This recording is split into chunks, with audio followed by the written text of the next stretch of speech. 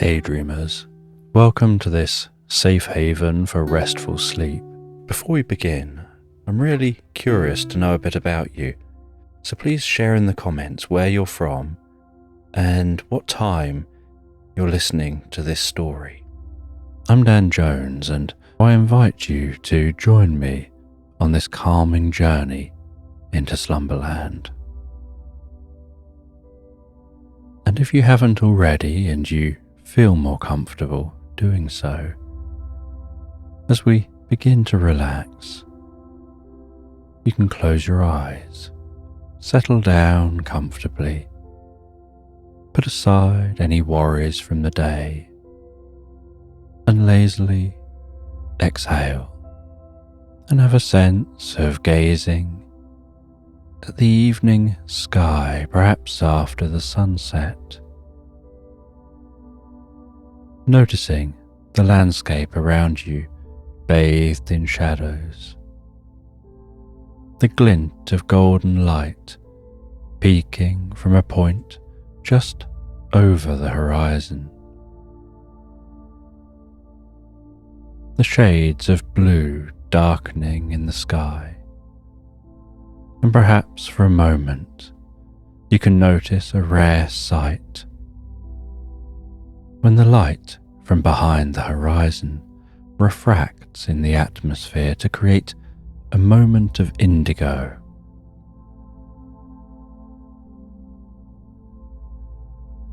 And perhaps you can imagine that indigo light carrying with it the magic of sleep as it travels into your eyes and begins to wash over and through you,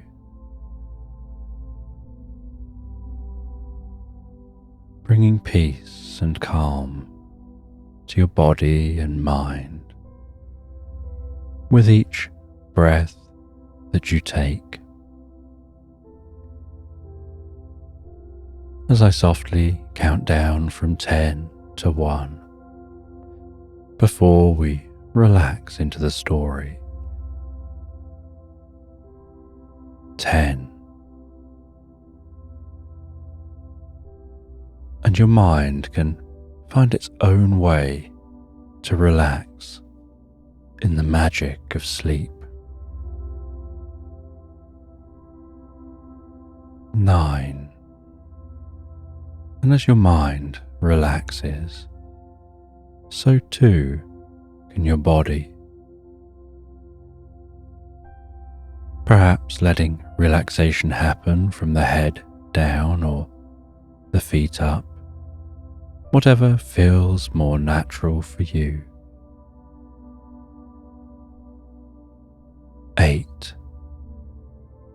And while listening to this, it's okay to let that deeper part of yourself take over, the automatic process of falling asleep. 7. 6. 5. Deeper and deeper relaxed asleep. And when listening to this story, you don't have to do anything. You can listen along for a while or just drift straight to sleep. Whatever's most comfortable for you.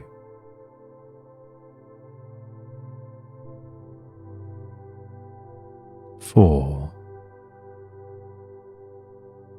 And as the process of sleep is an unconscious one, you can't consciously make yourself sleep. It's something you have to just let go of and allow to happen all by itself.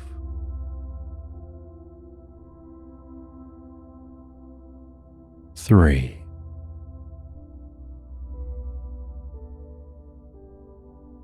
2. And gradually you can experience a gentle shift in consciousness as your brain slows down and you start to instinctively and automatically fall deeper and deeper asleep.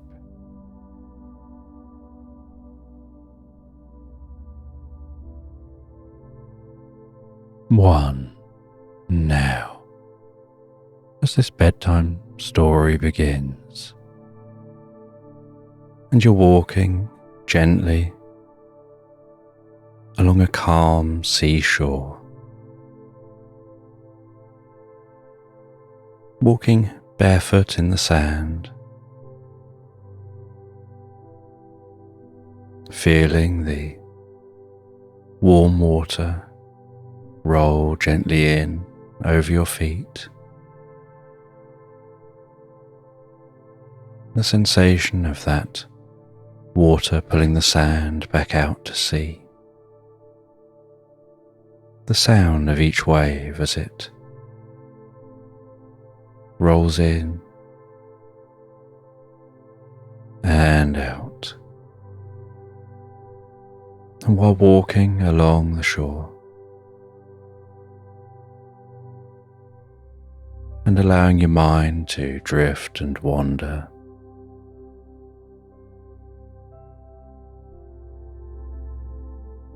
you can feel the warmth of the sun,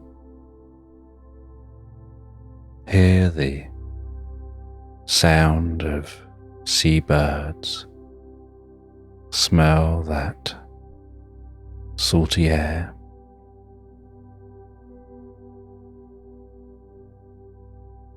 and feel what each footstep feels like as they sink gently, squelching into the sand.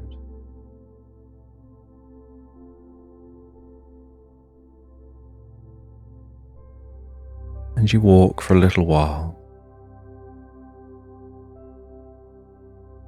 and you can see a family down the beach, children playing and laughing, the parents sitting in the sun with lashings of sun cream plastered over their faces, their body.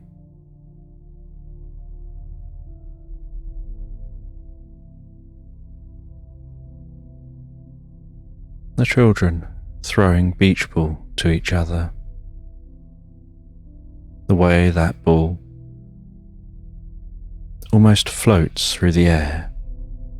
It doesn't matter how hard the children throw the ball. Within a fraction of a second, it slows right down and almost floats through the air.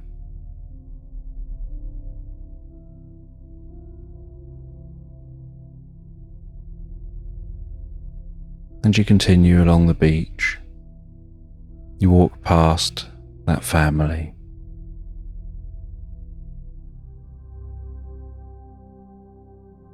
And you head to a beautiful white horse.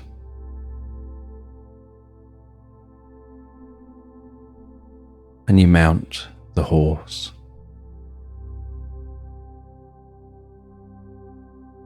And you begin to walk the horse along the beach. Its feet trudging through that sand, splashing up some of the water.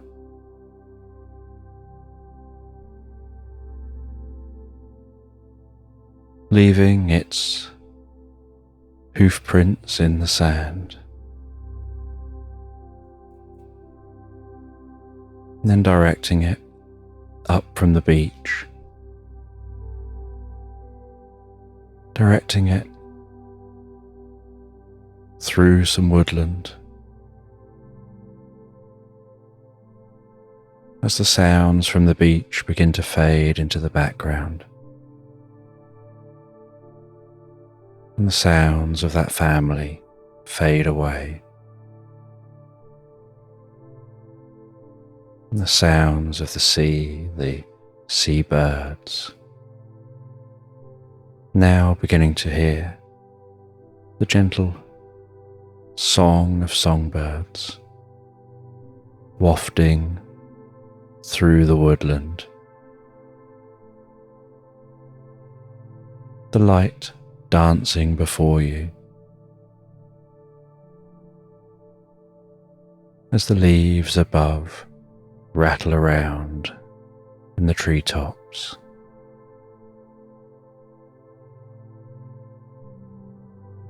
And the gentle thud, thud, thud, thud, thud, thud, thud, thud of the horse walking on the compacted soil, occasionally stepping over roots crossing the path, occasionally having to duck beneath branches, your body gently rocking as the horse walks.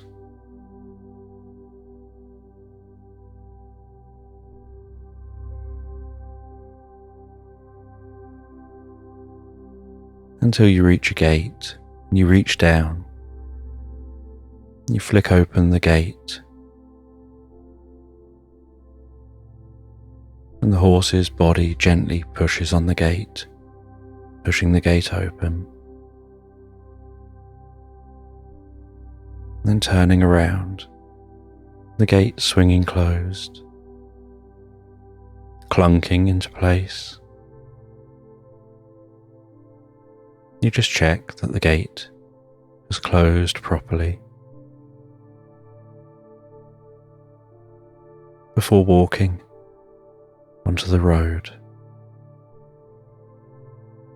And as the horse walks along the road, so its metal shoes clang against the road surface.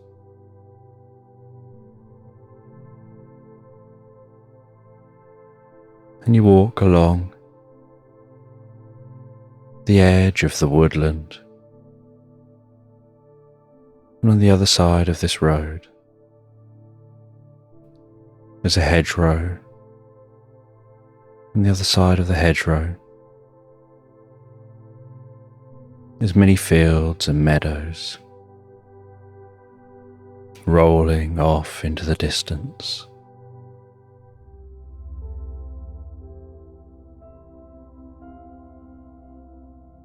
And you continue along this road. The only sounds, the sounds of the horse walking, the sounds of its breathing and your breathing.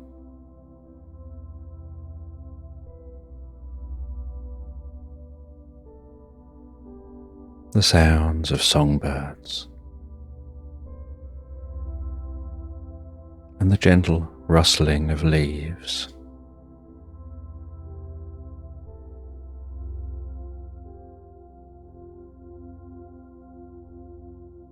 And the horse walks following the road. And you follow this road for many hours, not seeing anybody else in all that time.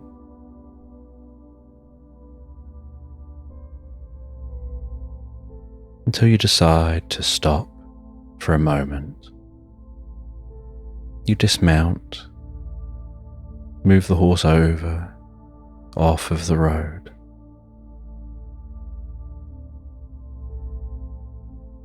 You loop the reins around a branch.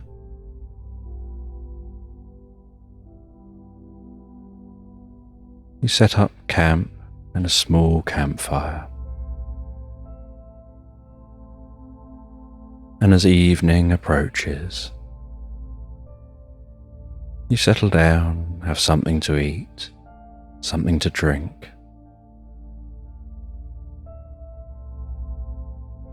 and just relax and enjoy this calming experience.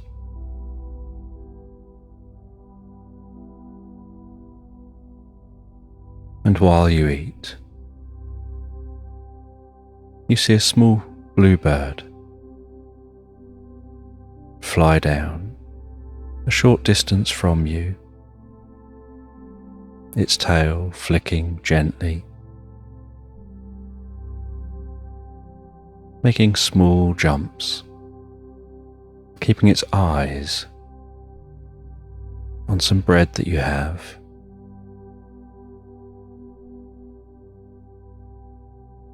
And so you crumple up a little bit of the bread. You throw that over for the bird. It tentatively skips towards you, pecks up some of those crumbs, looking up at you between each peck, and skips back.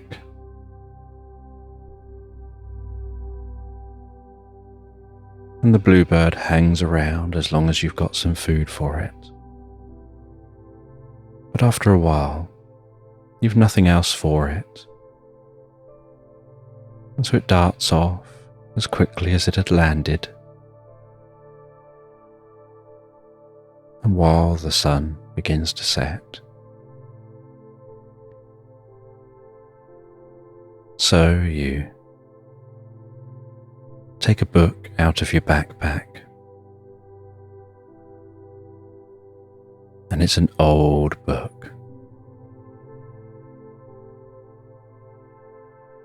and you turn to a specifically bookmarked page and continue reading from that page, really trying to understand what's written on the pages, the meaning of what's written there.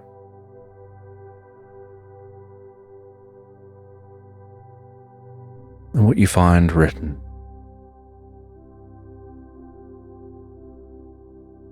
is largely written in hieroglyphs, an ancient script. And so it takes some time to understand that text. Because not only do you have to work out exactly what it says, but there are often multiple meanings for different words.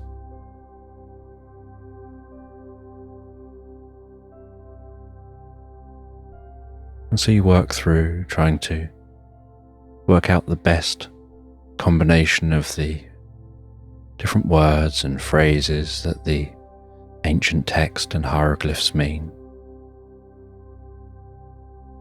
to try and form something which makes sense.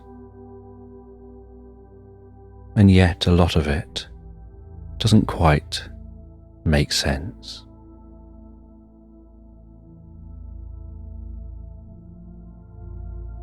And you find what seems like a ritual written down. And this ritual describes creating a circle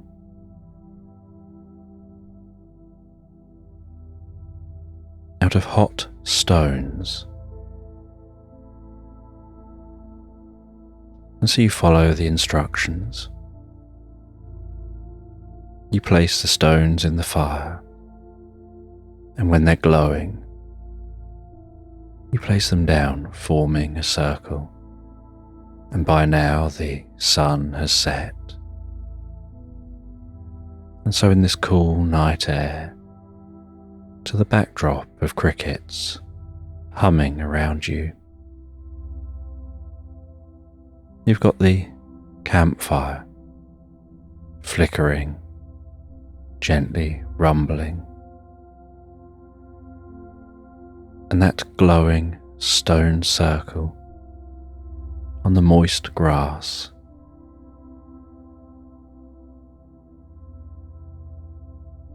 With a little bit of steam rising from around the edges of the stones.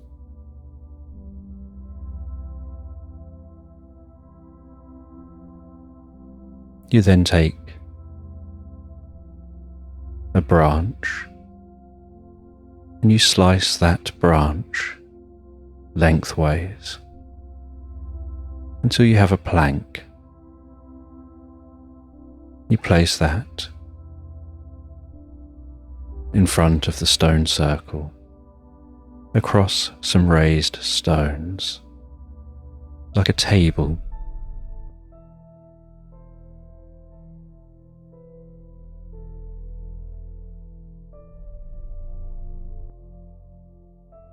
And you continue reading the instructions.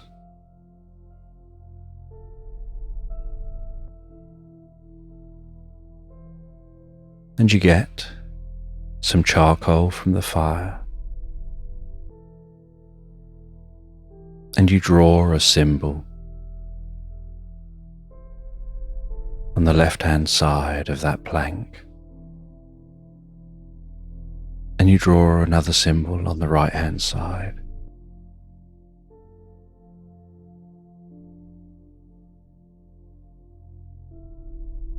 And those symbols come from the book.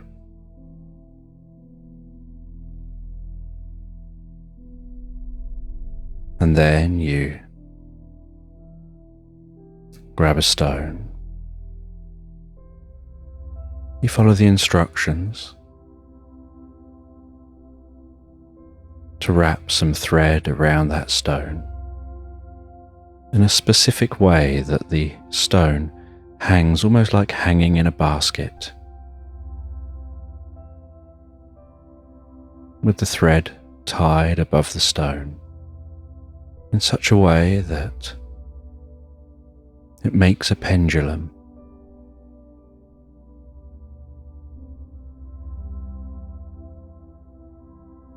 And then you tie that pendulum to a stick. And it's a long willow stick that has a little give to it that flexes with the most gentle creak.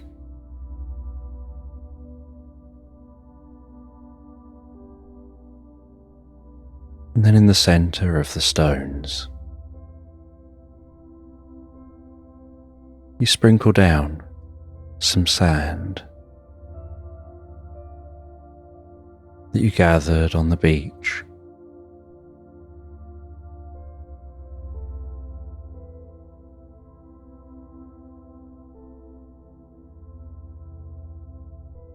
And among the sand, you place some pebbles.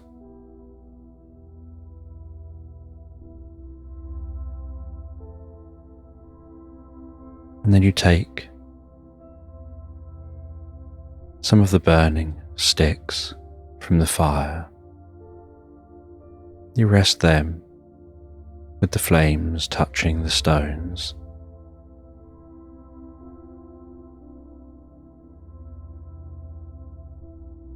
And smoke gently rises from around that ring.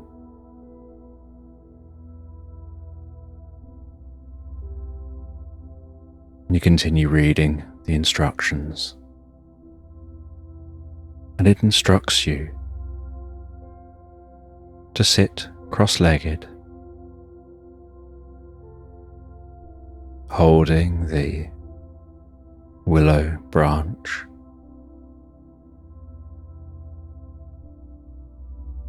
tucked with one end of it against your body, directly in your center line, just below your navel.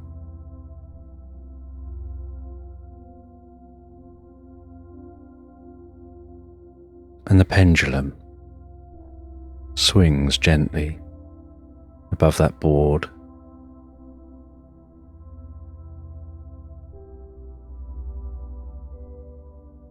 And it tells you that one of those symbols means yes. And one of those symbols means no.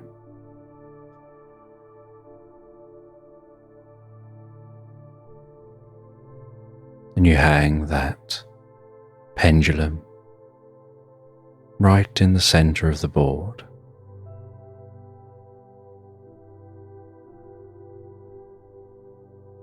And the book instructs you to focus on the pendulum and focus on the idea of receiving the answer, and just keep focusing on that. The answer to the riddle of what this all means.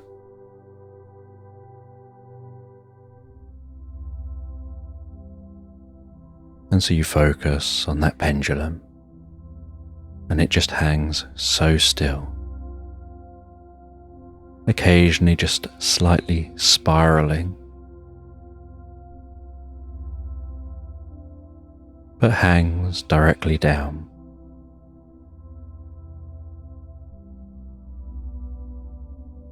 And you focus on whether you can receive the answer. And as you focus on that, you notice the slightest movement start in that pendulum, and you're sure that you're remaining as stationary as possible, that you're not moving it. But you see it beginning to move, and the more you see it, the more it moves, and the more it moves, the more you notice it moving. And the more you notice it moving, the more it swings. And you notice that it's not just swinging left and right. It begins swinging in a circle, and that circle is slanted towards the yes symbol, as if it's swinging in a circle, like the orbit of a comet, swinging out to the yes and back to the center, swinging round and round. And you watch, slightly hypnotized and slightly amazed and curious, as you notice that the flames touching the stones seem to be gradually glowing brighter and brighter, as if they're heating up the stones, and the stones in turn are powering the flames.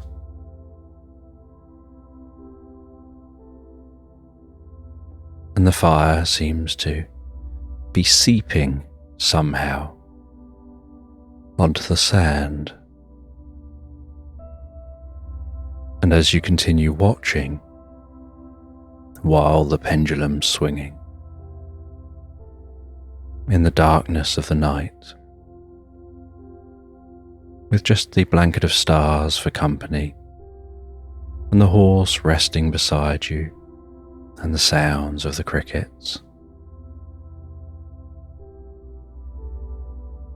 the sand begins to glow, as if it's becoming so hot it's melting.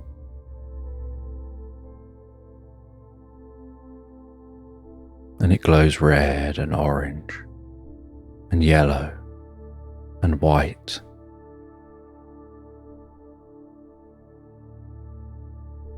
And yet, somehow, hypnotically, you find your eyes just stuck gazing at that sand.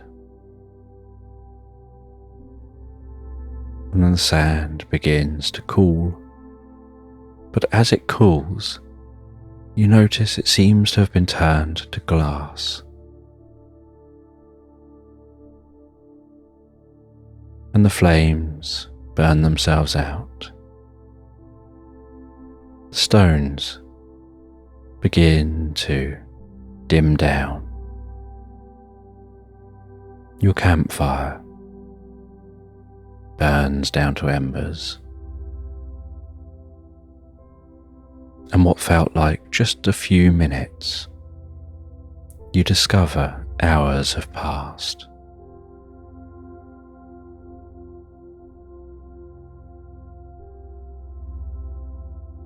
And you place down the pendulum.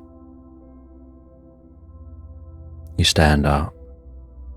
You lean over that glass circle and you see your reflection in the moonlight dancing off of the surface, bouncing up with its silvery light, illuminating your face. You feel like you're glowing in that moonlight as you gaze into that circle, and you can see your reflection, and then you notice a slight haze around your reflection. And then, almost as if someone's just stamped in the center of the glass, it shatters, and in its place there seems to just be a dark hole. And you hear a whispering voice coming from within that hole, almost summoning you in. Jump. Jump. Jump. You feel a gentle pressure around your shoulders, your back. A calming, comfortable pressure that seems to be encouraging you. Jump. You gaze down into that hole. Jump. And as you gaze into the hole, jump. You feel this urge. Jump.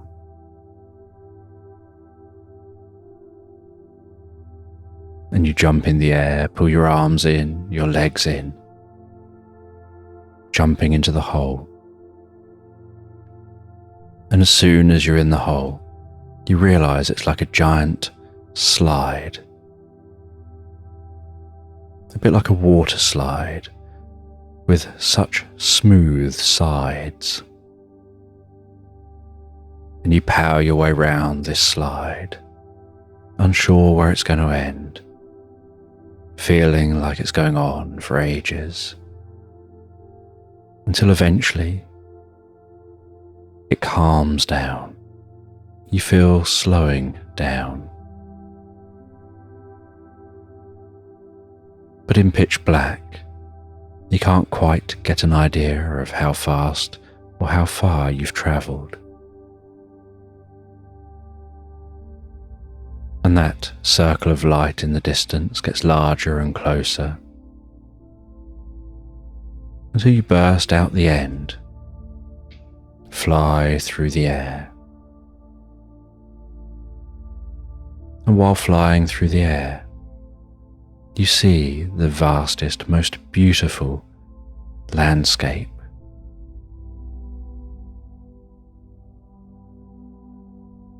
And you see what looks like a bouncy castle being moved around.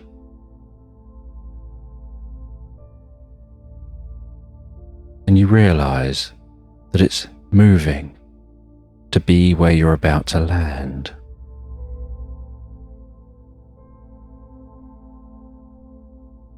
And you strike that bouncy castle. You bounce vertically high in the air, and then land back on the bouncy castle, bouncing up and down a little bit until you come to a halt. And you rest there for a moment on the bouncy castle, catching your breath, just taking a moment to take in what just happened, feeling a sense of relief.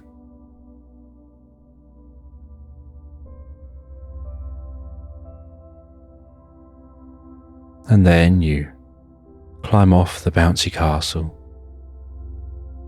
jump down onto the grass, and you can see here The sun's just beginning to rise over the horizon, and you turn back and you see underneath the bouncy castle an army of guinea pigs with gently squeaking voices.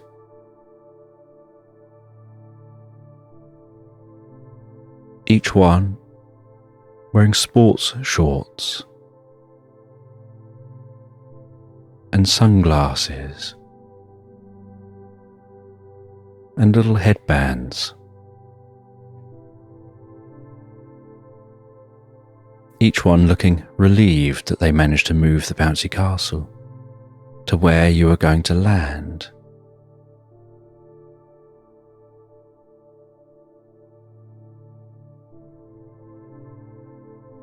And you see, in front of the bouncy castle, is a kangaroo. And the kangaroo has a notebook and a small pencil.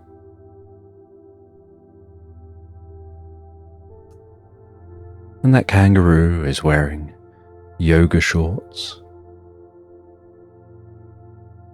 and also has a headband and some wristbands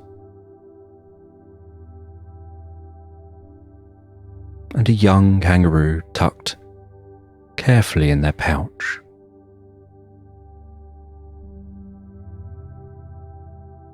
And you see that in the notebook is some mathematics showing the arc you travelled through the air, working out where you were going to land. The kangaroo says that they're usually the yoga instructor, but when they saw you flying through the air and they realised they've got a visitor, they quickly rallied the troops together to make sure that you'd have a safe landing.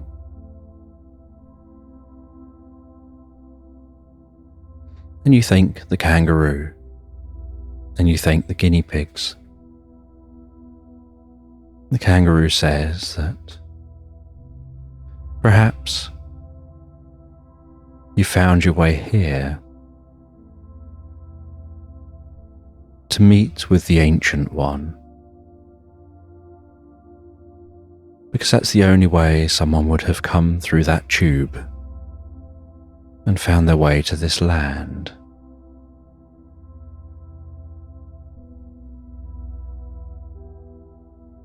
And they tell you that pebbles will show you the way. And you look around you trying to find out where Pebbles is.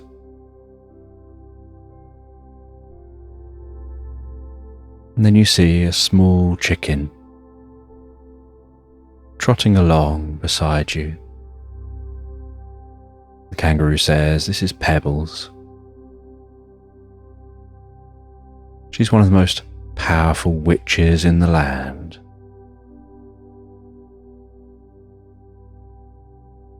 And she'll show you the way to the Ancient One." And so you follow Pebbles. You walk across this land. And as you walk across the land, you try and engage in conversation with Pebbles. But Pebbles just clucks away.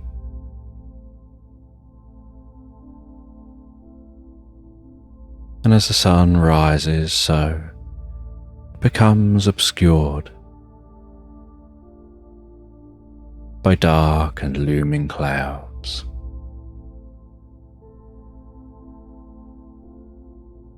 And it begins to rain, the largest warmest, most comfortable raindrops.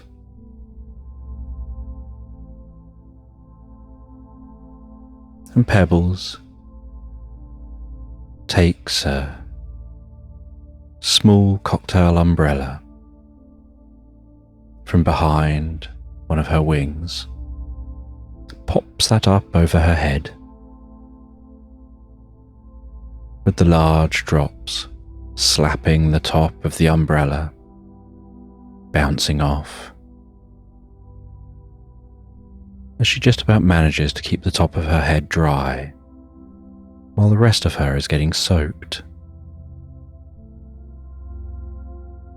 As you walk in the rain running down your face,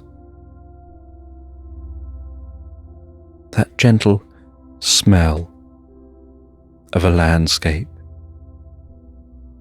that hasn't been rained on for a very long time, finally soaking through.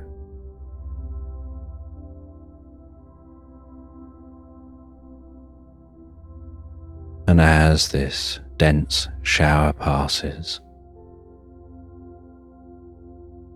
Pebbles pops down the umbrella, and the rain begins to gently evaporate,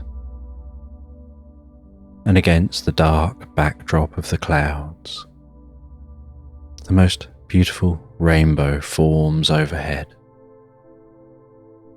almost guiding your way.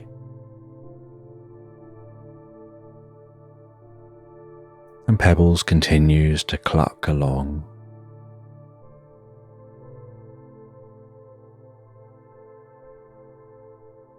and a gentle mist rises from the damp landscape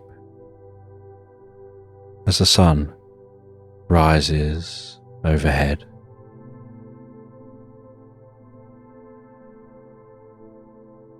And you see in the distance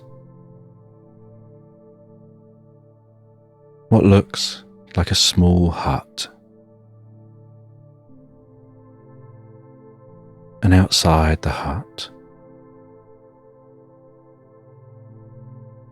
looks like somebody sitting on a swinging chair.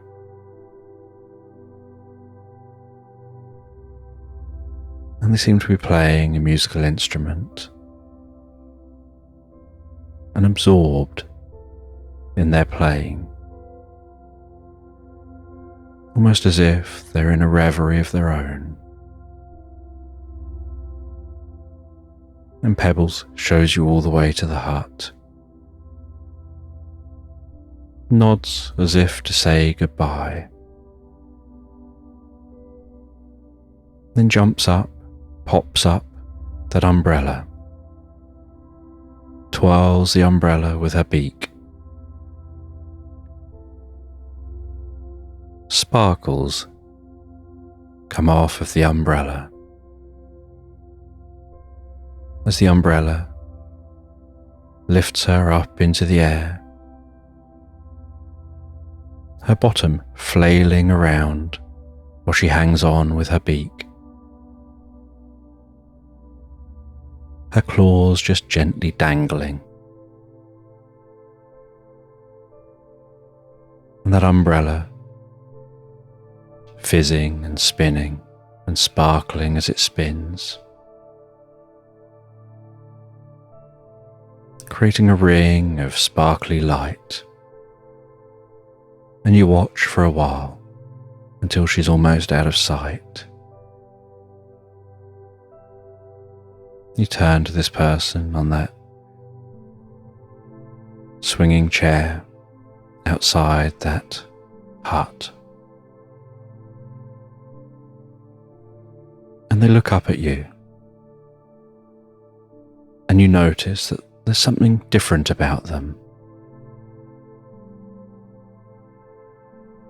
They're wearing a top hat.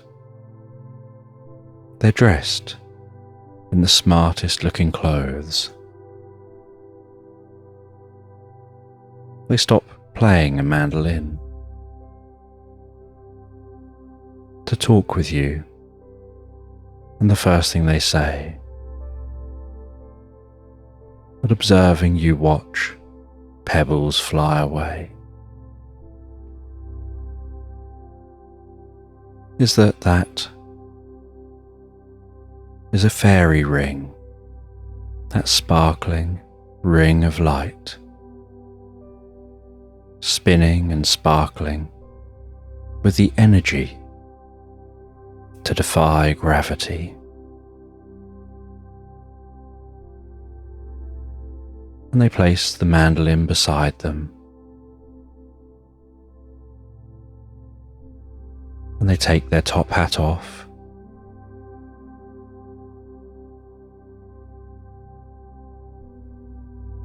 and they pull a scythe out of their top hat,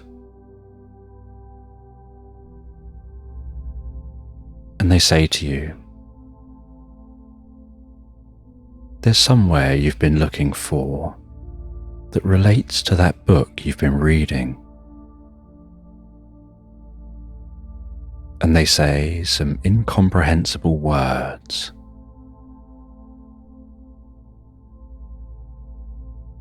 And swing that scythe in the air. And you hear it cutting the air. You hear ravens calling out in the distance. And you see ravens launching into the air, circling overhead.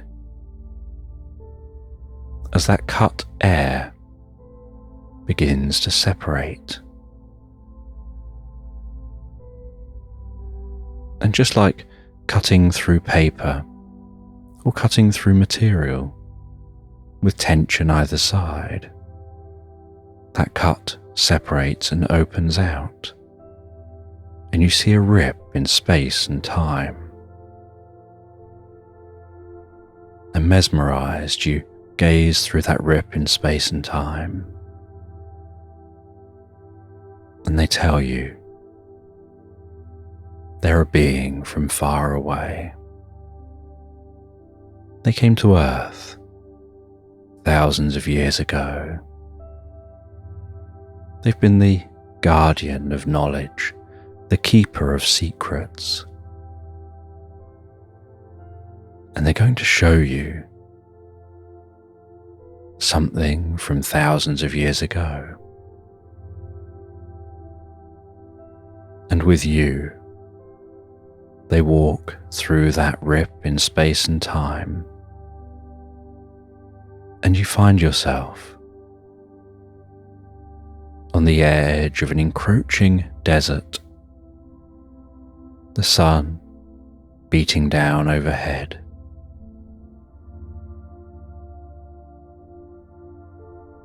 And lush green landscape before you,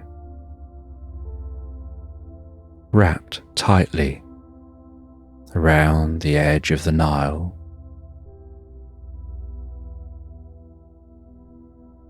And they say that neither of you can be seen here. They're just showing you what once was. They're showing you what you've been seeking. That knowledge that was lost to time. They explain that 10,000 years ago, this is where they were, and here is where they still are. And they walk you through this lush landscape.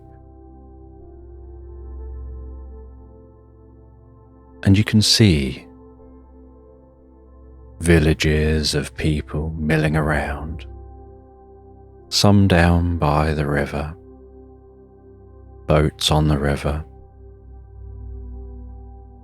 You can see farmland, and you see one intriguing location, and they walk you all the way to that location. And as you stand near that location, you can hear a low, gentle rumble, And they say that this large cave that goes down perhaps 600 meters leads to an underground cave system. And there's water running through the base of this cave. And that water creates a gentle rumble and hiss, depending on how much water is flowing through it. As floods happen elsewhere, there's a delay before water flows down there. And when water flows heavy, it sounds like a growl. When water flows lighter, it sounds like a hiss. And those around here began to worship this giant hole. There was no way for these people to know how to get down into the hole, and it's so deep, it just descends into darkness.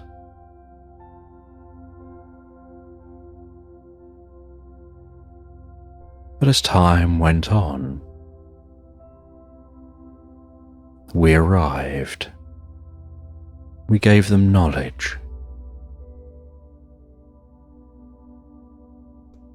And we told them to store that knowledge, and that we would help being the keepers of that knowledge.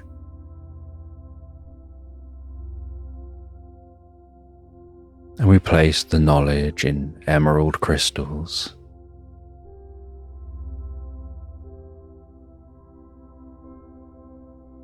And we built towers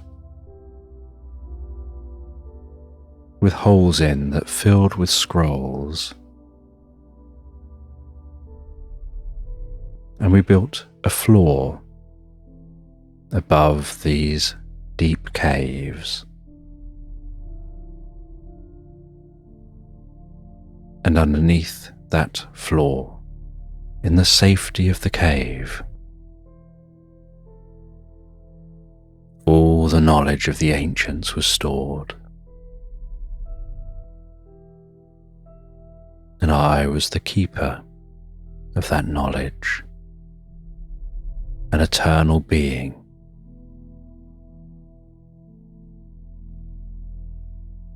And as time went on, other civilizations started building up. And as they built up, so there was a fear that they may try and take that knowledge or destroy the knowledge, thousands of years of history, of learning, of wisdom.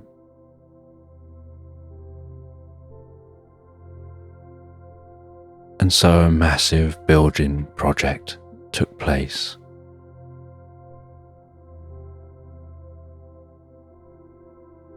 And a giant pyramid was built over the top of that chamber of knowledge.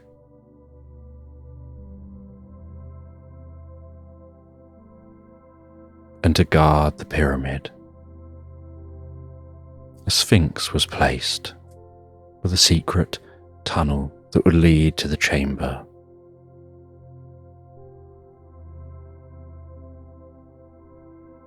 And across a generation, the pyramid was built.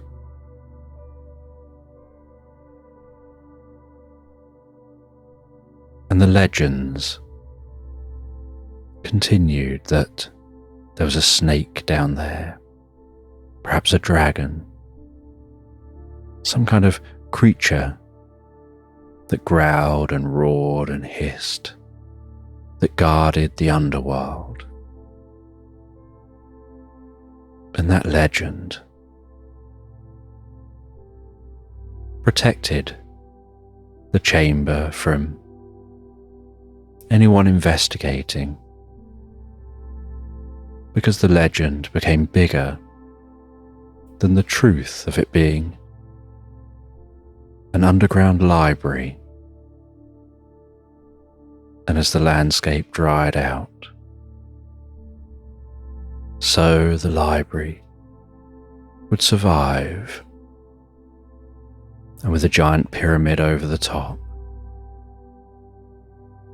and the encroaching desert, and the disappearing greenery, and fewer people, being right here, reduced awareness, a memory within the civilization of the ancient library.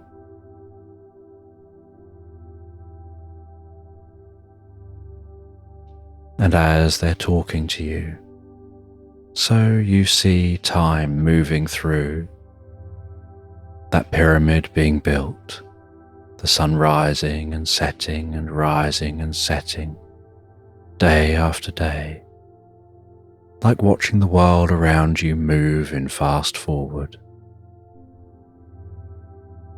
And they tell you that a time of pharaohs arrived who believed that they were gods, and the first pharaoh was still aware of that knowledge, and they wanted to have the status of being the guardian of the knowledge. And so on their death, they made sure they were buried inside the pyramid, above that ancient secret library. And as years went on, so more pharaohs followed suit.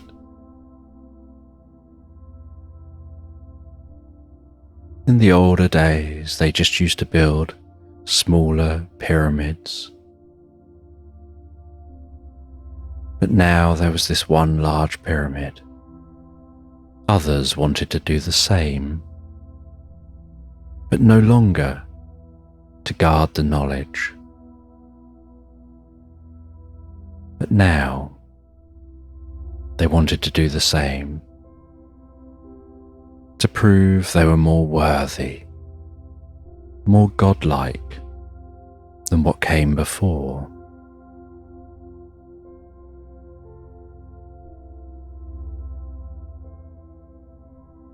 And eventually, as civilizations do, they lost their way, dispersed. History happened, and the library was lost to time, forever buried and untouched in that cave. Tens of thousands of scrolls and objects and documents and knowledge stored from our ancient race.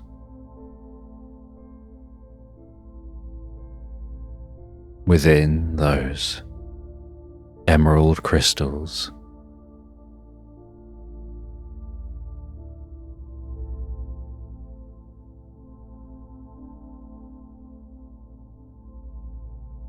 And this alien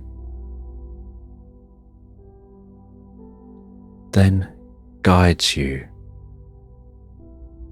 into that library as it looks today, guides you through a secret entrance. You descend a spiral staircase, and all the way down that spiral staircase are scrolls in holes in the central column, and you realize there are multiple columns stretching down to the cave floor. And at the base of the cave, you look around, and the alien lights a torch that illuminates the cave. You see the vastness of this chamber, each footstep echoing, and yet there's a certain stillness and silence to this chamber. You see how delicate the scrolls are that are stored here. You see the giant emerald.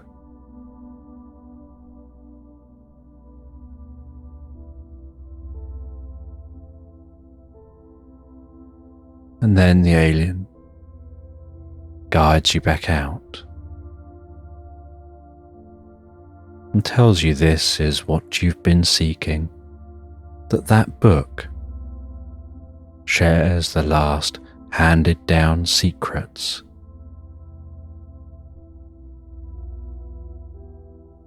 of the existence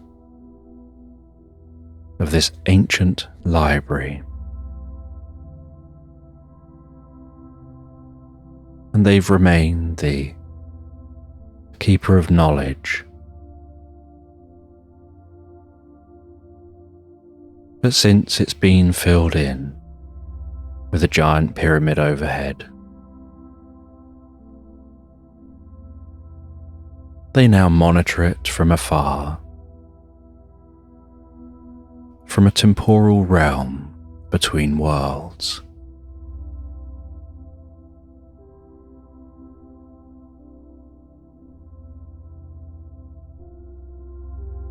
And they're the ones that have created that temporal realm.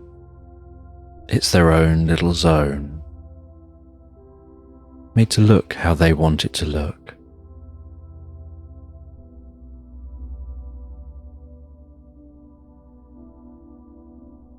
And they can come and go as they please. And with a click, the temporal realm can disappear completely.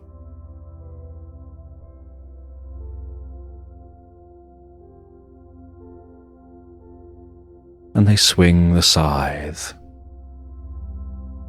slicing a rip in space and time. They walk back through to that temporal realm. You follow them back.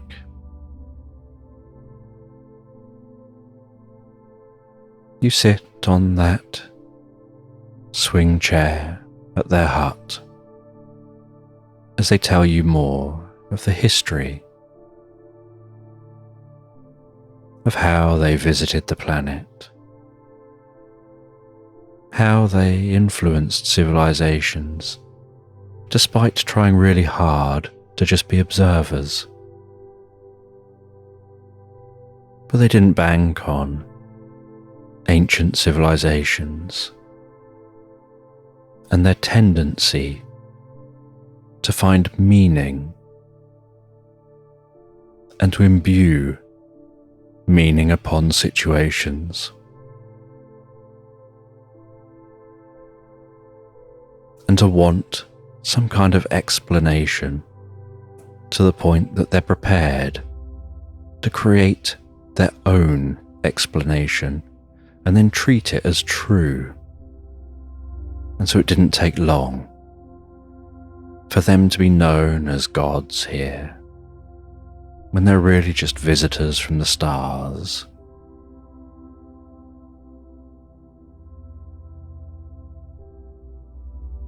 And they even hung on to those beliefs to the point that they started building their buildings to mirror the stars in the sky, building their buildings almost like a map back to where the aliens had come from. And the other aliens had left. Just they remained, to watch over those records.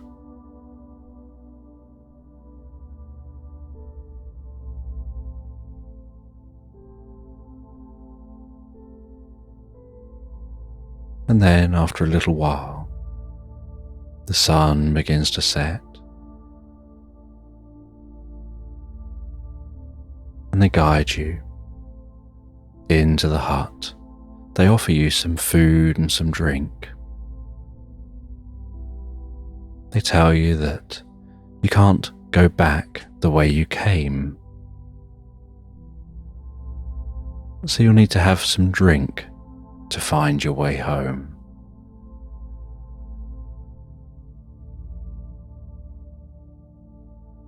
And you sit in their cabin, resting in that hut.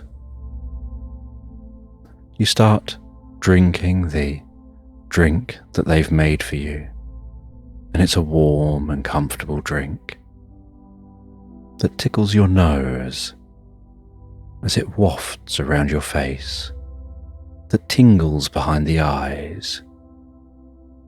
And as you drink that drink, and you're gazing out the window, as the sun's almost fully set, you see the field outside the window beginning to bubble and fizzle, beginning to undulate.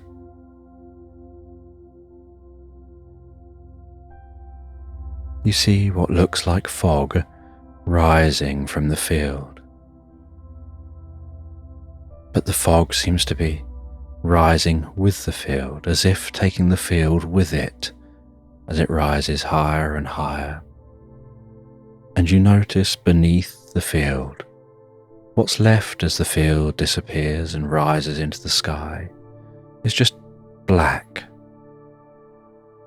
And you look out other windows. You see the trees fizzing and bubbling and rising from the ground, almost turning to particles as they merge with the fog. You see the kitchen tap jump down from the back of the kitchen sink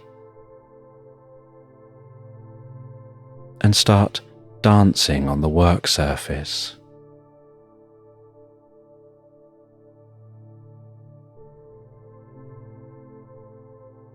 You then see the plates jump up with little legs appearing and start dancing.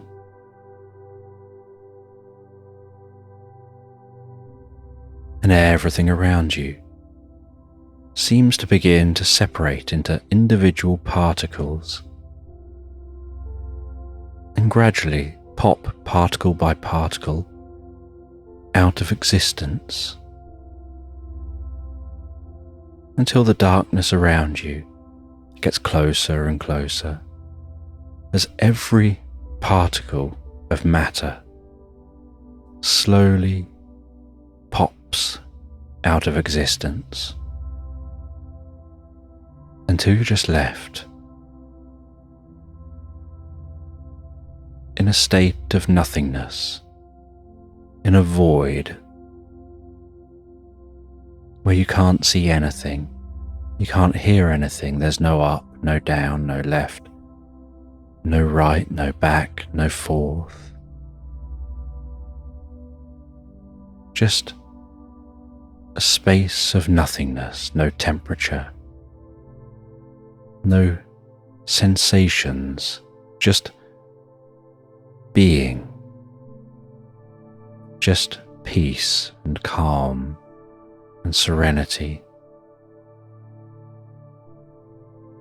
And then very slowly you see what looks like a pinprick of light, and then another and another and another and another, and gradually, pinprick by pinprick,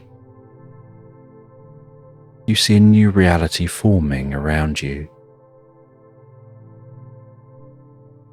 until enough of that reality is formed that you can begin to feel it beneath you, begin to feel yourself existing here, begin to hear here, and finding yourself standing over that hole.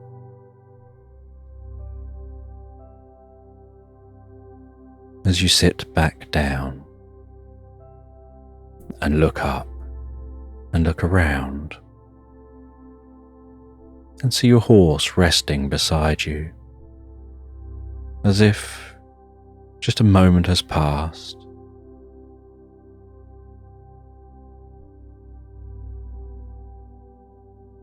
And you settle down into a tent and you begin to write up your experiences, writing in detail what happened, the ritual you undertook, the void, the ancient Egyptian library under the pyramid,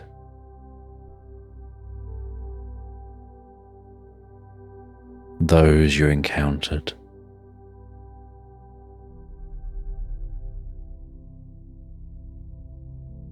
and after writing up your experience,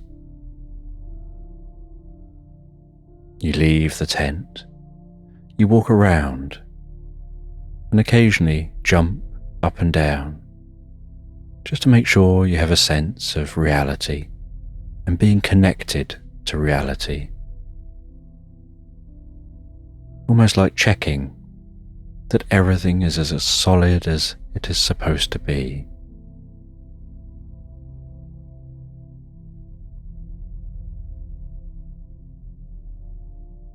And then, with nighttime still set in,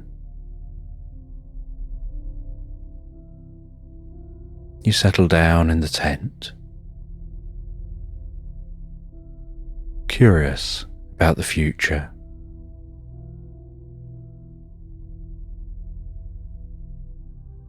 curious about how you'll share your new learning and what you may choose not to share, and how this experience might shape you in the future, and feeling a sense of peace and calm, you gently drift and float, relaxed asleep, into Slumberland.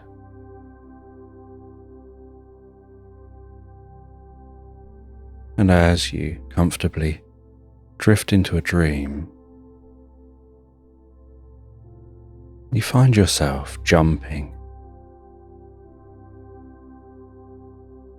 on the softest, fluffiest clouds, on the darkest of nights, and the top of the clouds is illuminated by moonlight.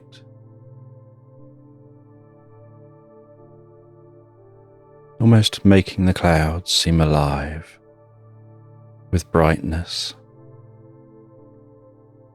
with the most comfortable, peaceful glow.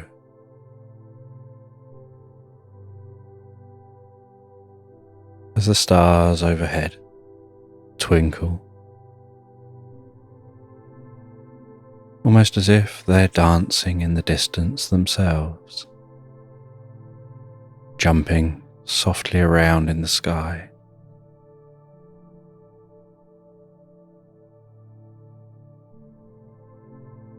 And as you jump up and down on that cloud,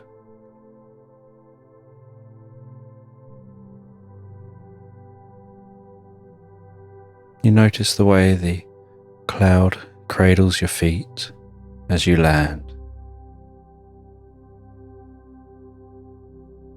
The spongy texture of the cloud,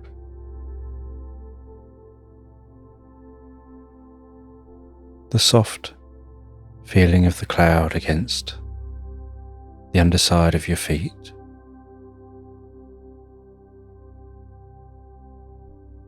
Like walking on the softest wool.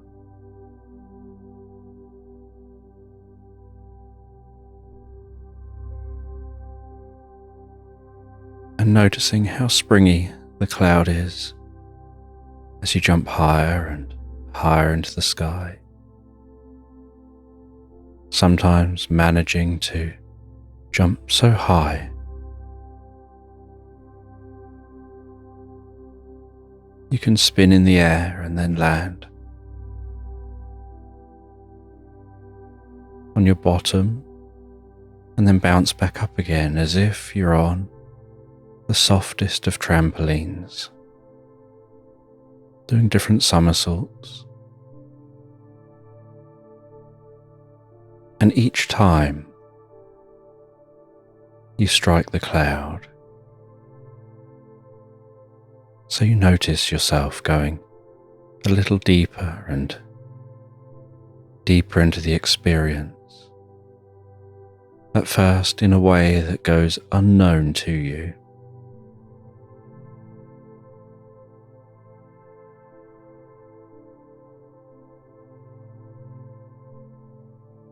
And you feel so full of energy when you start jumping on the cloud, but find that with each bounce, a little energy seeps away into the cloud,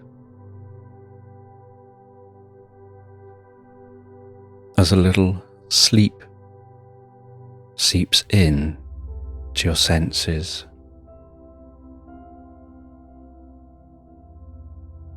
And so your jumping softens and relaxes with time.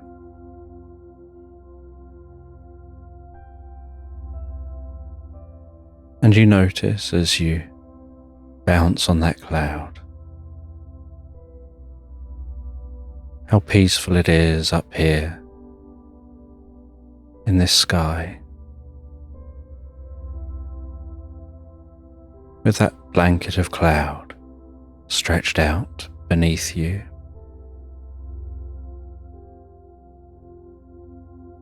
And eventually, sleep begins to settle in to the point that you feel it's time now to stop jumping, and you head to the edge of the cloud. You sit on that soft cloud, dangling your legs over the edge. And you notice a curious sight, that where you've been jumping on the top of the cloud, small puffballs of cloud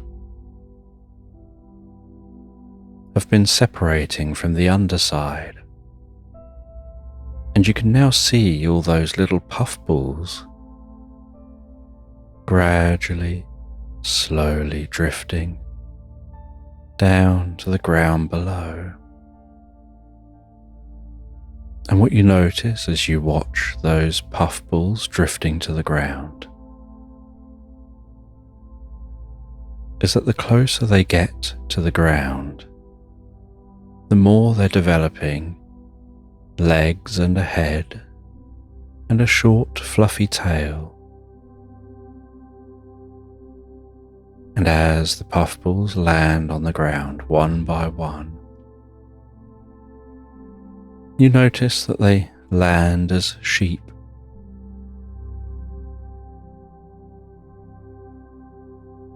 And the sound of each one baaing takes time to rise up from the ground to your ears.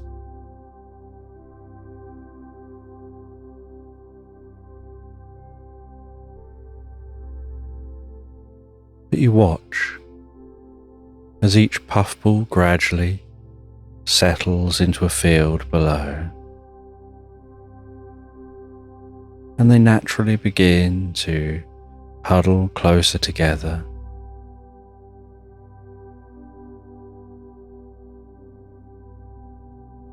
as if realizing they all came from the same place, and so they want to be in the same field.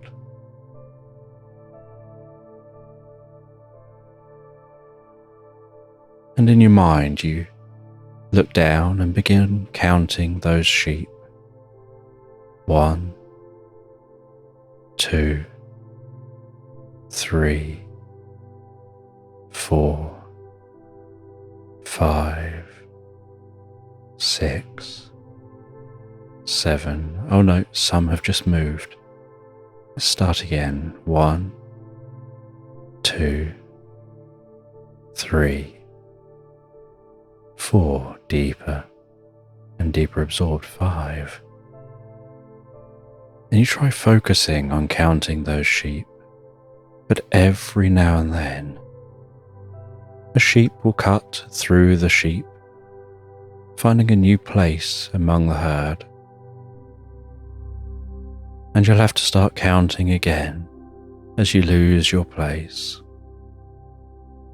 But you're determined to focus really hard on counting those sheep, trying really hard to count all of the sheep. Because you know if you can count all of those sheep, you'll be aware of how many bounces you did on the clouds. And you're curious. 1, 2, 3, 4, 5, counting those sheep, losing count, starting again. Each time you restart counting, you drift a little deeper and deeper into the experience. And you know that you'll eventually succeed at counting those sheep. But the more you count, the heavier your eyelids seem to get, as if the weight of each number settles in just above your eyes, sitting relaxing on those eyelids, weighing them gently down. But you persevere, counting those sheep.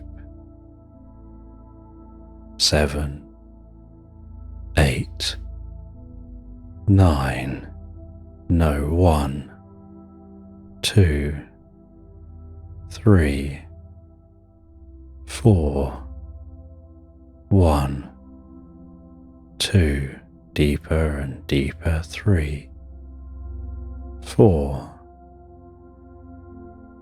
and you keep counting those sheep until eventually, as those eyelids get heavier and heavier, you succeed in making it to that last sheep.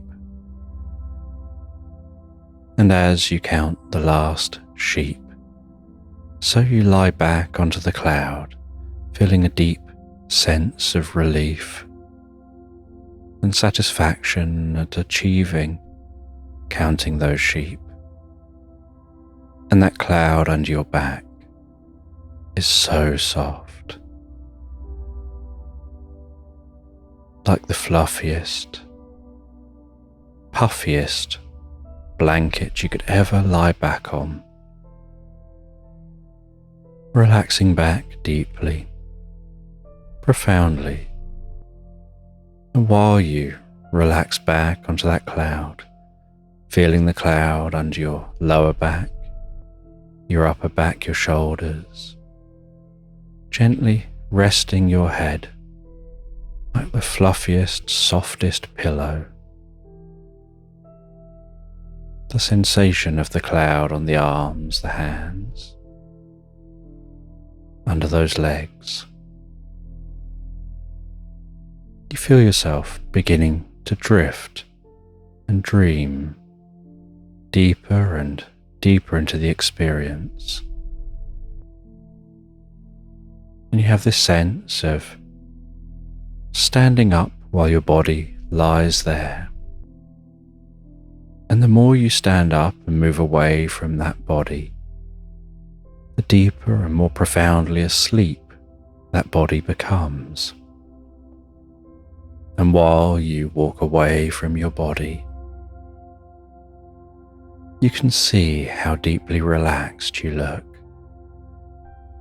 The softening of the muscles around the face, the breathing so slow and steady.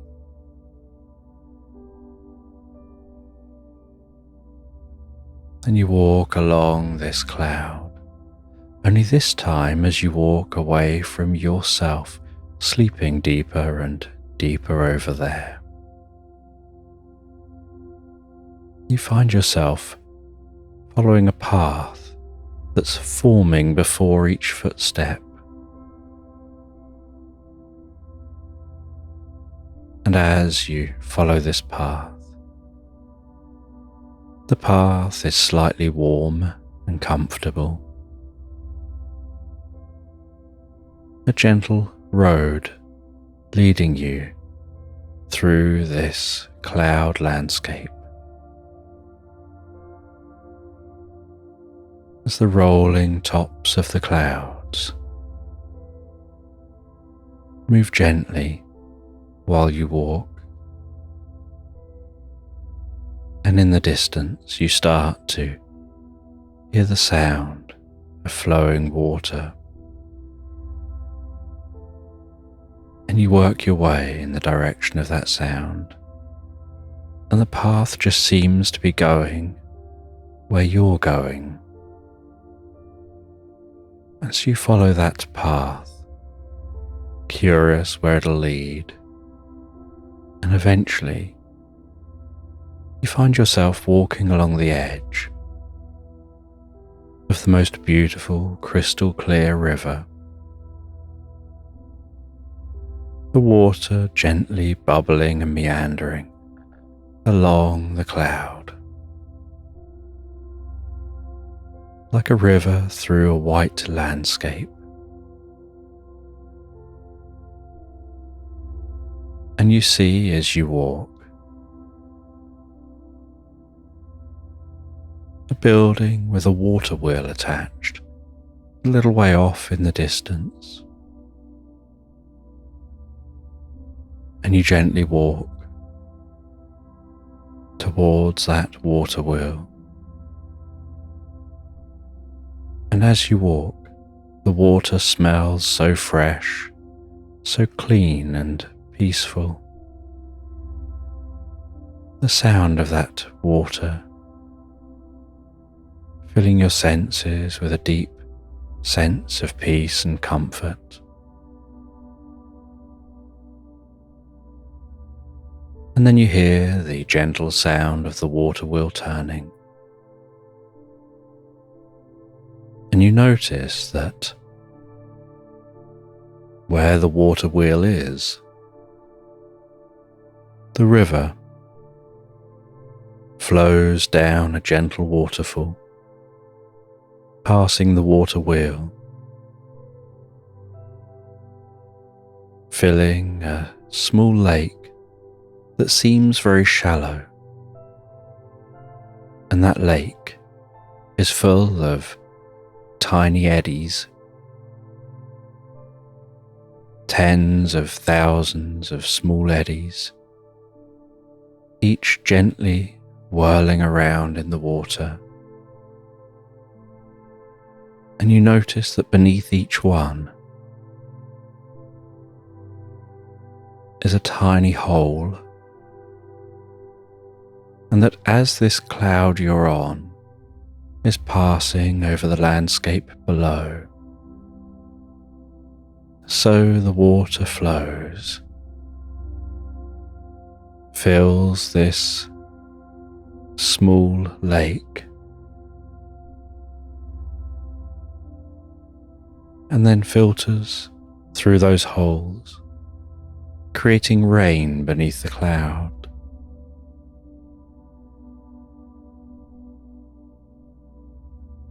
And you can hear the clunky sound of that water wheel as it turns, the sloshing sound of the water, the gentle splashing of that water.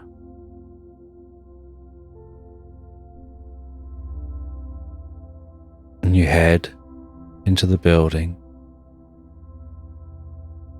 and inside the building you see an alligator sitting in the most comfortable armchair, knitting a multicoloured scarf. And next to the alligator is a backgammon board.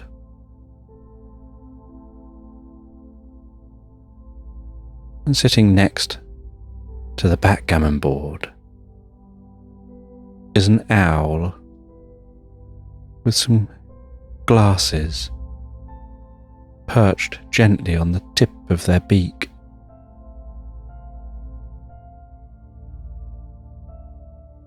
And the alligator and the owl seem to be deeply engrossed in that game of backgammon, while the alligator is knitting at the same time.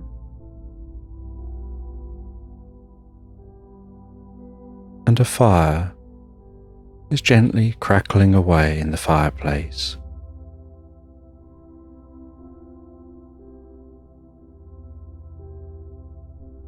And with a hoot, the owl invites you to go to the kitchen, grab yourself a tea cake, perhaps take down the mug on the shelf, and if you like, you can make yourself a warm drink.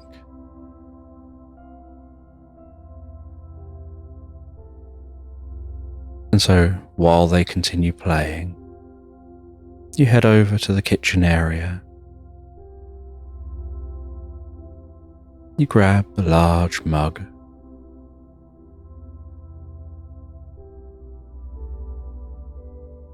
You mix yourself a drink with the ingredients that are right there beside you.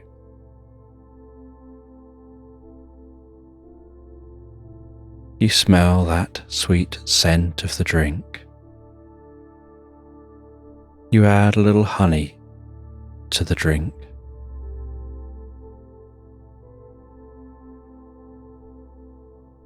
You take one of the tea cakes and you head back over to the owl and the alligator.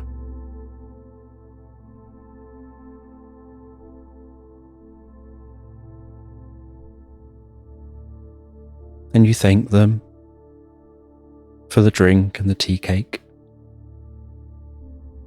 You take a bite of the tea cake. You feel the sensations of that soft, fluffy cake, the sweet taste,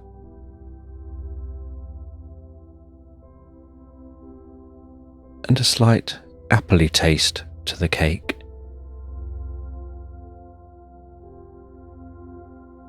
And you can smell that gentle appley smell.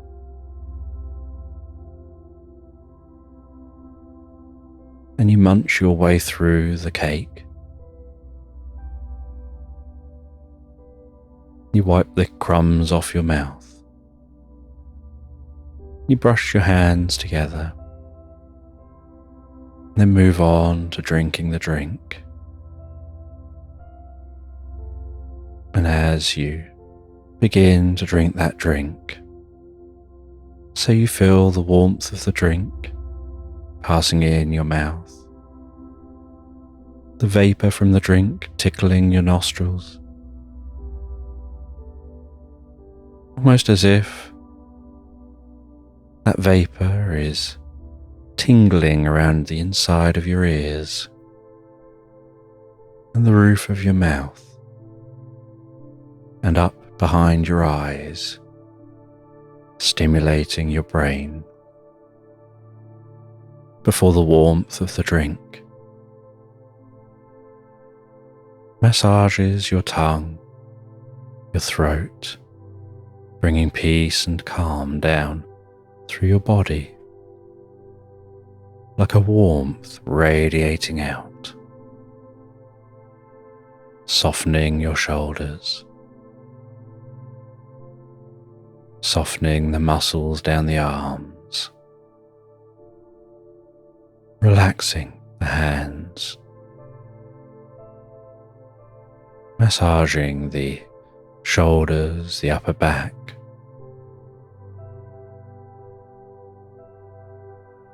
bringing peace down through your sides, your stomach, all the way down into your legs. And the owl notices that you look like you want to sit down, that you're becoming deeply relaxed. And so the owl invites you to sit in the chair opposite the alligator beside the fire. And so you sit down deeply into that chair as you continue to drink.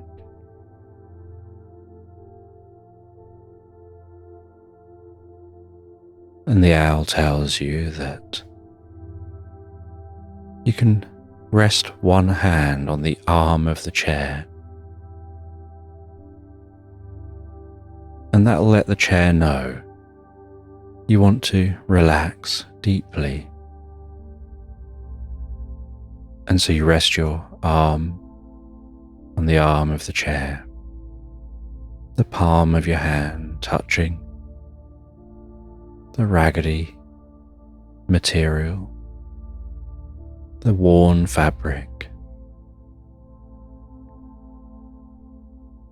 And it's almost as if the chair comes alive and begins to softly scratch your back in the calmest,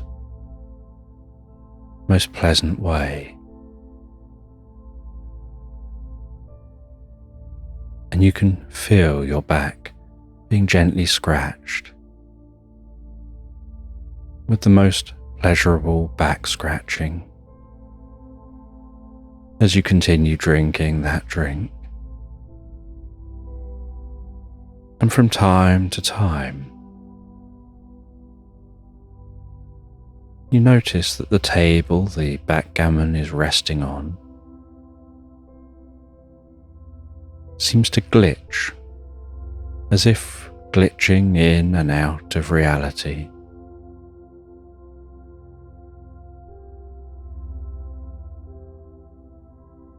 And the owl notices you noticing this and explains that the table is a periodic table. Sometimes it's there, sometimes it's not. There's a rhythm to the periods of existing here and not existing here.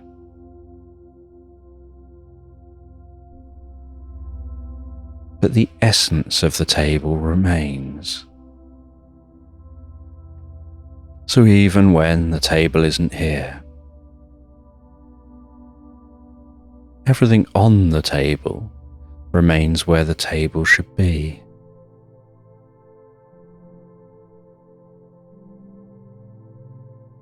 And as you begin to finish that drink, you can really begin to feel your mind drifting, as if you want to close your eyes and sink into an experience. And so you decide to close your eyes a moment. And the alligator says, "That's fine. They'll be just sat there playing." You can drift asleep and relax and dream.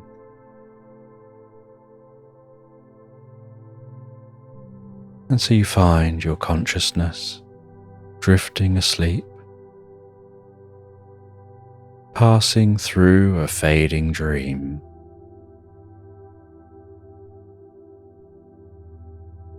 And you start to have this sense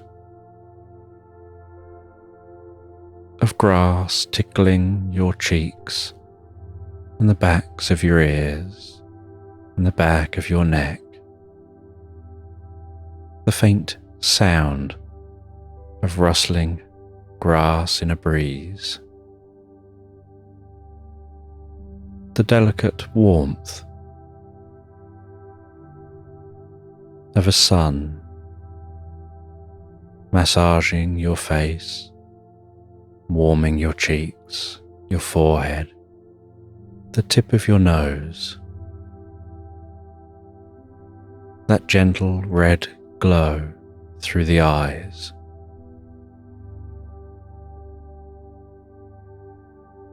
The feeling of grass under your arms and your hands. The delicate sound of songbirds. The occasional coolness and dimness of passing clouds. And as your consciousness settles in here, so you begin to open your eyes. And you sit up and look around and you find you're lying near an oak tree in the middle of a meadow with rolling hills, songbirds flying around, bees and butterflies flitting from plant to plant.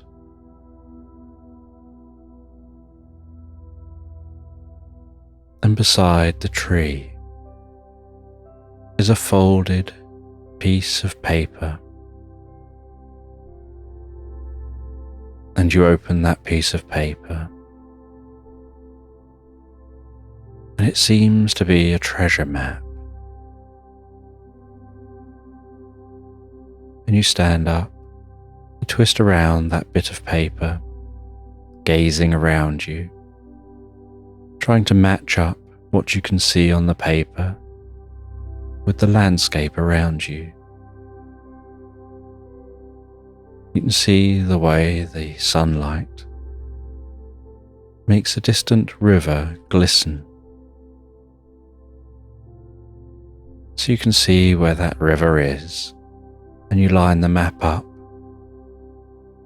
to match the orientation of the landscape. You look on the map,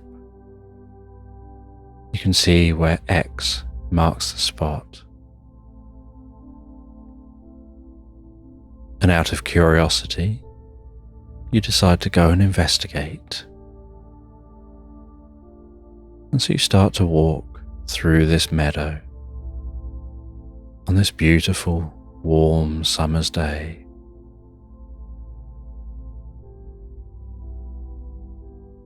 Taking your time to walk, enjoying the environment. And as you walk, you're curious, what will be at the X? From where you are, you can't see where the X is. You can't see the exact location.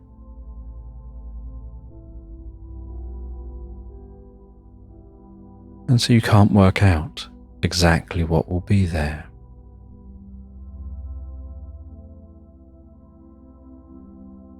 And you try and work out what you think will be the best route to get to that X, based on the rolling hills and that distant river.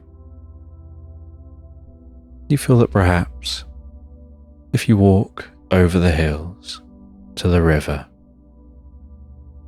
You can follow the river as close as it gets to the X, and then cut from the river over to the X, rather than try and push in a straight line, going up and down hills endlessly. And so you head over towards the river, heading down the hills and weaving your way among those hills without having to walk up each one and down each one, weaving your way towards the nearest point of the river as the clouds gently drift across the sky.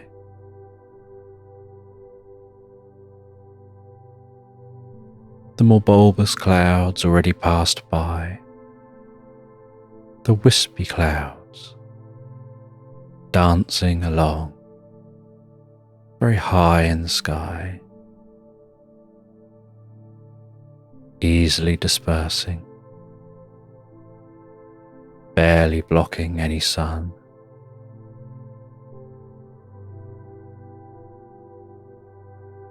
And eventually,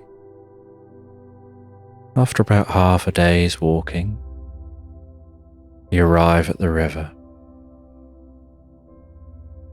You splash some of that water on your face. You grab yourself a drink of the water.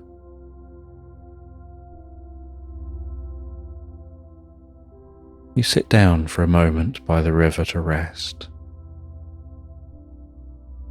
just enjoying the environment.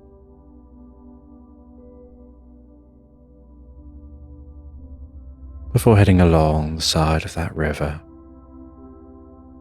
the sounds of the reeds rustling,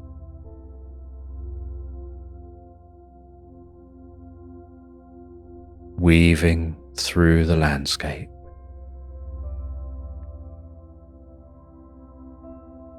Until you reach the point that looks like it's probably the location where the river is nearest to the X. And at that point you cut away from the river.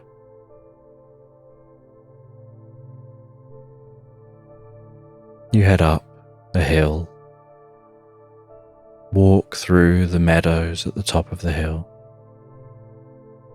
descend the far side, head up another hill, walk through the meadows, descend the far side as the sun begins to set over the horizon. And eventually you arrive at the edge of some magical woodland. And at the edge of this magical woodland, with the sun now fully set, you can see you've still got quite a way to go. So you decide to camp here for the night. You gather up some firewood. You light a small fire. You sit near the warmth of that fire as it crackles gently before you, the light dancing around, shadows leaping from point to point, the evening sound of crickets, the occasional evening bird,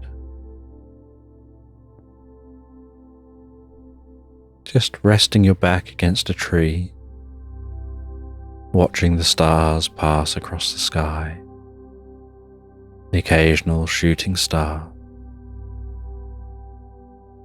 almost fizzing its way past you.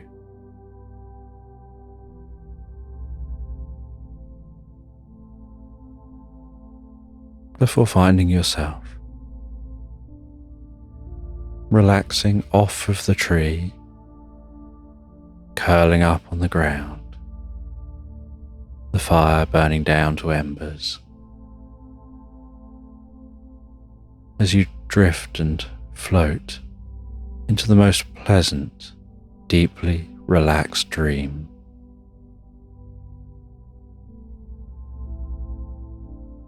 And the next morning, you awaken to head into the woodland.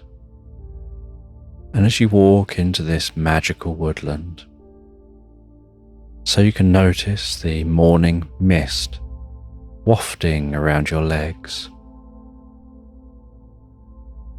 the occasional ray of sun dancing through the canopy, slicing along the path ahead.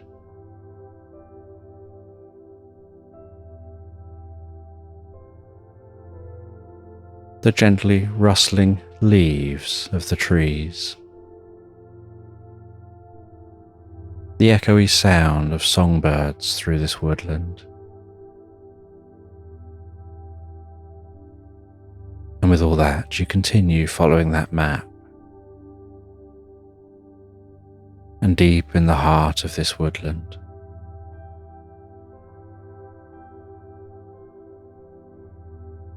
you come out to a well-lit clearing. And in that clearing, you see a pure white unicorn drinking from a pool of water. And you slowly approach that unicorn.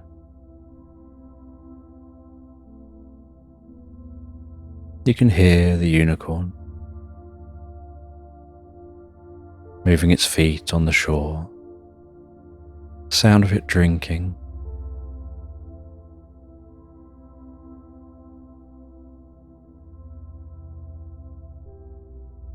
You can see the way the light seems to glisten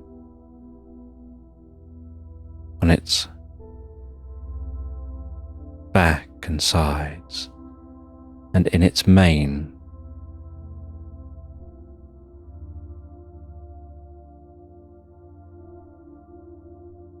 And the unicorn gazes over at you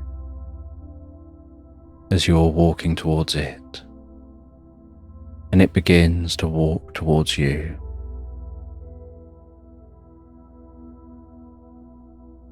And it bows its head down,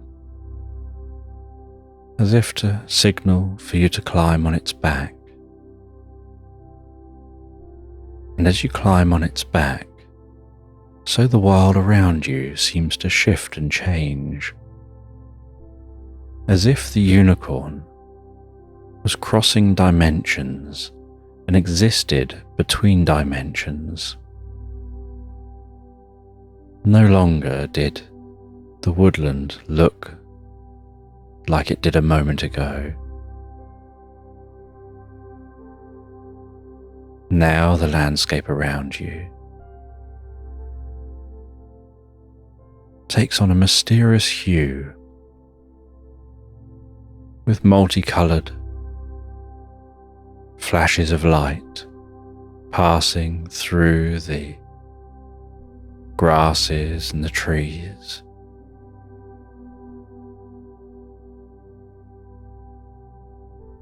The sky, a deep pink.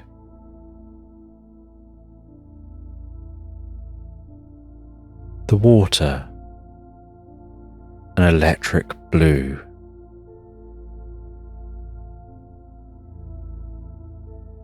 Dots of light flying among the trees.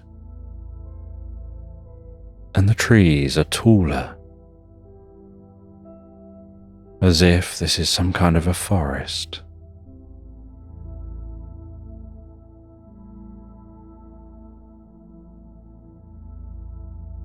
And light in the landscape seems to pulse and undulate.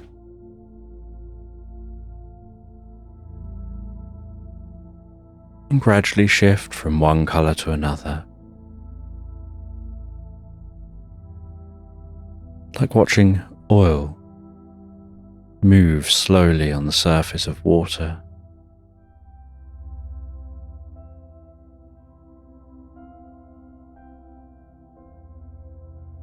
And the more you find yourself absorbed in the experience, the more there's a detachment from the world as it was moments ago, and the world you find yourself in now seems to become more psychedelic.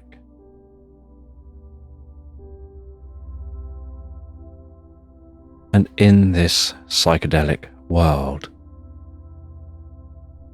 the unicorn continues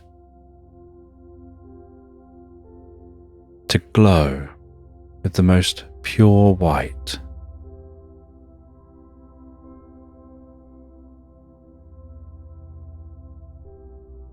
And you ride on its back, unsure where it's taking you, still referring to the map, and hoping that you're still following that path to where X marks the spot.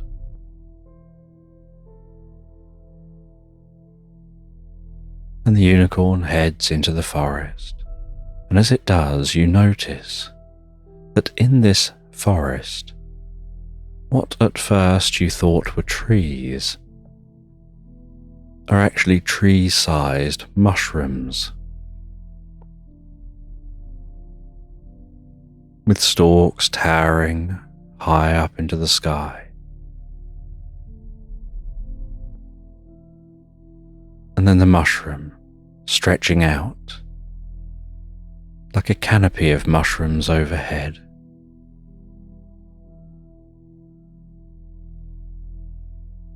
And the spores of the mushrooms gently raining down, glistening, sparkling, like glitter wafting through the wind.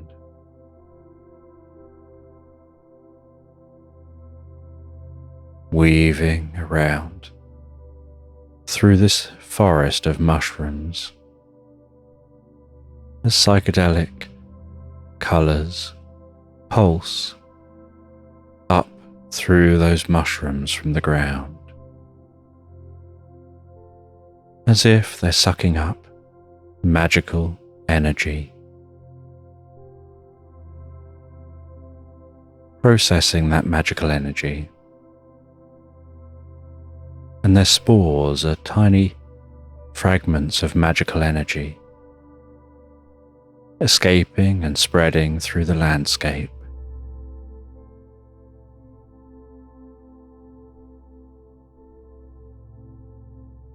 And yet you continue on, following that map. And then you start to notice that around you are ancient ruins that you seem to have passed into. What looks like ancient ruins of temples, of old pyramids, of statues and other structures.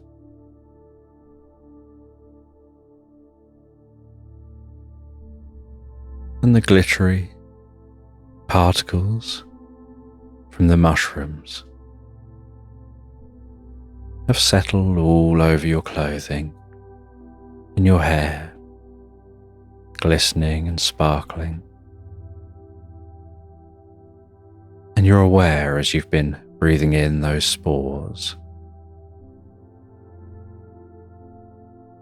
that it seems to have been raising your consciousness, helping you begin to see this world for what it is. so that when you dismount from the unicorn, the world doesn't fade.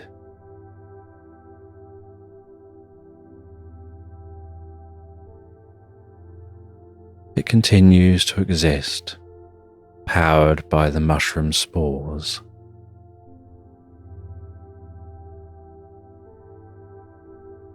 And you notice that you're getting close to the X.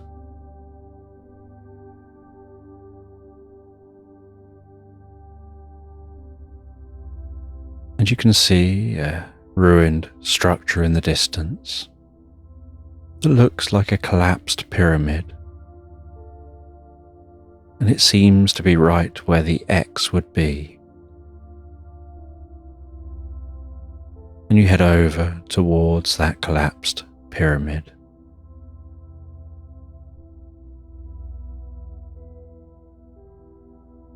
You walk around the base of the pyramid,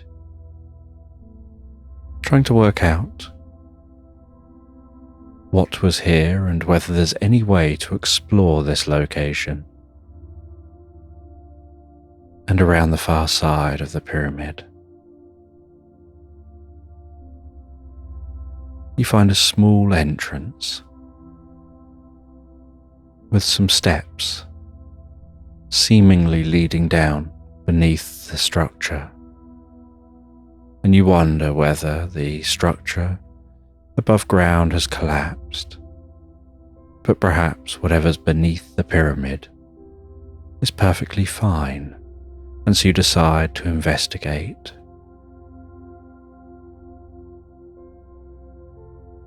You descend those steps.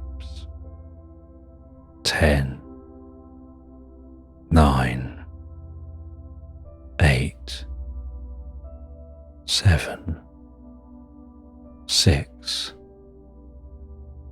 5, 4, 3 deeper and deeper, 2, 1 all the way.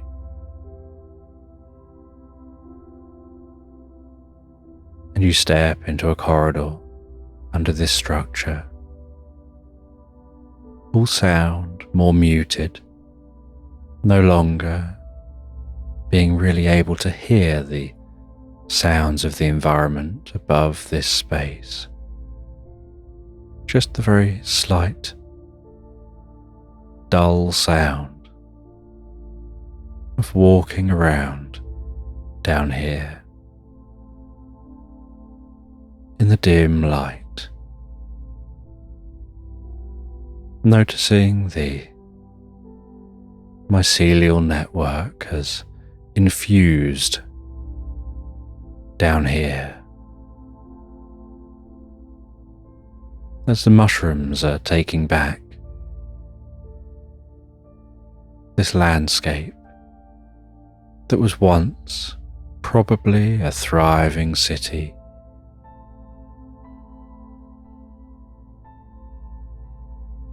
And the mycelium network down here is gently pulsing and glowing, letting out a gentle green glow through this tunnel you're walking along.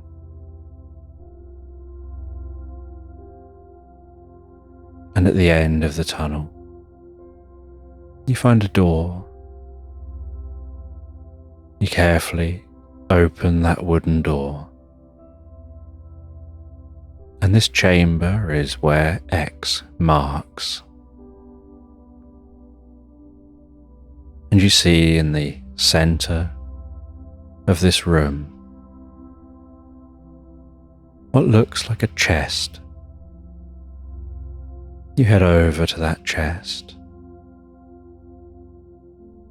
You carefully open the lid of the chest,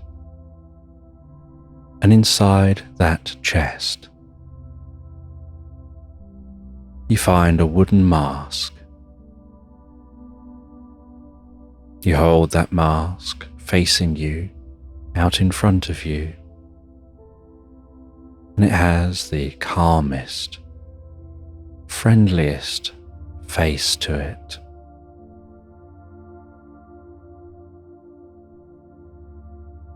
And you feel compelled to place the mask over your face. As you turn that mask around, you can feel the weight and the texture of the wood of that mask. You can notice the gentle pulsing of the psychedelic colours within that wood. You carefully begin to move the mask closer and closer to your face. And as you do, you start to hear the distant sound of drums, not coming from any place specifically, just seeming to be everywhere all at once, getting gently louder and louder as that mask gets closer and closer to your face.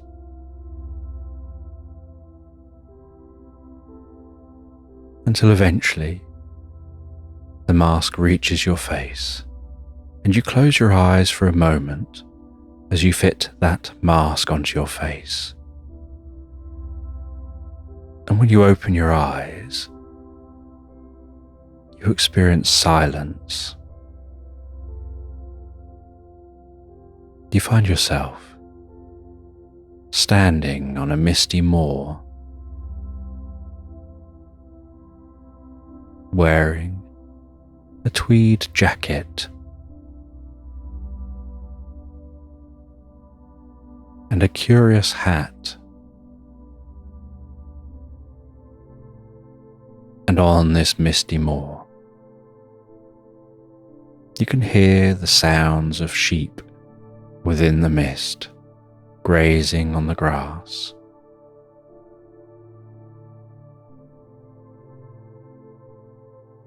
You can see grey clouds overhead.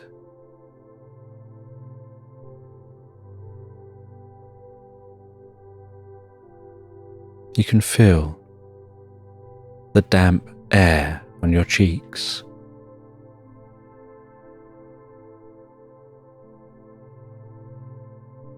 And when you look down beside you, you notice a small wolf cub looking up at you with puppy dog eyes, looking so friendly with its silver fur, like a little puffball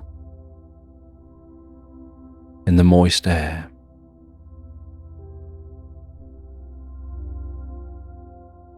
And you start to walk through this moorland, noticing the way the ground is slightly squidgy and squelchy. And as you walk, you see small areas of light flying in the low fog.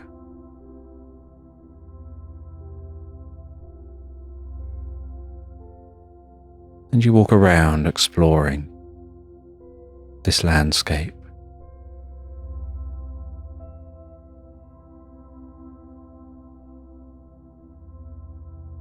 And while you explore, one of the small flashes of light begins to move over towards you.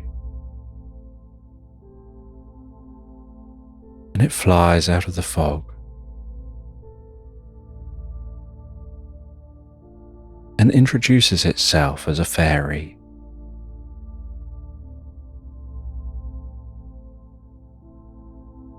And you notice that it's a very unusual looking fairy. It explains that it's a fairy hedgehog. It looks like a hedgehog, but with butterfly wings that are translucent, sparkling, and rapidly flapping. as it hangs there before you, its little legs dangling, its small face bobbing before you.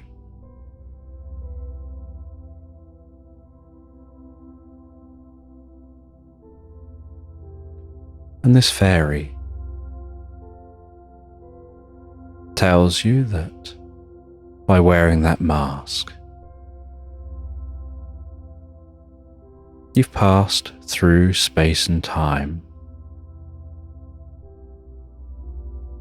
into this landscape, this magical moor.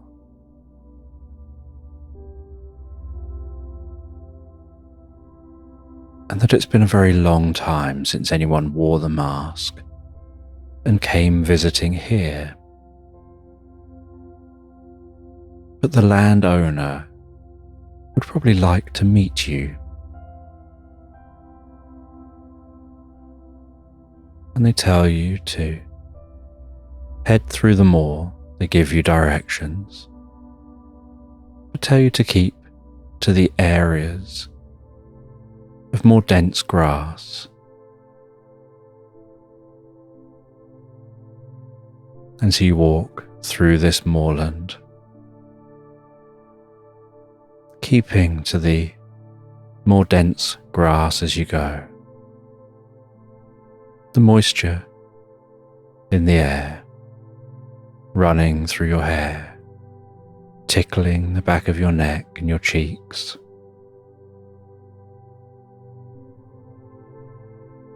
And in the dense fog, you can see the distant glow of light at windows. And so you head towards that building. And the building, as you get closer, looks like a stately home, surrounded by a large brick and iron fence and a large wrought iron gate. And with a creak, you open the gate, feeling the coolness of the metal. Close that behind you. Walk the long driveway to the front of this home. Knock the large knocker, and then after a few minutes of waiting, someone comes to the door and opens the door, and they let you and the wolf cub in. And it's a cat wearing a long purple robe made of soft, heavy material. And they invite you in. And you explain where you've come from, the adventure you've been on, finding that mask. And although you don't feel like you're wearing a mask, you're assuming that you still are.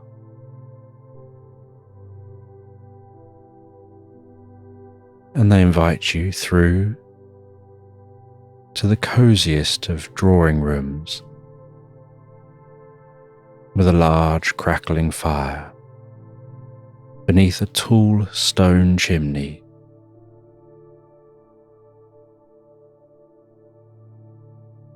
And they tell you that this home is at the heart of the realms. And they show you through to a magical room. And you see in this magical room multiple doors. And they tell you one door leads to a land of elves and dwarves and fantasy creatures. Another door leads to a land of talking animals, where everyone can understand everyone else. Another door leads to a land of portals and time travelling.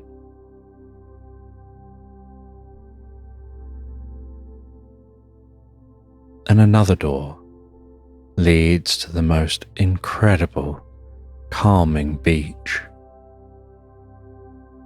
on the edge of a vast underwater landscape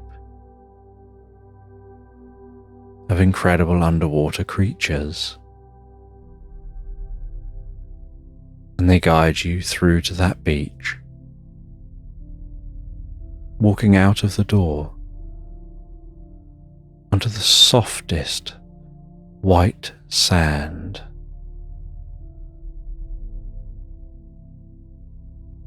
And along the beach a little way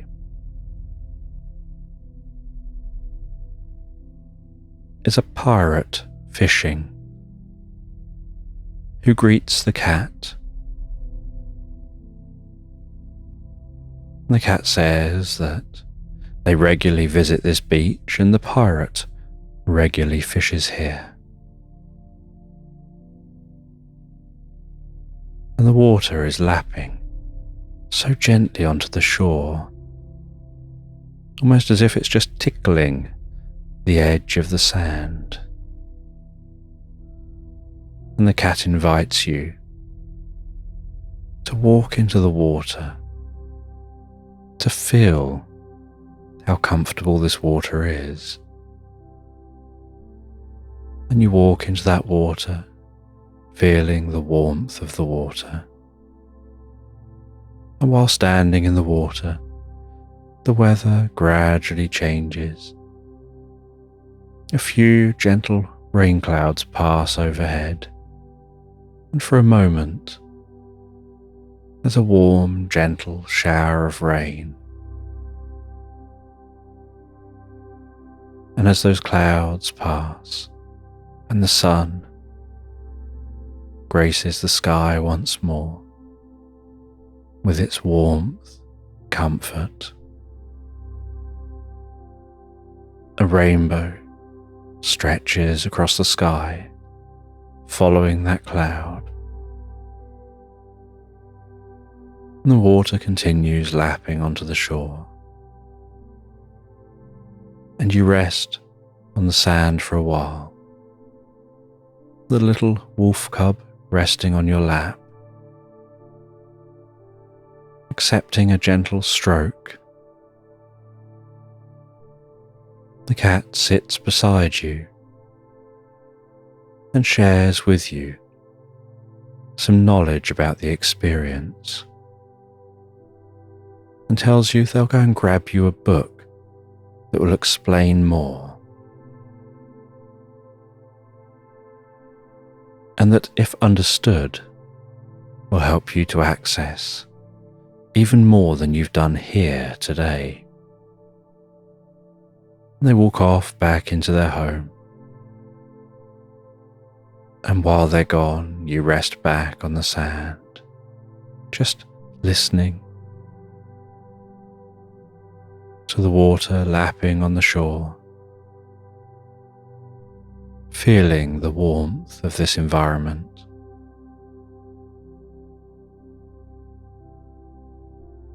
Occasionally and faintly hearing the sound of that pirate fishing.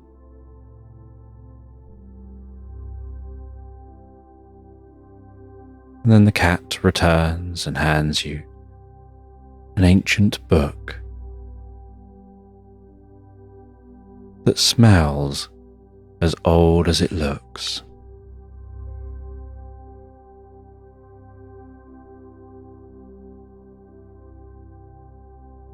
And you leave this beach with the book. You head back in through the grand house. You ask the cat how you leave this place, and they tell you just have to take the mask off. And as you think about taking the mask off, so you see the way that wolf cub looks up at you, you ask what happens Why was the wolf cub there? Are you here taking on the role of someone else? What happens when you take the mask off in relation to the wolf? And they say that you'll just disappear. And so you pick up the wolf as you take off the mask, and you find that the wolf has remained with you as you find yourself back before that chest. And you're holding the wolf, and you're holding the book, and you're holding the mask.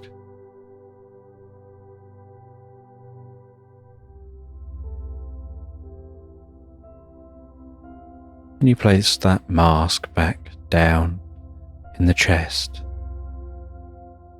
You sit for a moment looking through the book, exploring that book, learning that letting yourself drift into a dream in a special kind of way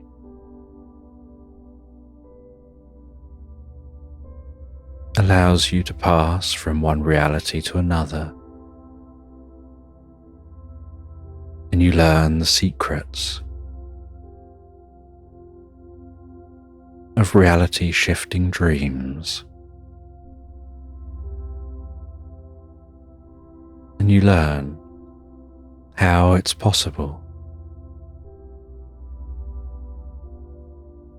to begin to select the reality you want to go to,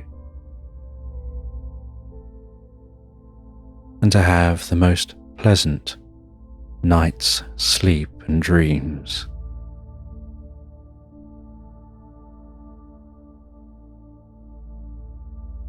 And with your new companion, you find your way out of this chamber and back out through the forest.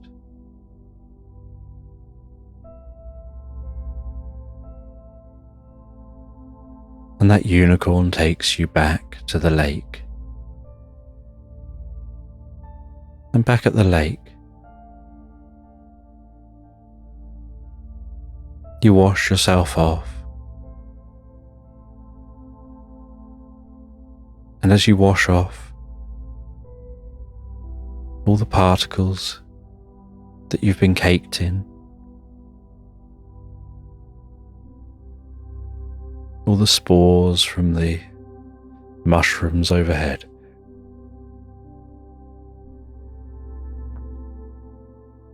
you find this reality beginning to fade. And as it fades, you pick up that wolf cub again. Make sure you've got hold of the book. And you find yourself standing in the heart of that woodland, that unicorn before you by that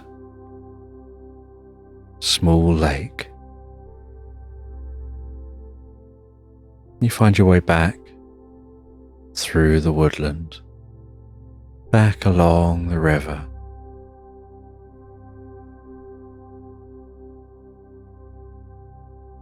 And strangely and unexpectedly, you find that you understand, as you rest and sleep in that meadow again, how to awaken in that chair, bringing with you the book and the wolf cub.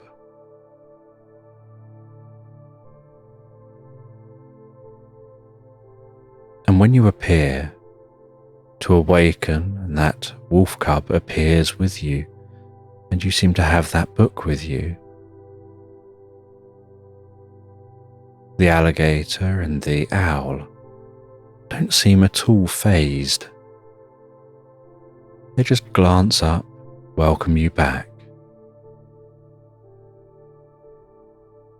They ask you if you'd like another drink. You say you think it's time now to go. and you head off back the way you came. You find your way all the way back to yourself. You see yourself there sleeping, looking so peaceful, so calm and relaxed.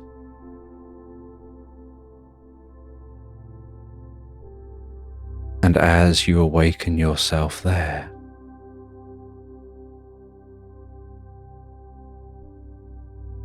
so you find yourself integrating with that you, awakening on the cloud,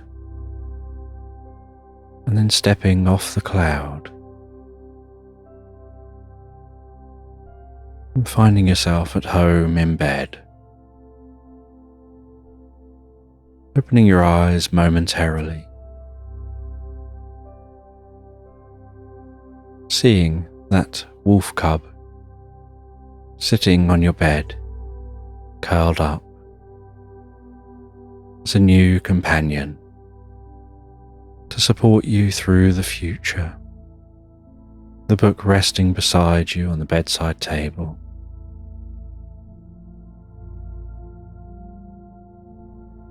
And with a deep sense of peace and comfort, you wrap yourself back up in your blankets. You snuggle your head back down into the pillow. And with a sense of curiosity of where your mind will now explore, you drift and float back asleep into Slumberland. You have a sense of being a small child, sitting cross-legged on the floor of a cabin on the most comfortable, thick rug, listening to a gently crackling fire. The light of the fire flickering around the inside of the cabin.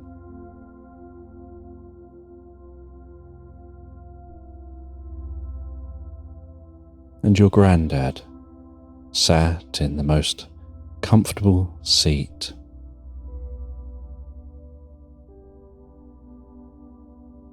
And they're smoking a pipe.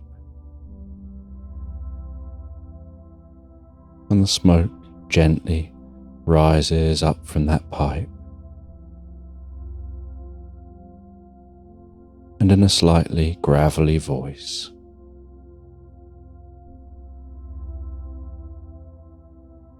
they watch their smoke rising up,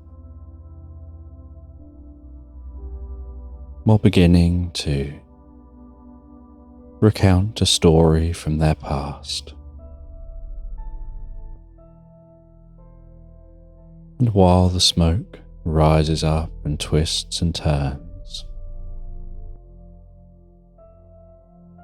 it's as if the two of you drift with that story, almost like drifting into a dream.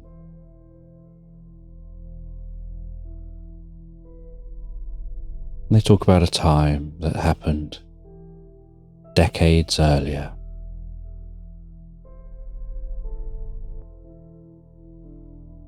They were out tending to the pumpkins in the pumpkin patch, enjoying the cool nighttime air.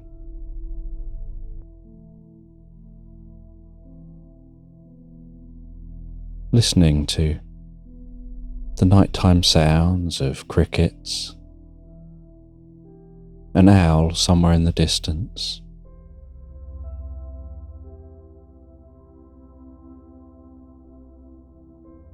they were gazing up at the stars overhead, watching the way those stars twinkled faintly in the night sky. And as they watched those stars, so they noticed that some of the stars were moving slightly faster than the others, and at a slightly different angle to the other stars. And as they found their attention drawn to those stars,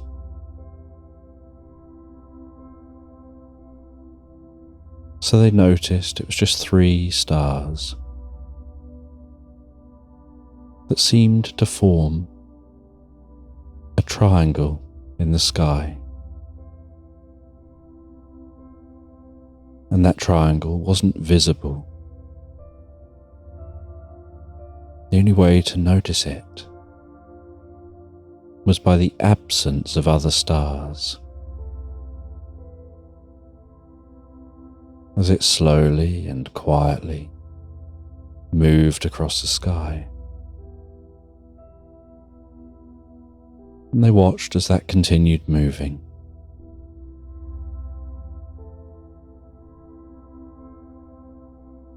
And eventually that triangle looked like it was getting larger and larger. Those 3 stars were moving further and further apart. And as nothing could be seen, it was hard to tell whether the 3 stars were moving apart or whether something was getting closer and closer.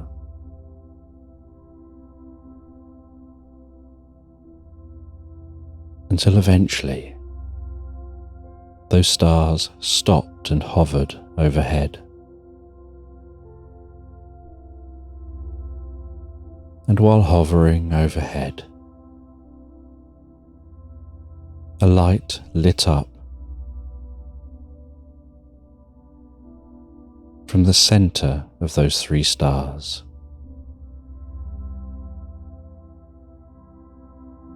Right over the Grandad's head, like a spotlight beaming down upon them.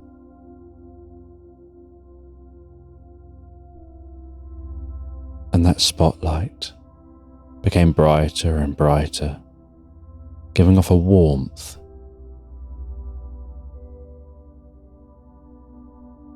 And then there was a fuzziness and a slight haziness, and mist could be seen rising from the ground beneath the Grandad.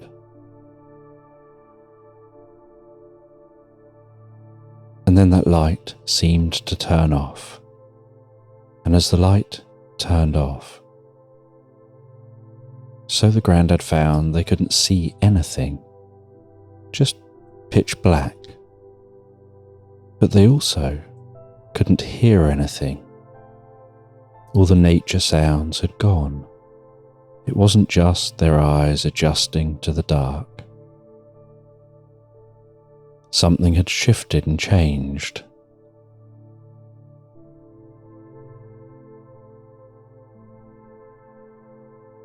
And they took a step and realized that they were now on a solid floor.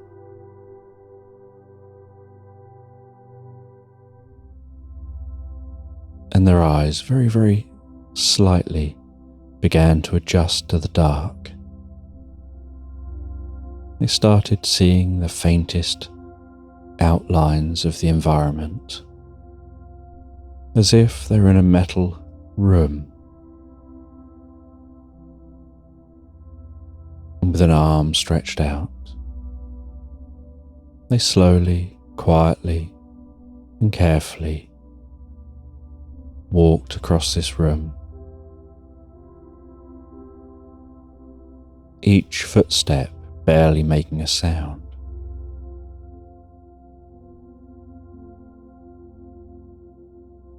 And they reached the wall of this room, began to follow the edge of that wall with their hand,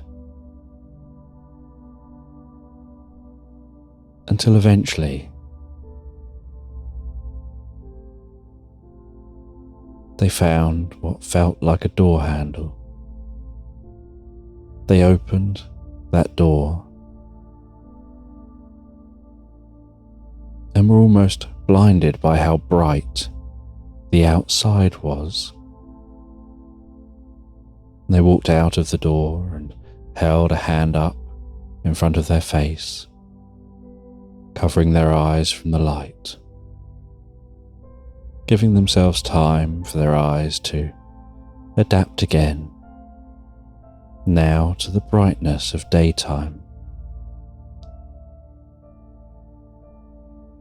And as they walked out into this landscape, they saw a landscape of coarse, dry grass, small shrubs, a dense blue sky. And as they looked around, they noticed something unusual in the sky. A little bit like noticing some reflections and some glare from light. And they realized that, stretched high overhead, it looked like there was a glass dome, almost as if they were in a fishbowl.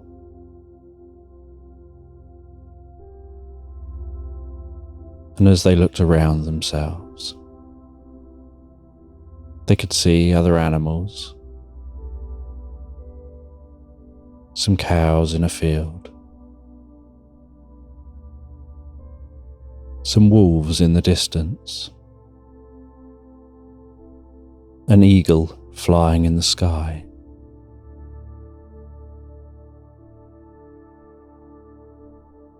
It all looked very earth-like, apart from that dome overhead.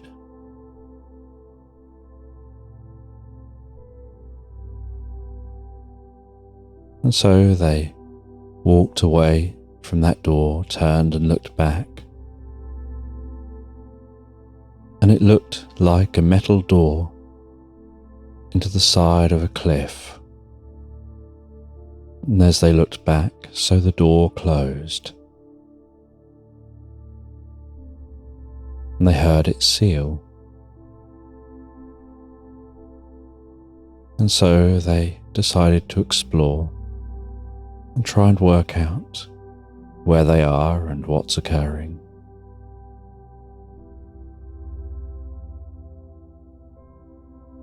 And they headed over towards a patch of woodland to try and get out of the sun.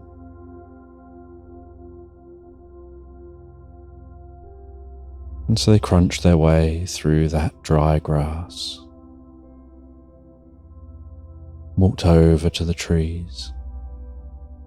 And the closer they got to those trees, the more they could hear them gently rustling in the breeze.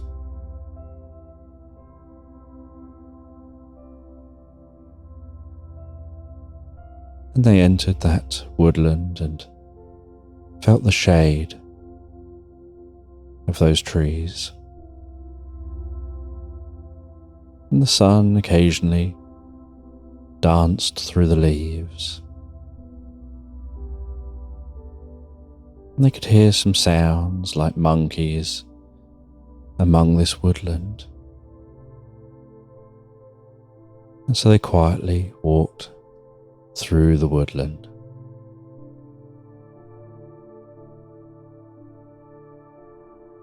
And as they walked, they got closer and closer to the sound of the monkeys. And then they saw among the trees those monkeys swinging from branch to branch, some running and jumping off the branches from one tree to another. Some young monkeys chasing each other around the trees and jumping from tree to tree.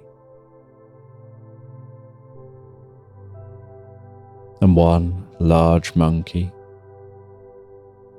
almost treating it like a gym, seemingly doing pull-ups on a branch and then swinging itself around, hooking its legs up over the top of the branch and seemingly doing upside down sit-ups.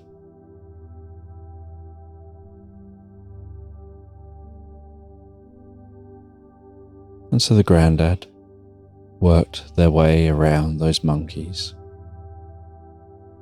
still trying to work out where here is, occasionally hearing the low rumbling sound that seemed to be everywhere all at once.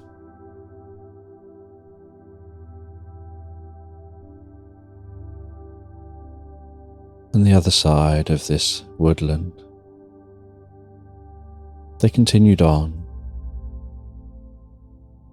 noticing that the sun here seemed to be beginning to gently set, casting the most comfortable golden light that reflected and refracted within the glass dome. And they decided to try and make it all the way to the dome, perhaps finding a way of knowing where here is.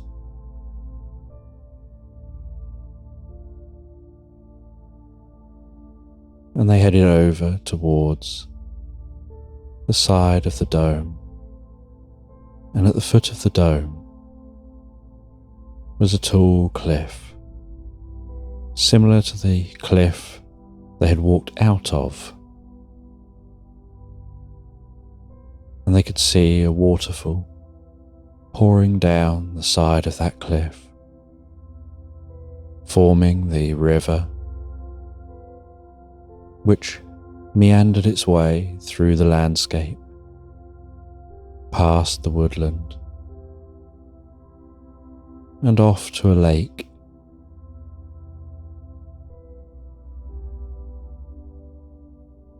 And they headed over towards that river, gently splashed their hands down into the water, splashed a bit of that cool water on their face, had a drink of some of that water, before heading over to the waterfall, surveying the cliff to see if there's a way up that cliff.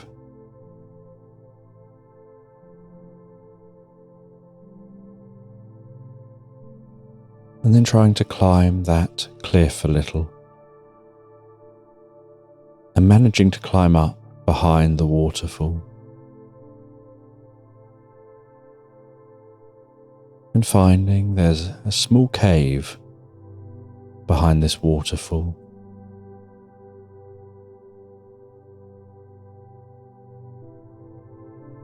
And they cool down that cave to listen for the echoes.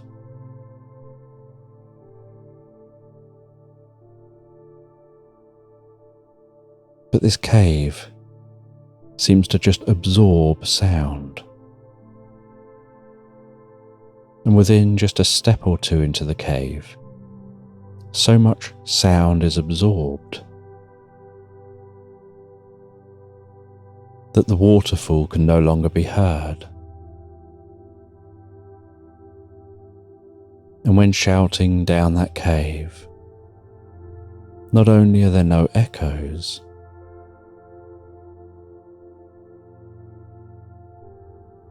but the grandad couldn't even hear their own voice, as if the sound waves were absorbed as soon as they'd left the vocal cords and the mouth.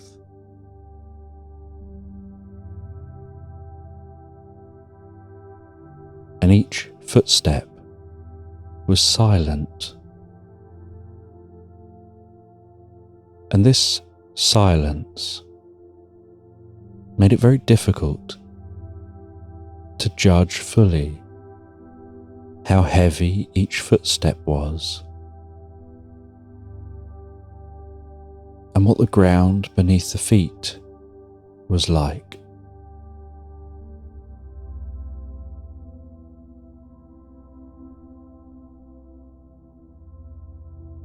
And so the grandad walked back to the entrance to the cave, sat on the entrance to the cave, legs dangling down. That waterfall crashing down in front of them, like a waving sheet of cloth. And they looked down, and they could see that this water wasn't only splashing into the river below, but it looked like there was a slightly darker area. Perhaps this water had carved out some space with its strength, perhaps over thousands of years.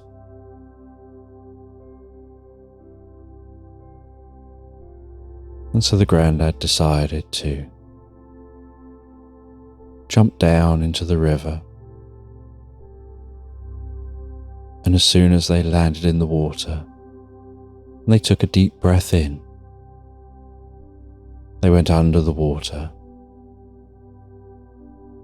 and they were pushed incredibly fast by the pressure of the water.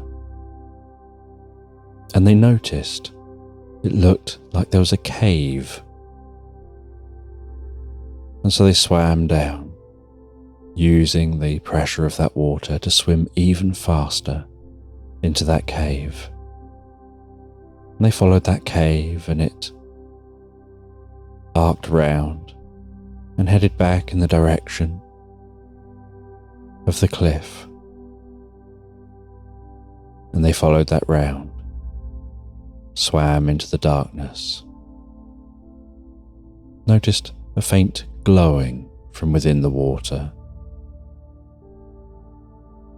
and saw some underwater faint glowing mushrooms lining the walls of the cave. And in that gentle glow, they could see that there was a surface to this water in this cave. And so they swam up to that surface, took a deep breath as the water ran down their face, and they climbed out of the water into this cave.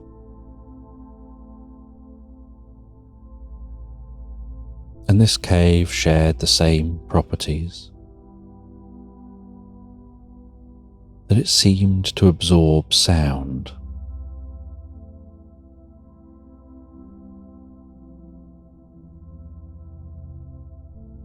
And they gathered up some of those mushrooms from around the edge of the water,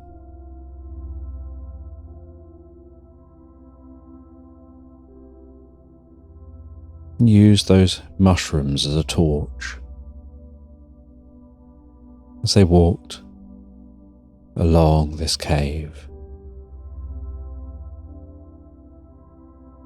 And this cave looked natural, but at the same time seemed to have a strange element to it, like something was slightly off, like looking at a face created with AI, where it seems to look natural, but something just isn't quite right about it. They couldn't quite put their finger on what. And they followed this cave. And And at the end of the cave, they found what looked like a circular door with a bar stretched across that door.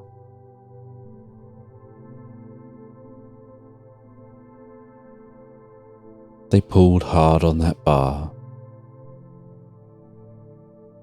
and the door popped open, and they walked through that door and found themselves in what looked like a spaceship. They could hear the distant sound of voices. The metal floor felt slightly rubbery to the touch.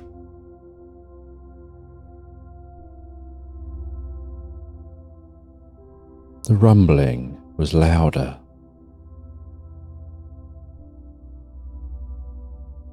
And before them was what looked like a giant glass window.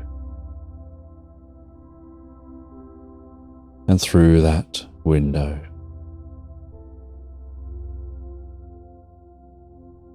they could see stars and nebula.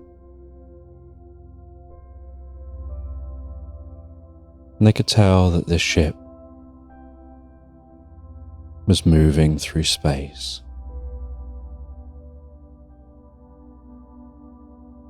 And as they explored, they noticed that where they've just come from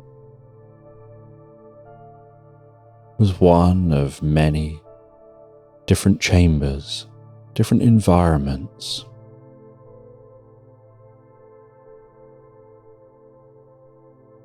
And they walked along to one of the other environments.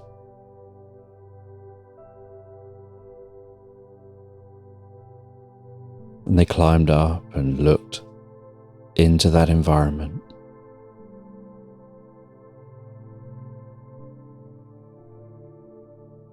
And in that environment,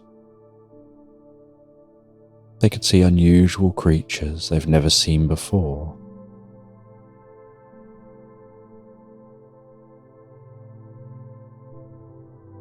And they opened the door to that environment, closed it behind them, walked along this corridor, experiencing the same thing again, that all sound seemed to be fully absorbed by this corridor that resembled a cave.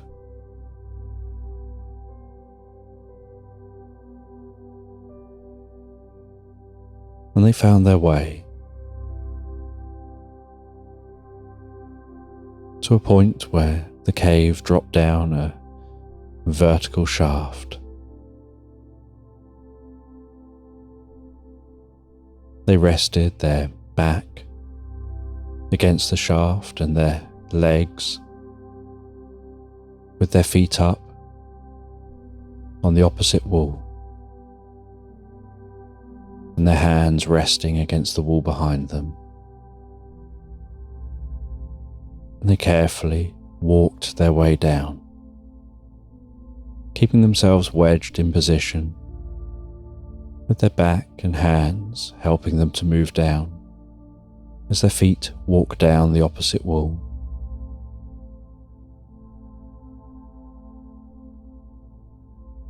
Until they reach the bottom of the opposite wall,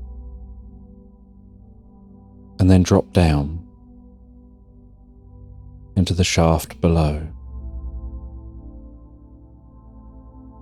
And they walked along that shaft and found that they were right behind a waterfall.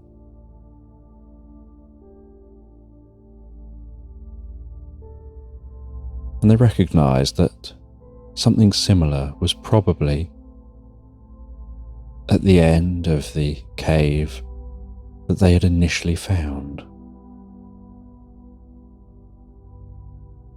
and they worked their way round from behind the waterfall and looked out across this landscape, seeing that dome overhead.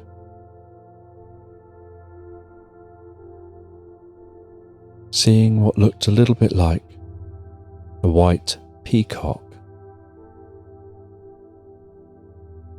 only its head and body looked a little bit more like a rabbit.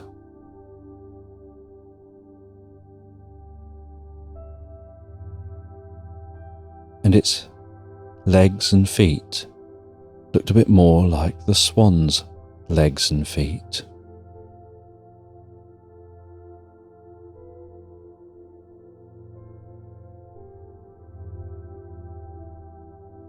And they saw the most incredible rainbow colours arcing through this environment, almost pulsing among the flowers here,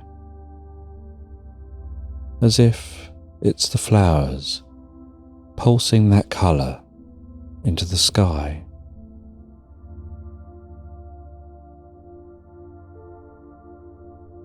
And then noticing as that peacock creature moves its chest and head as if it's making noise, but instead of noise coming out, circles of rainbow colour emanate from that peacock.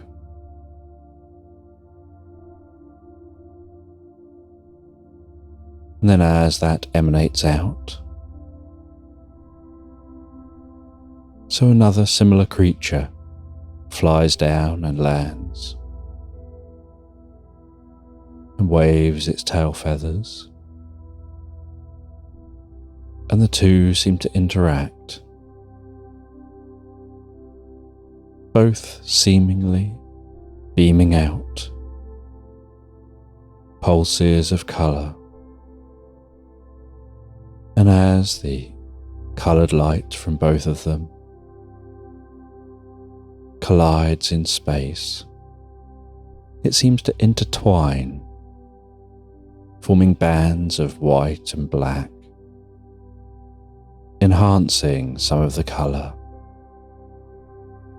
while reducing other colour frequencies.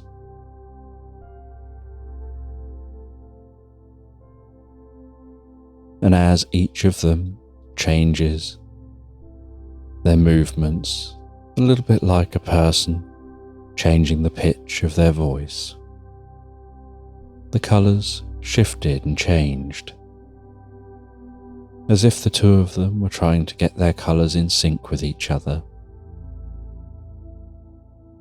And then when they do,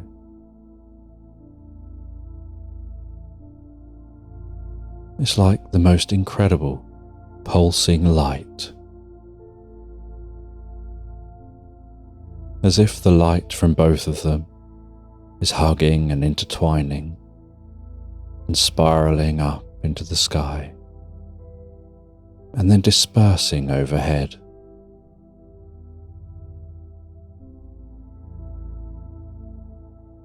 And as they look around,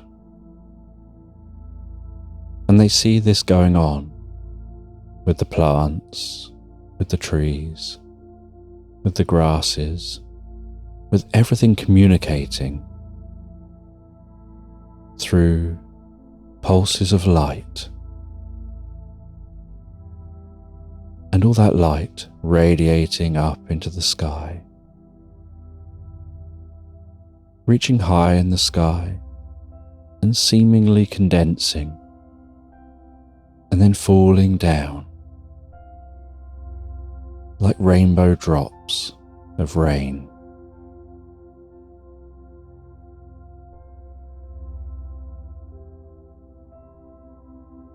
And the Grandad found this almost hypnotic to watch.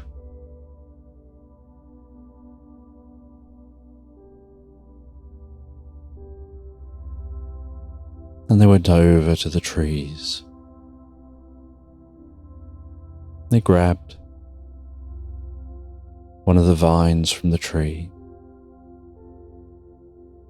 and broke off a branch and tied the vine to the branch.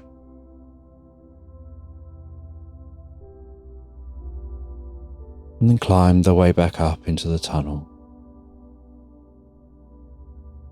walked all the way to the back of the tunnel, threw that branch up as high as they could. The first time, the branch just fell back down and met them again. So they threw the branch up again, and once again it fell back down. But the third time they threw that branch up, and it managed to straighten out above the hole, catching across the hole, and was strong enough for them to hoik themselves up, just up into the hole so that they could rest their back against one side and their feet up on the other, and ascend the way they went down.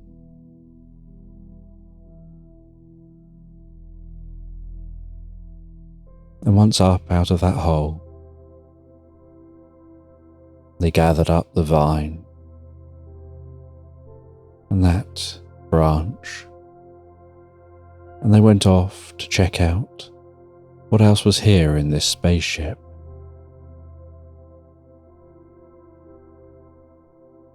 And as they walked around the spaceship,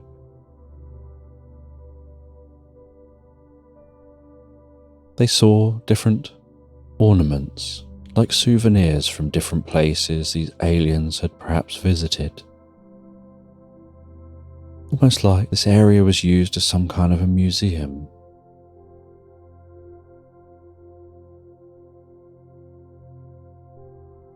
They could still hear the mumbling of voices off in the distance.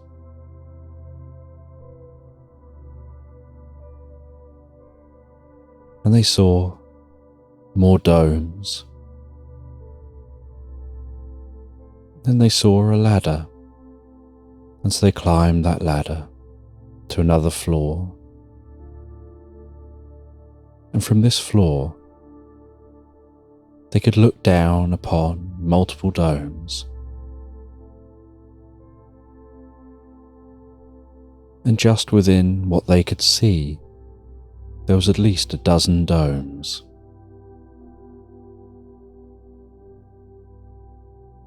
And each dome had a very different environment. And from up here they could see some small creatures looked unfamiliar,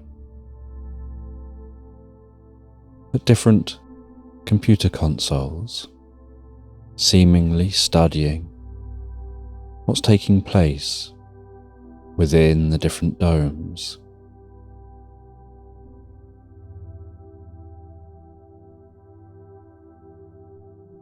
And they snuck along to get a closer look. They climbed down a ladder nearer to those aliens.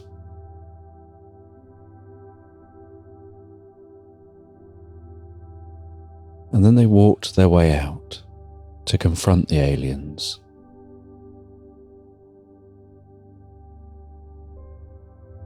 And one of the aliens was startled by their presence. And as they jumped back with their startle, their gasp sounded like stepping on bubble wrap. Just the faint sound of multiple pops.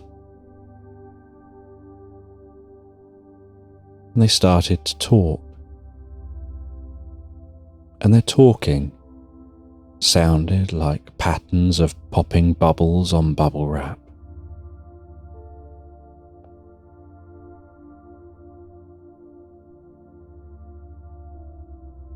And then the alien went over and picked up a machine and began talking into the machine. And then the machine began talking in a language they could understand, and asked where they came from. They were supposed to be in their environment. And the Grandad explained they'd found a way out and wanted to know what was going on. And they said that they visit different alien worlds. They beam aboard different creatures into an environment they've created to resemble the environment those creatures have come from. They watch how those creatures interact, how they explore, what they do when they have to just survive. And then once they've gained some knowledge, they beam all the creatures back to where they found them. And as they beam them back, they scramble the memories as best they can of their experience here. But because the neurology of every creature is different, they can't guarantee totally deleting the memories. So they just do their best to scramble them.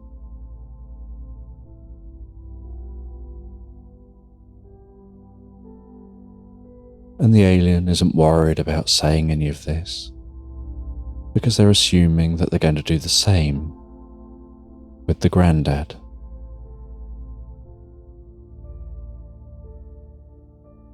And they say that they're the machine elves. On the planet they come from, there are many different races of elves that all chose different lives. Some are tall and slender and athletic and enjoy nature and live within the trees and the mountainous regions.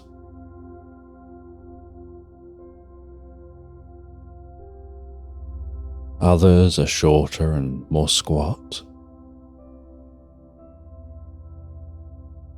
They like working hard, working up a sweat.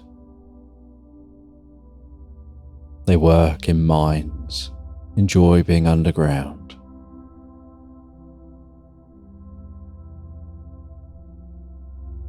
And then there are those who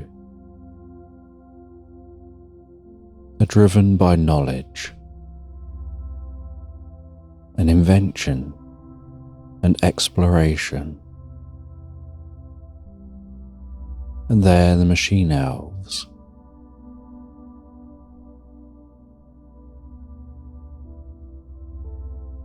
And thousands of years earlier, in Earth years, they left their planet to go and explore. And they have these enormous ships with habitats built into them. And they have technology for being able to recreate different habitats.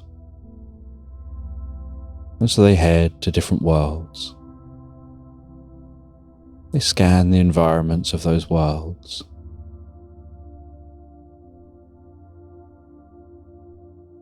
They then beam up different creatures, study them for a while,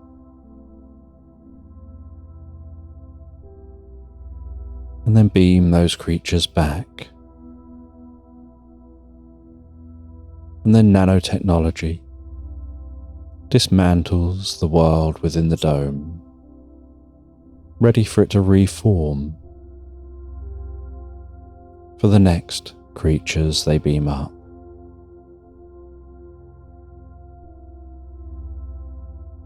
And they have some emergency ways of getting into the dome if they need to check on something, or if a creature has a problem within a dome and they need to intervene. But generally they try not to make themselves known. And obviously an enormous spaceship can be very noisy. And so the domes are built on their advanced soundproofing that wraps around under the dome and partway up the side of the domes, on the inside and the outside,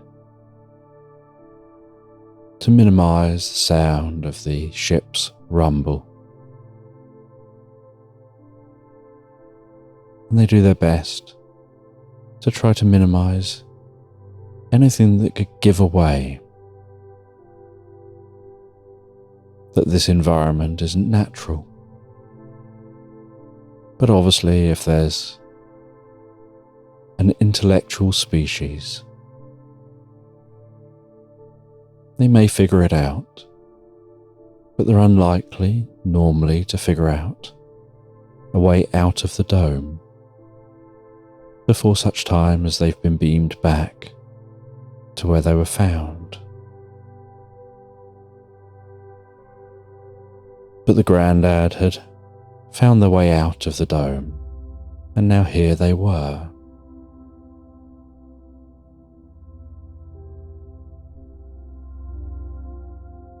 And the Grandad asked what happens next. How do they find their way home? And they said they don't want their mind wiped. And this machine elf said that you can't avoid having your mind wiped. It has to happen.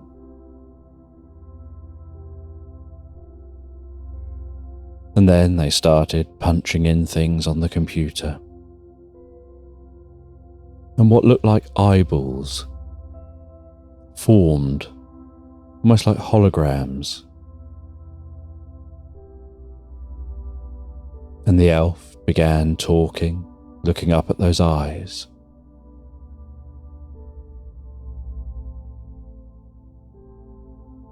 And a voice could be heard talking back from the floating eyes.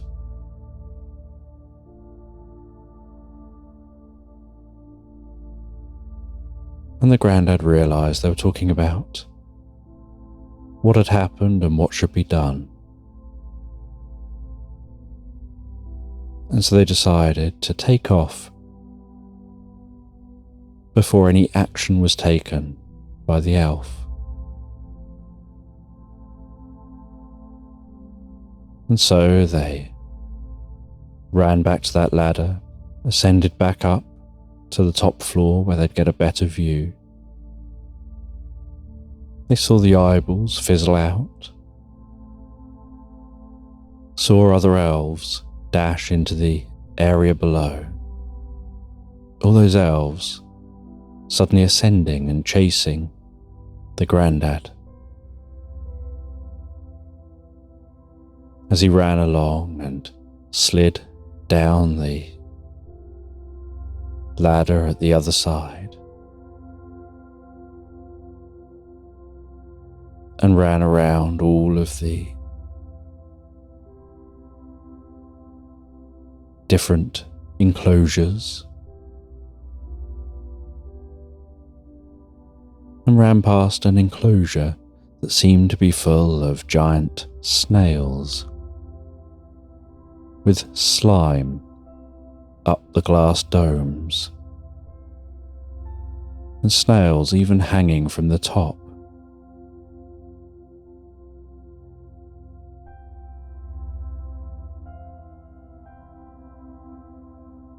and then found a way down to a lower level, and using the branch and the vine, managed to quickly descend down that level, and then attached the vine to the bottom of the door they just descended through, and tied it off to a step at the bottom. And they knew that would only slow them down a little. And then they ran over to a console, picked up one of those voice-changing machines, and started talking into the machine, and the sound of bubble wrap came out the other side. And they talked to a computer, asking where the transporters are to beam back down to different planets, and a map fizzled into view before them, and it seemed to be fizzling into view in line with the device they held, almost like the device was somehow beaming it, like augmented reality before them.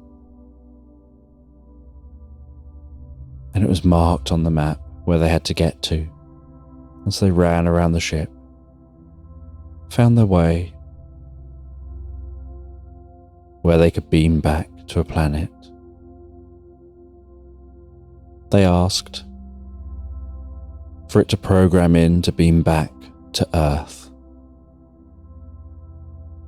and back to their location, and they saw it whirring to life, like a giant purple pearl forming before them that began vibrating on its outside. And then within that purple pearl, a pink formed, stretching out to the size of that giant purple pearl. And then in the center, a white formed and stretched out to fill that giant pearl. And then the sound changed, and the Grandad jumped into that light, and then there was darkness,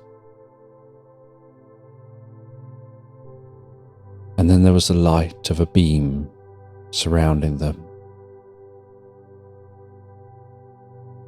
and then the beam faded, and as the beam faded, they could hear the sounds of nature. They could feel the mud of the pumpkin patch beneath their feet. They could see the moon gently rising above the trees. And they dashed away from the pumpkin patch, dashed into the trees, stopped and hid and looked up. And they could see that absence of stars very slowly moving around above them, as if searching.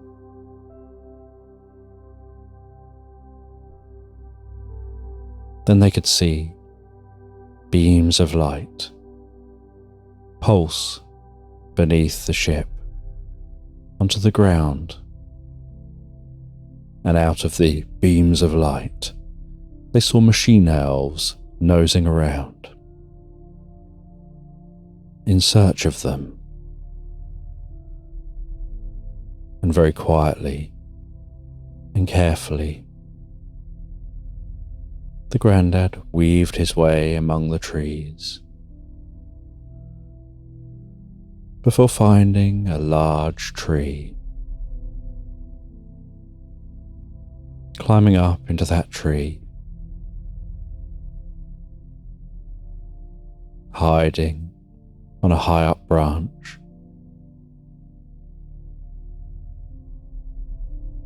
among the canopy, blanketed by those leaves.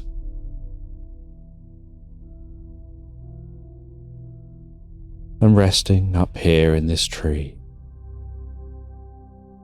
feeling the breeze blow through these leaves, tickling his cheeks, wafting his hair around. He could see the lights of those machine elves as they scan around the environment below. And he waits up here so patiently, so calmly, so relaxed.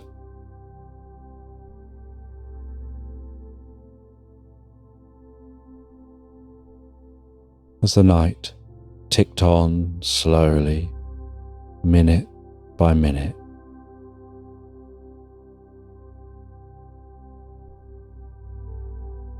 hour after hour, to the point he could feel himself fighting the grumbling of his stomach.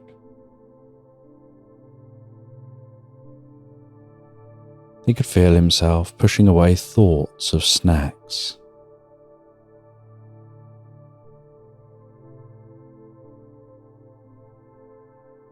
He could feel that he was fighting the approaching sleep, but knew that once he gets a chance, he'll probably just fall asleep deeply and quickly and easily.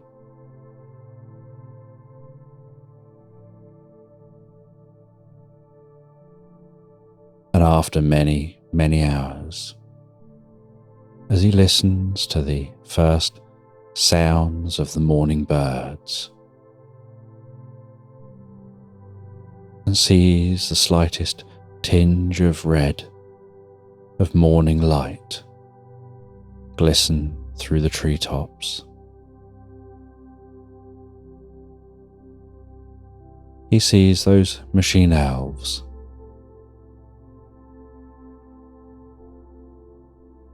heading back beneath that ship, which is now beginning to become visible under the lightening sky.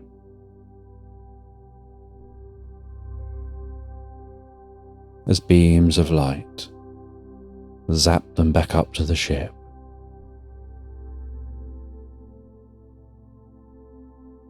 And he watches as that ship silently rises up into the sky, higher and higher, and then in a blink vanishes off into the distance, as if launched into space.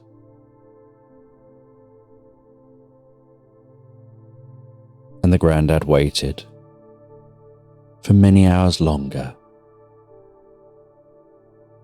before climbing down from that tree, his body feeling so tired. He found his way home,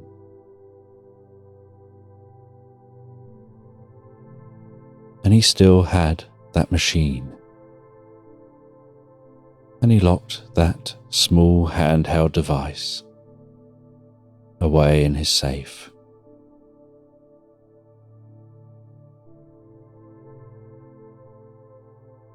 And with it he placed some of those glowing mushrooms.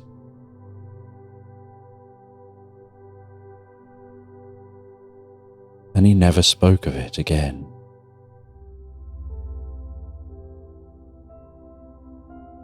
Or so he said, until now, when regaling you with that story, smoking his pipe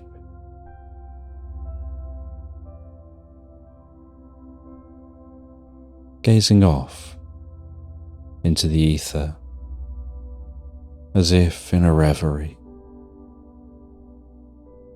while the fire gently crackles down to embers, holding your attention with curiosity about the idea of aliens and alien worlds, and a curiosity about what happened next, whether the story's even true.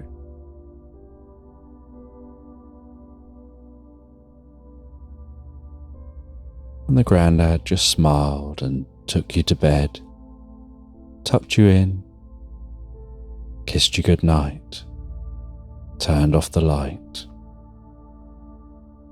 and went back down and sat by the fire for a while, until it was their turn to go to bed, as tiredness began pulling at their eyelids, and sleep began yawning from their mouth. And they headed over to the picture above the fireplace. They pushed on the frame, and with a slight click, the picture separated from the wall. They pulled the picture open.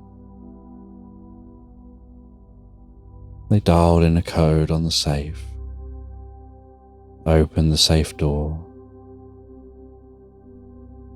looked at that device in the safe, and the glowing mushrooms, still the same as they were the day they were placed here,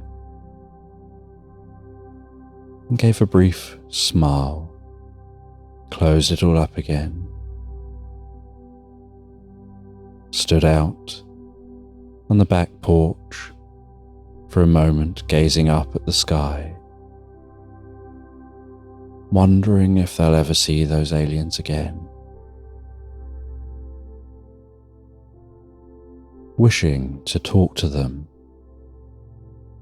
but not to have their mind wiped, but to learn,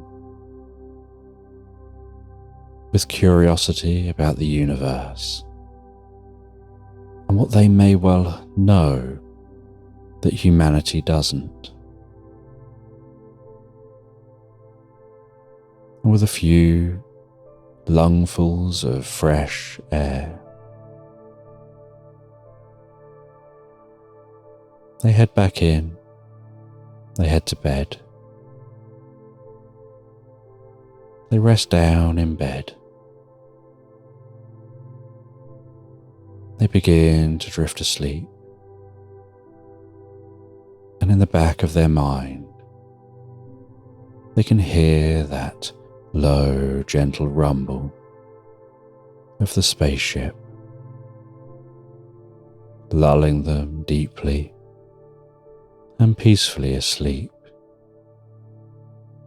as the cabin gently glows and they drift and float so peacefully, so calmly asleep into Slumberland. And the woodland has the most gentle fog, weaving and creeping its way around the foot of the trees. The delicate sound of birds waking up and chirping for the morning.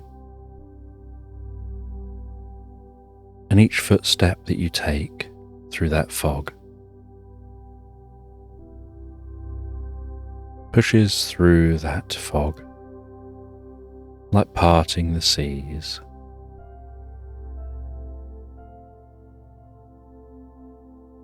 And gently crunching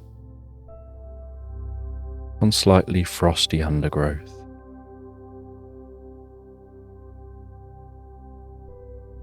And while walking softly through this woodland, the rising scent of ferns, the smell from the bark of the trees, the calm rustle of leaves.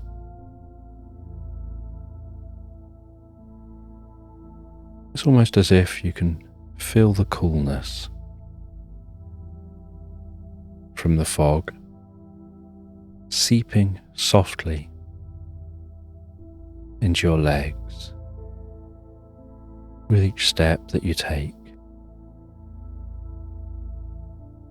and that softness working its way up through the legs, up to your waist, weaving its way through your body, all the way up through your stomach, your lower back, to your upper back, and then down those arms, softening and relaxing, like a gentle coolness setting in through the body, like a numbness or a nothingness as the mind gets drawn into the experience, hearing an unusual, curious bird call in the distance,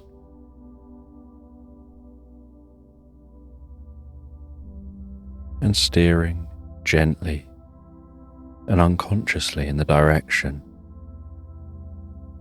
of that unusual sounding bird,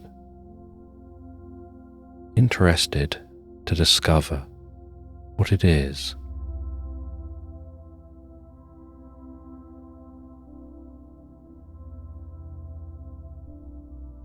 And as you veer off the path, crunching through longer undergrowth,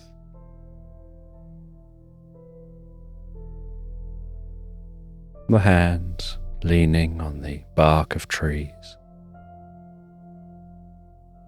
the coolness from the bark settling gently into the fingertips, the palms, weaving through your body, passing a cool numbness, as if it's moving through you, like sand in an hourglass, gently pouring from the top to the bottom, grain by grain,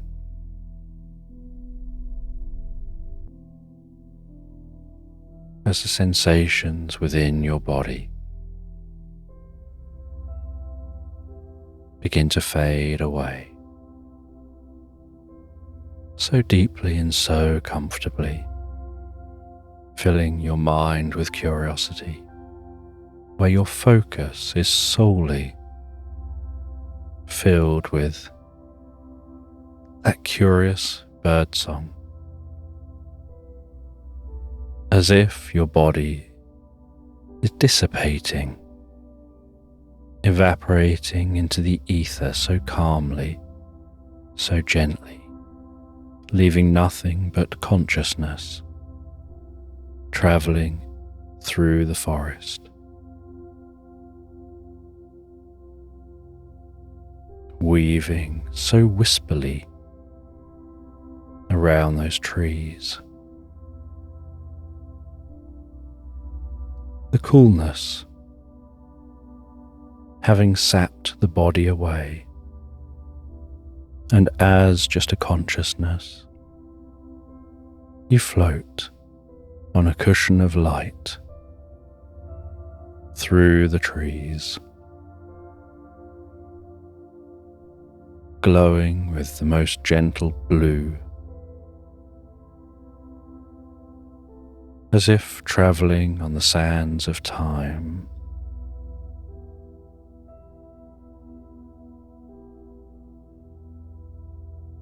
Getting closer and closer to that curious bird sound.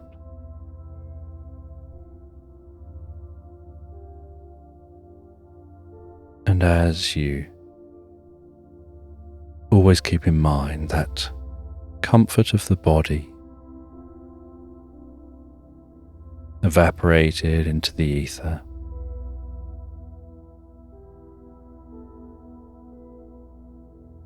your consciousness spies in a tree a yellow bird,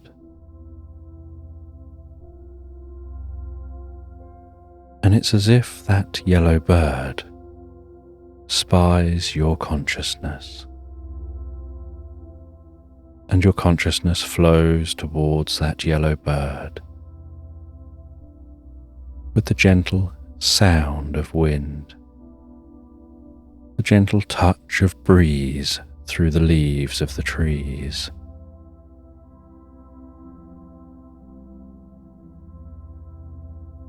Weaving, relaxing on a branch near the bird, and the bird stops singing.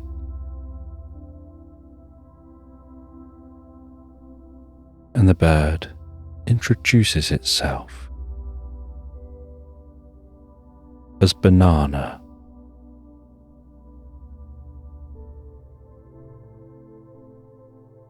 And the bird understands what you are, that you're just a consciousness, and as just a consciousness, so you're capable of things you're not capable of while in a body. And the bird starts doing a dance on the branch, almost like break dancing, and starts singing a curious, fast-paced song.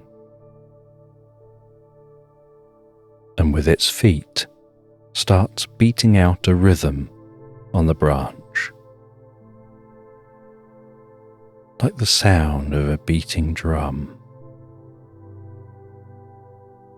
that echoes and reverberates through the tubular, hollow branch the bird's dancing on.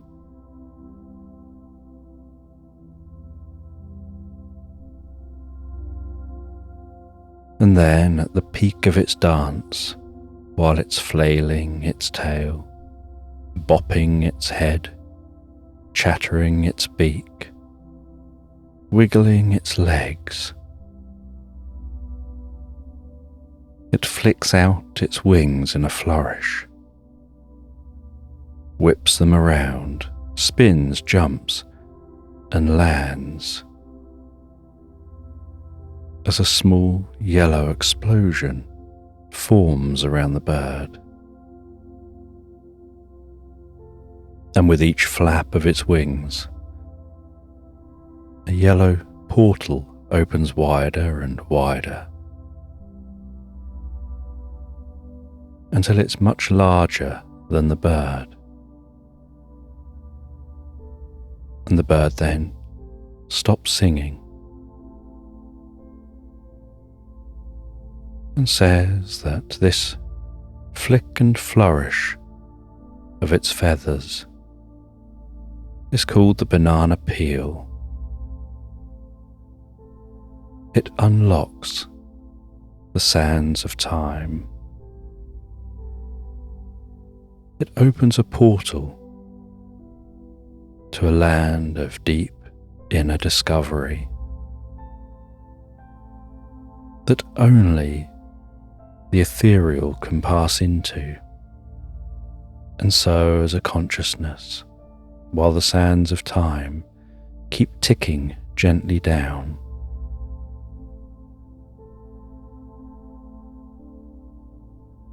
you can pass through this portal into this alternative realm. And in this alternative realm, this portal will remain open as long as those sands of time continue ticking down.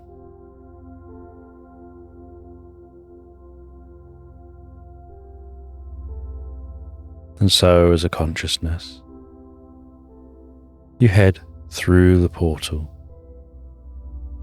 And once through the portal, the bird continues dancing,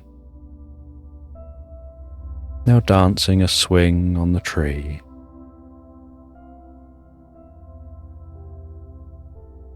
As the portal closes too, just leaving a tiny dot.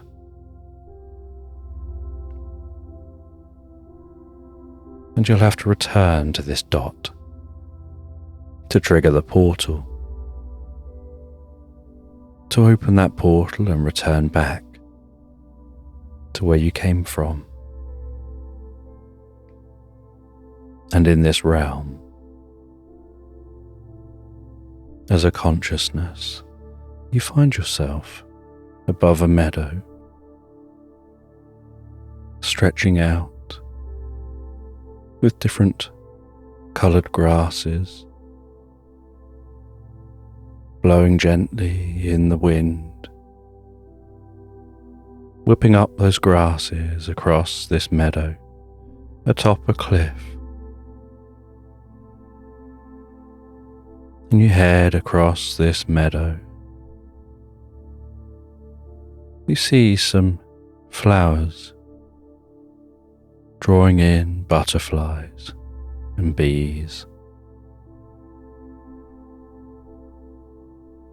You see birds flying high overhead, wispy clouds trekking gently across the sky.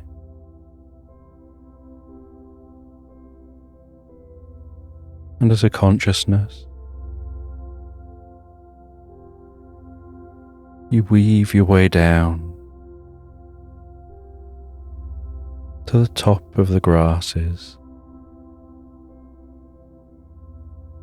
and you fly through those grasses, the grass parting gently for you. You weave all the way to the edge of the cliff. You fly off the edge of the cliff over a vast ocean, with the white horses crashing at the foot of the cliff below.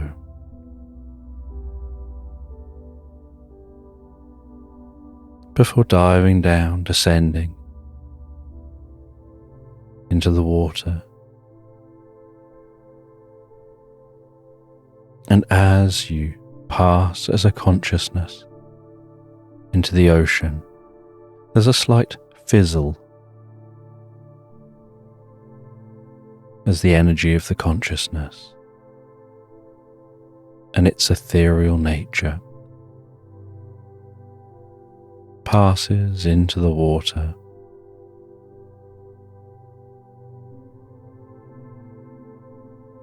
And your consciousness gives off a faint and delicate glow, gently illuminating the space around you. And you can see shoals of fish swimming in synchronized fashion.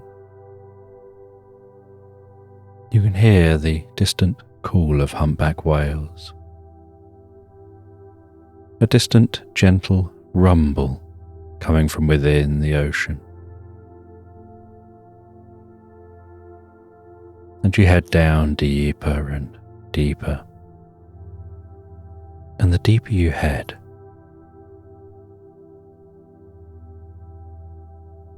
the more calm and still the environment seems, and the darker and darker the environment gets, until it's just illuminated by bioluminescence of different fish meandering around here at the foot of the ocean. And you see a pulsating patch of colour in the distance. And as you approach, you spot a psychedelic octopus wearing white gloves resembling the kind of gloves you'd see on Mickey Mouse's hands.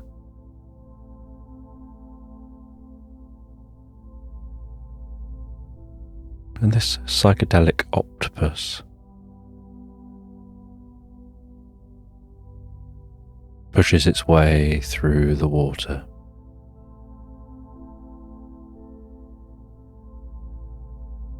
And you follow that octopus and its psychedelic colours flash across the sea floor, illuminating that pure white sand and silt.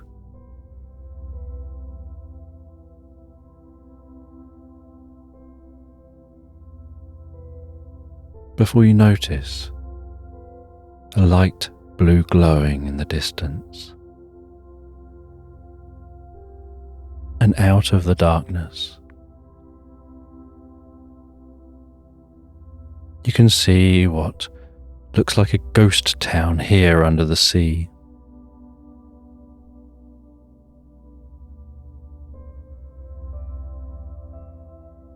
You can see creatures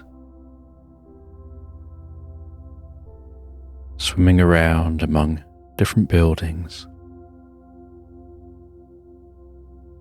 all ethereal deep under the ocean.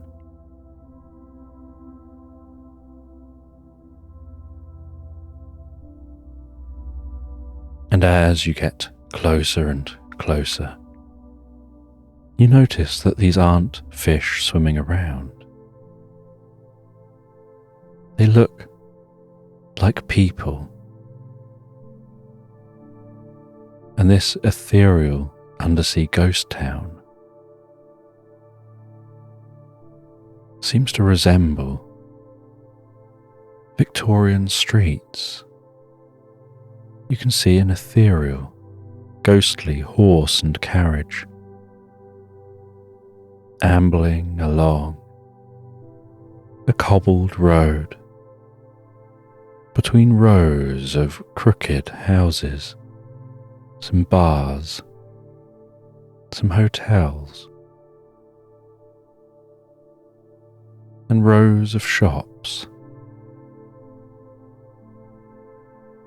You can see people walking up and interacting with market traders, all ethereal and ghostly. And as you get closer and closer, so you reach that ghost town, and you start to hear a sound resembling pan flutes echoing and reverberating from that ghost town.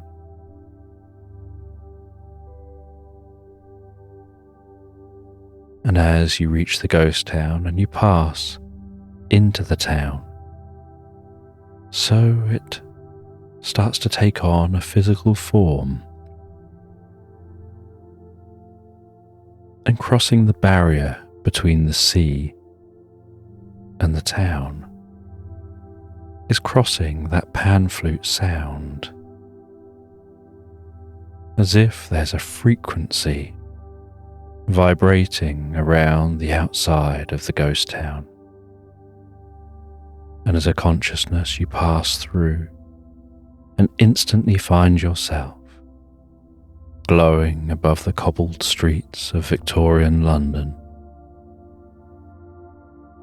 listening to the clip-clop of the horse,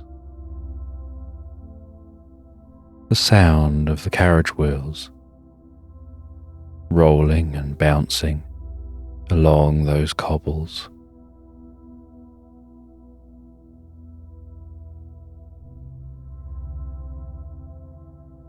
And while you drift around this Victorian London, you notice that psychedelic octopus following you. And as they pass through and land into this Victorian London, so they take on a physical form. They're still wearing the same white gloves.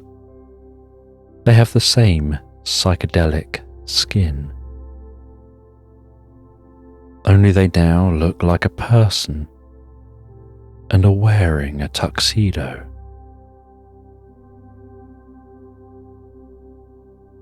And they introduce themselves to you as Max Headroom.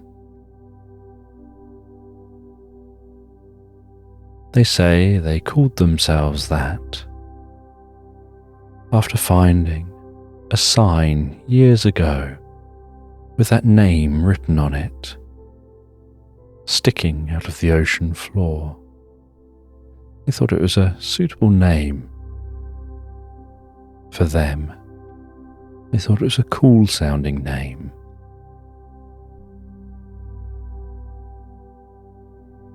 And Max Headroom tells you that they're aware you're here just as a consciousness, and that this isn't your regular universe.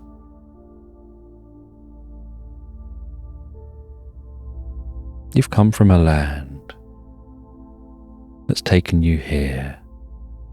You've swam down and seen this place. And there was a portal through time, like a bubble in the ocean. And through that bubble, you enter a section of Victorian London.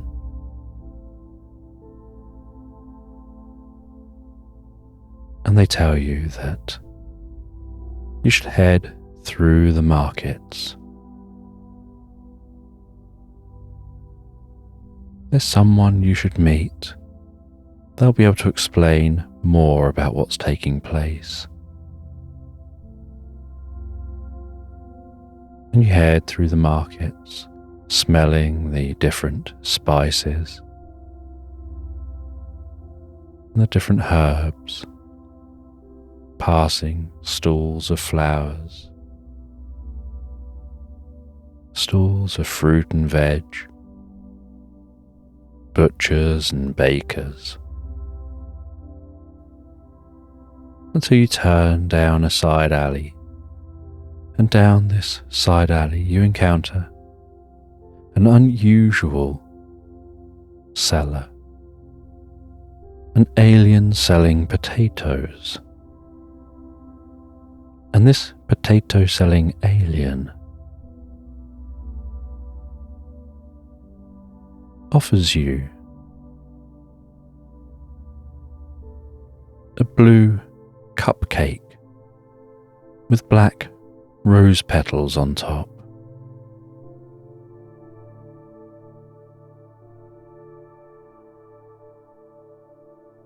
And tells you should follow them and perhaps you should eat that blue cupcake. And you say that you don't have a physical body. You're unable to even take the cupcake, let alone eat it. And they guide you to a back room behind their market stall. And in this room, they sit beside a cozy, comfortable, crackling fire. They tell you that you're just a soul floating in space.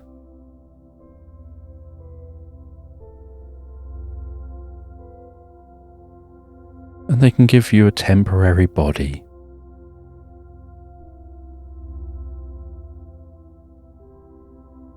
And they take their pet mole rat and it gives the most gentle squeaks. And they place it on the ground in front of the fire.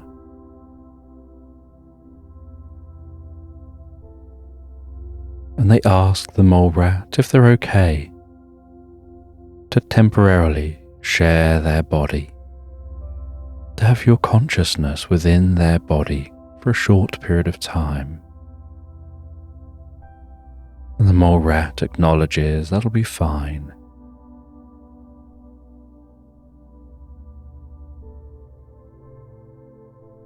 And they squeeze some lemon juice into a cup. They gently mix in some milkweed. They sprinkle in a little stardust.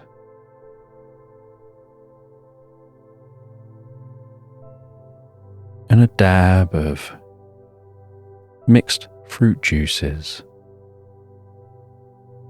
Using copper tongs, they hold the drink over the fire for a while until it starts bubbling, emitting a sweet and gentle scent.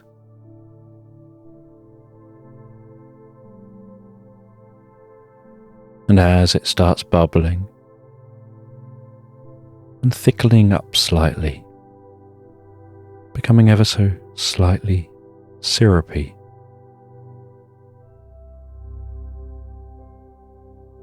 they take that off the heat.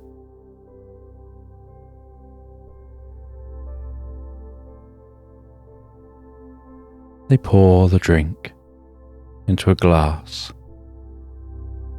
and that drink is a bright fluorescent yellow.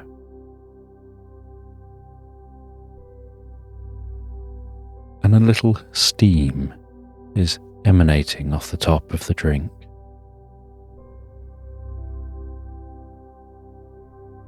And they give the mole rat a little bit of that drink.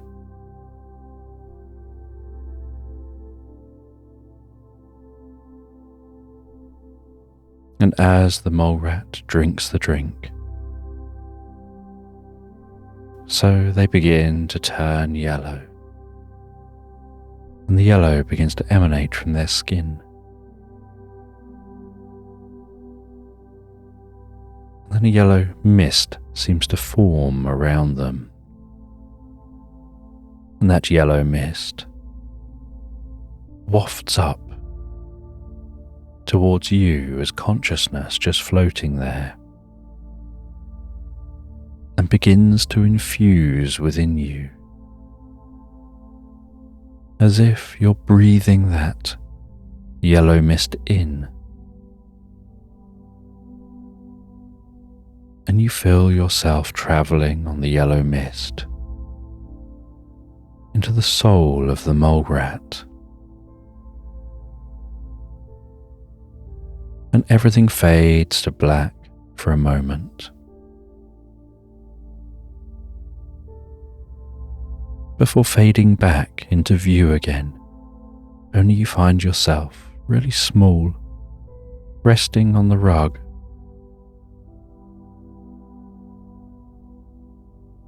with some of your thoughts being mole rat thoughts, and other thoughts being your own. And they once again offer you that blue cupcake. They tell you the effects of this drink will only last a short period of time.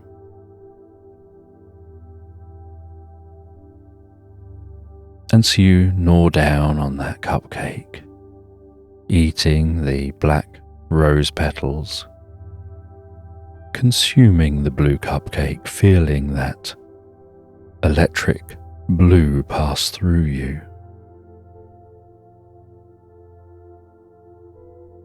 Feeling a tingling forming through your mind and body.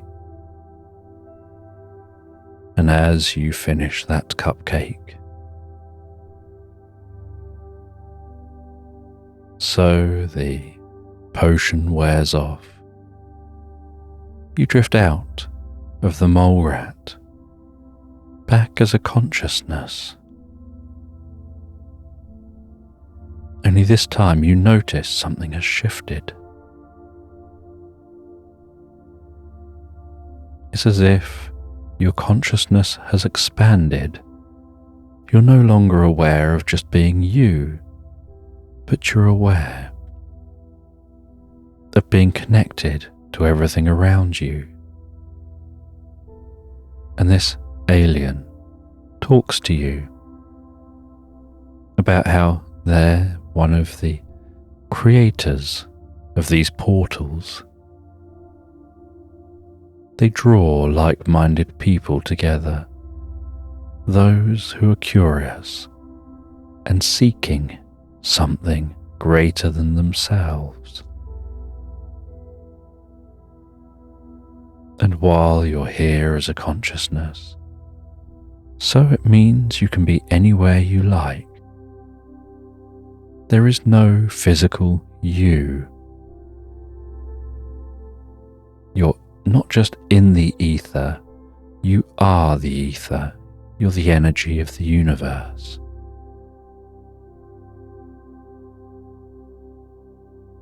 And in the same way that the spoon doesn't bend, when you understand that,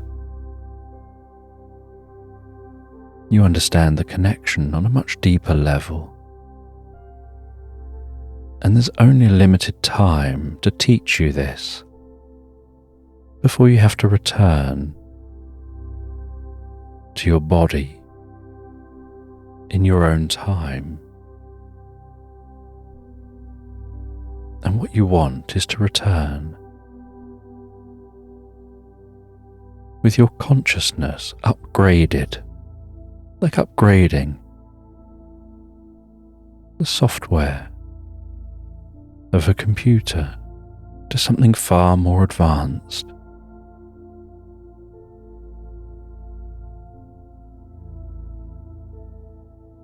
And that's why they had to break with tradition and work fast to meet you.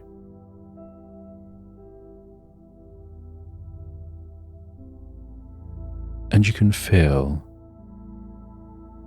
that new learning and understanding weaving and passing through your consciousness, swimming among the channels of thought.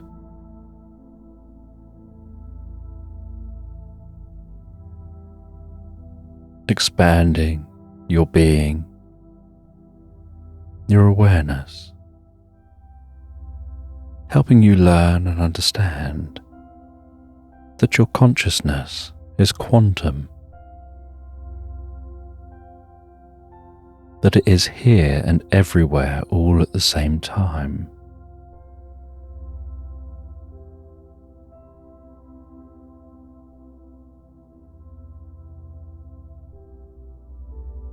And this alien shows you back out to the streets. You begin to find your way back the way you came.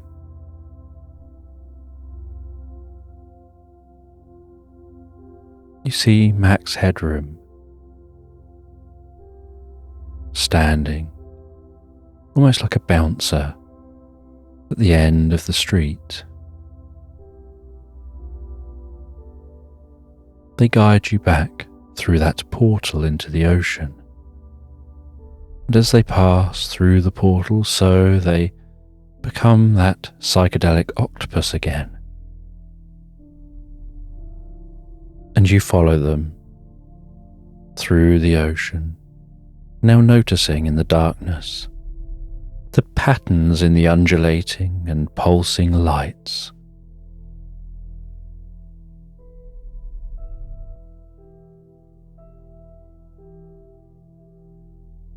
And you feel almost mesmerized by those lights.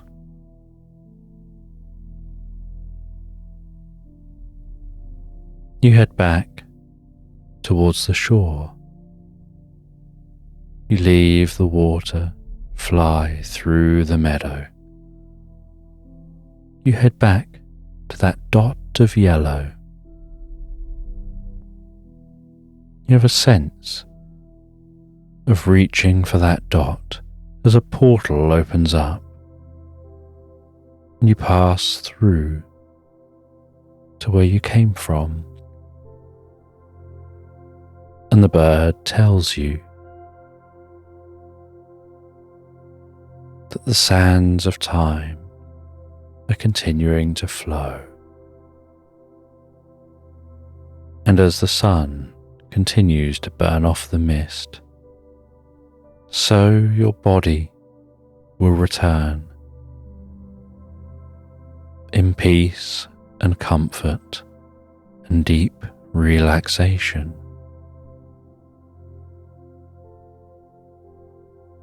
As if it's been renewed and repaired. Like taking a car into a repair shop for an MOT, getting it all checked over, making sure it's all fit and healthy and in working order.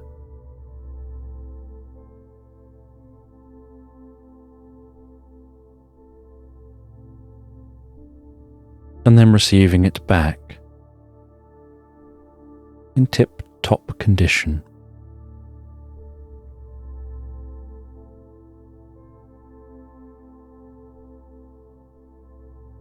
And some things can be a pain when things go into repair,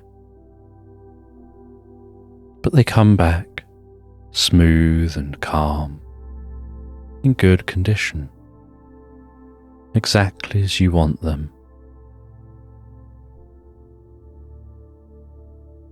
It was a pain back there in the repair shop, not where you are.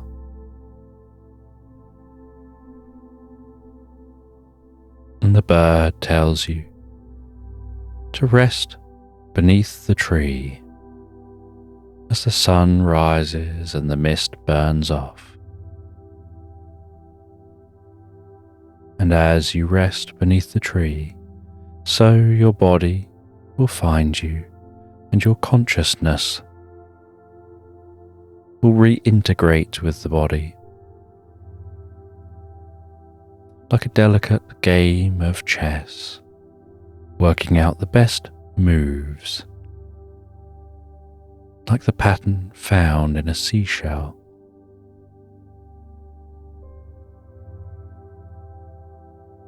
That follows the perfect mathematical formula,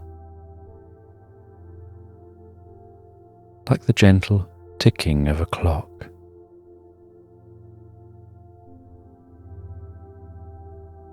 And while you rest beneath that tree, so you feel like you're drifting into a reverie. And as you drift deeper and deeper into the reverie, so you feel like your consciousness is swimming lazily among the neurons of the mind, exploring each path, working out what's best, melting gently into the comfort of your heart.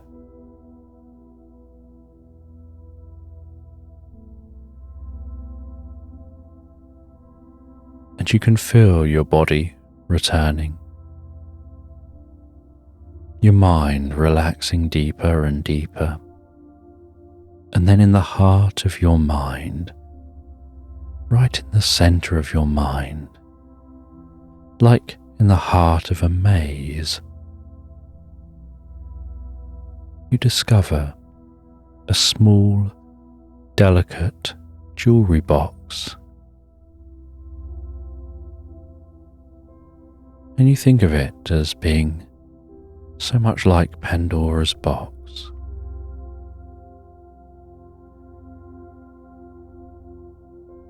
And you feel yourself slowly approaching that box deep in the heart of your mind. Hearing the soft sound of music playing within that box. As you reach out and carefully open the box,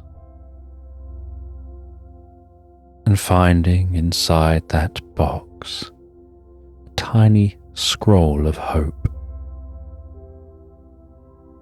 Carefully unraveling that scroll of hope,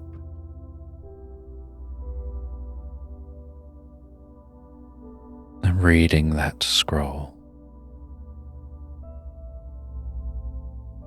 and feeling that the reading takes you deeper and deeper into an understanding of consciousness, of comfort and deep relaxation.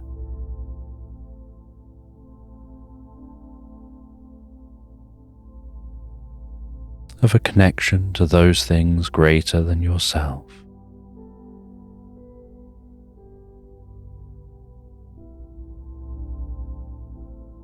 And a mission of discovery.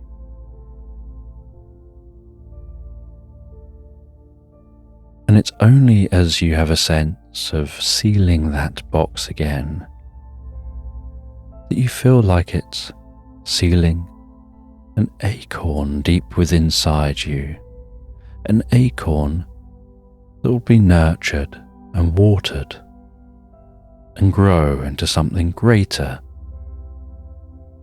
than it starts.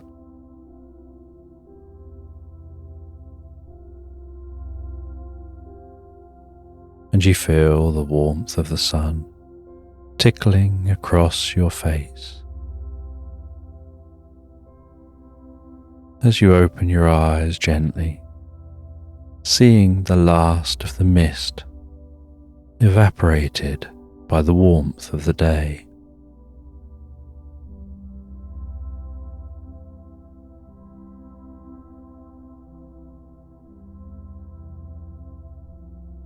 And you stand up, you continue on among the trees, passing out into a beautiful meadow with the most beautiful blue stream flowing through that meadow. The clearest water bubbling along so delicately, almost tickling the stones beneath.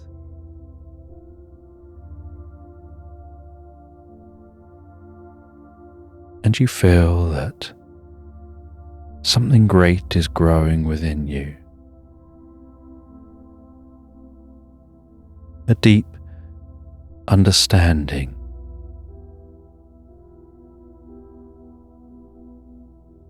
Something growing so rapidly, almost exponentially, like bamboo growing in a forest.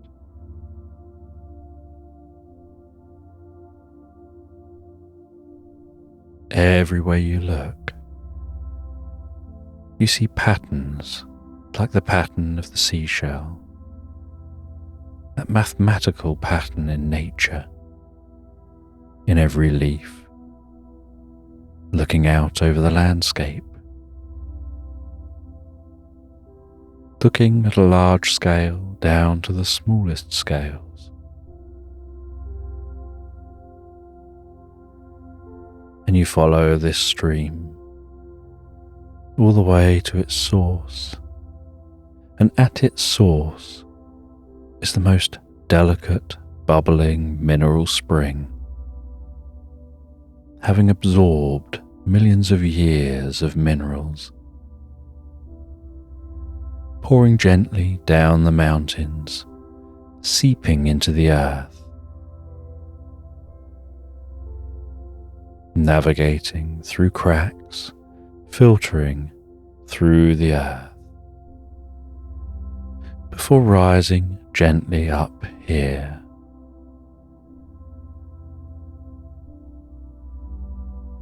And you take a drink of that natural spring water, feeling the coolness of the water as it passes down your throat bringing peace and calm. And you sit beside the stream, reading a book for a while, with your mind partly lost in thought.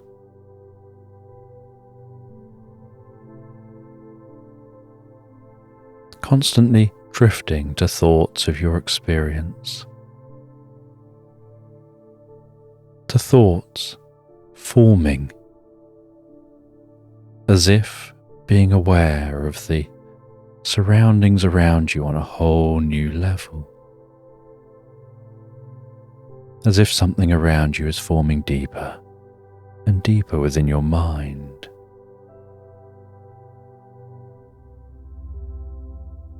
Like the tendrils of your mind are stretching out to reality around you.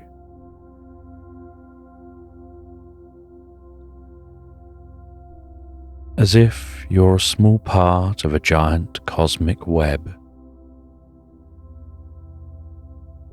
And when one string of that cosmic web is played, you feel it in your heart and understand it in your soul.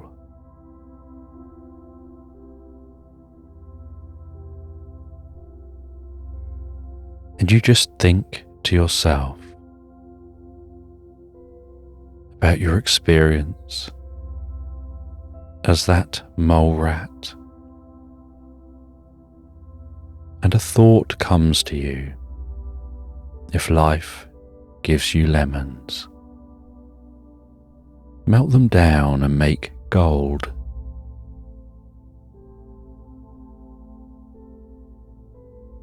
And it's a thought that on one level doesn't make sense, but with your experiences makes perfect sense. And you sit on the grasses for a while, continuing to read and listen to the stream bubbling gently beside you.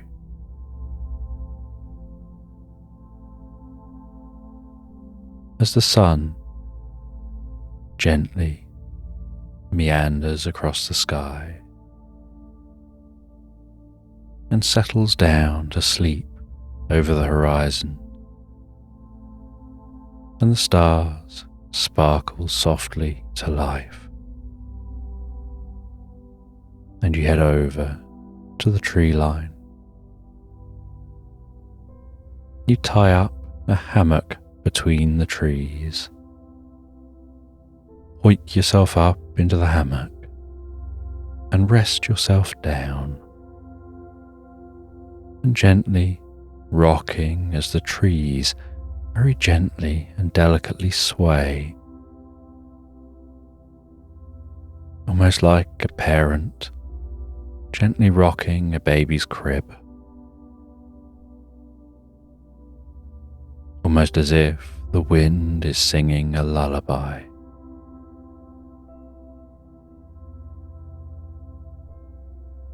You feel this sense of drifting peacefully and comfortably asleep, the breeze gently tickling your face.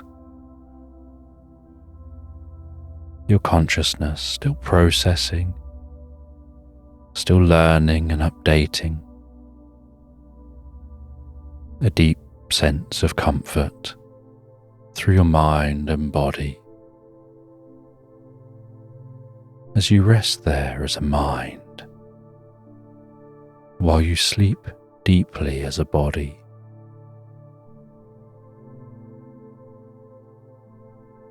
Aware of all your attention, lost in your thoughts of your mind, wrapped up in the maze of curiosity in the cosmic cobweb.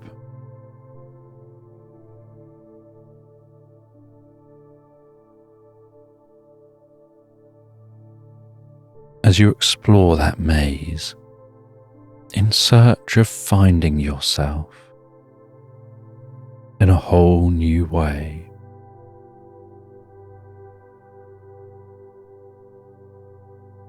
Of gaining a deep understanding of Pandora's box in the heart of your mind.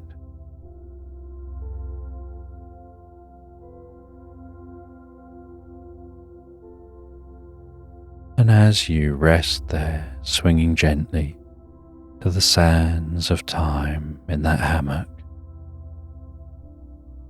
falling deeper and deeper asleep, your consciousness swimming through inner discoveries.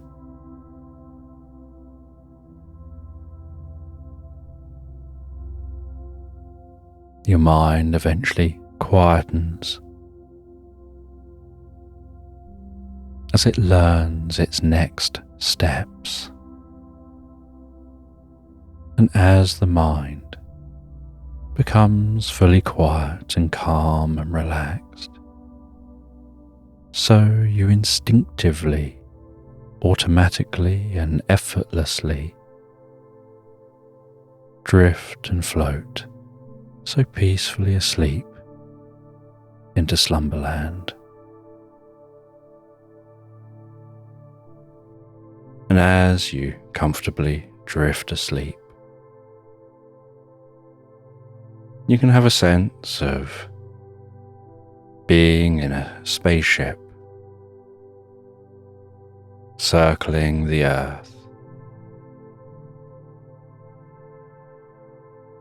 And as the spaceship circles the earth, so the windows in the spaceship face down towards the earth.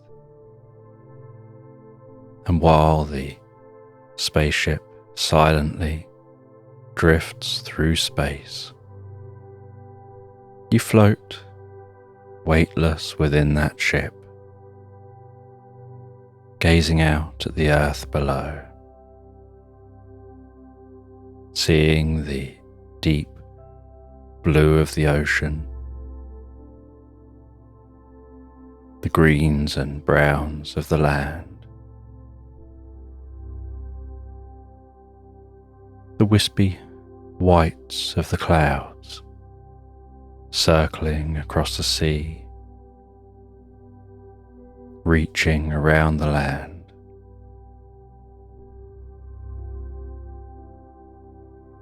and the dark black band of night. And as your ship continues circling every 90 minutes around the earth,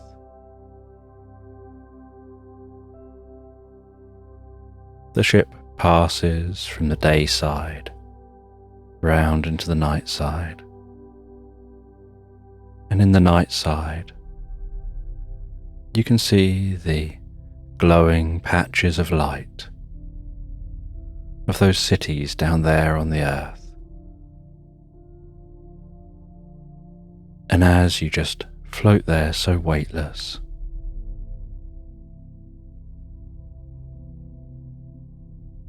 in the silence of the ship, it can feel almost surreal, and a curious thing about a ship floating above the earth is that although you feel weightless, technically there's almost as much gravity in a ship circling the earth as there is on the surface.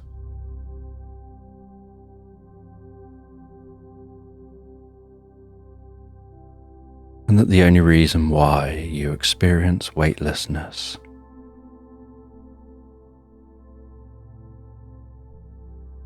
is because the ship is always falling towards the earth, but missing it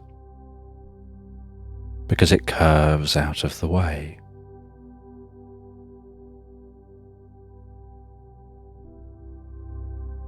And so it takes 90 minutes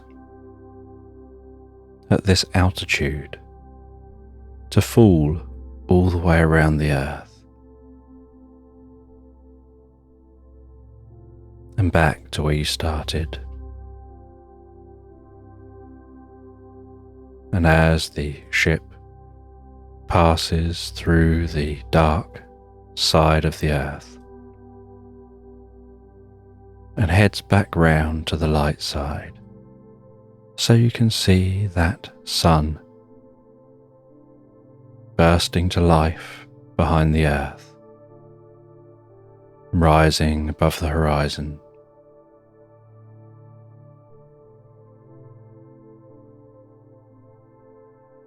And then as the ship continues around the earth, so the sun rises higher in your sky, until that sun passes to the far side of your ship, out of sight.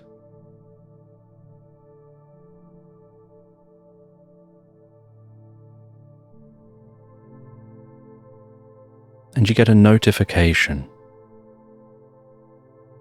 on the ship, letting you know that it's all clear to begin to make your descent down to the earth. And so you start to press some buttons and move some levers, rotating the ship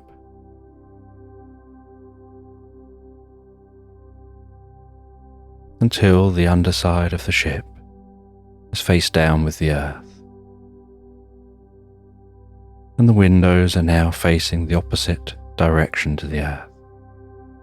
And it's only through the front windows you can now see the distant curve of the earth. And as you look in the direction of the earth, so the background turns totally black.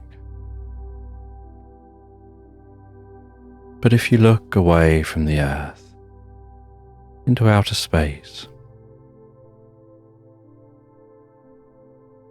in the opposite direction to the sun, and your eyes adjust to the dark, so you can see a blanket of stars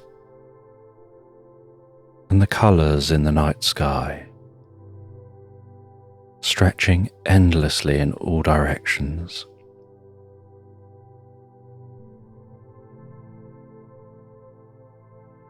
And a light comes on the dashboard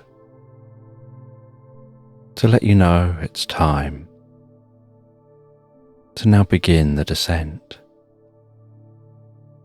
And so you move the lever forward slightly, and gently the ship begins to descend. And you see the earth growing larger in your field of view.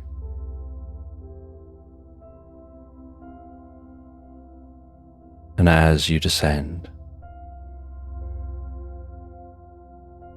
you reach an altitude where you lift the nose of the ship up,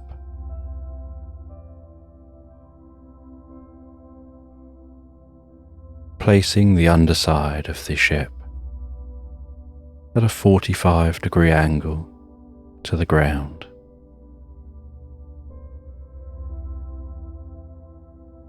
And the ship begins to rattle. That kind of rattle that vibrates through you to such an extent that your arms and hands go numb, and your legs vibrate enough to go numb. You can feel that numbness passing through your body, like a stillness passing through your mind, as you breathe calm You monitor your instruments, and the ship continues to descend. And you start to notice the orange, then white glow coming up from the underside of the ship, stretching around the ship almost like a glove, reaching round and holding that ship as it descends.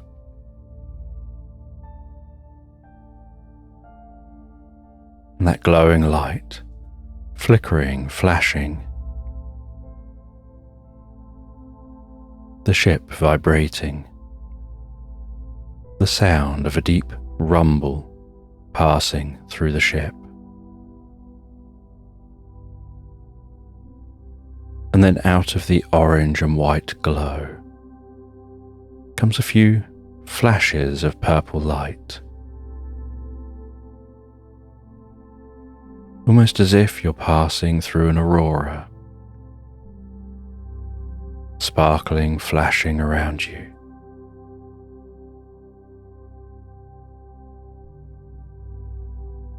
And it feels like such a long time over the couple of seconds it takes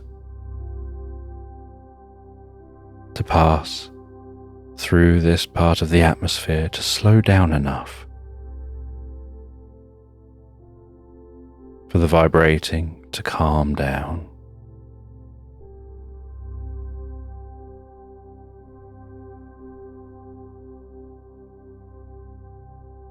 And then the ship begins to level out.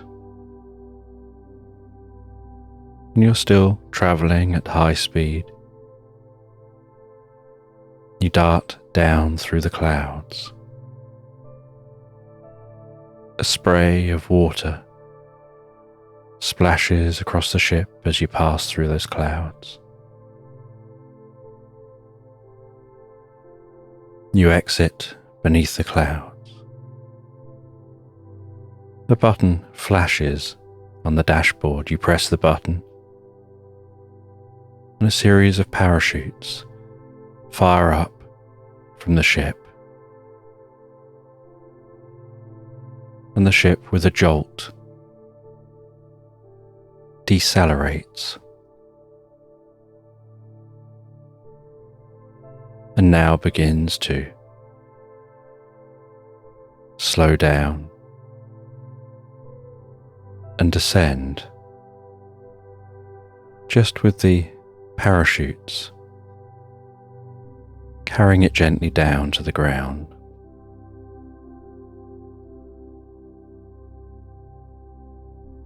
And as it descends, you look around you at the landscape below, and you can see the coastline. You can see some green landscape.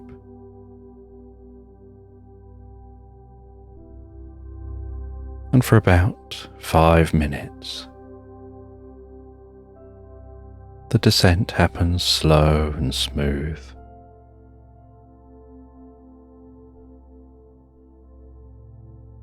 And after about 5 minutes, a light comes on the dashboard to signal to cut the parachutes. And you press the button, the parachutes get cut. The ship drops in free fall. You press another button, firing some engines. And you begin to follow the guidance on a screen in the ship, piloting that ship towards the land in front of you.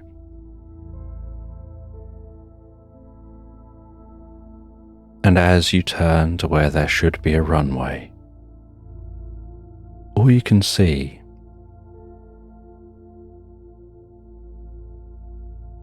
is a vast meadow surrounded by woodland. But this is where you need to land. And so you come in to land on this meadow. You do a perfect touchdown in the meadow. As the ship bounces and rumbles through that meadow, the grass is slapping the underside of the ship until eventually it comes to a stop.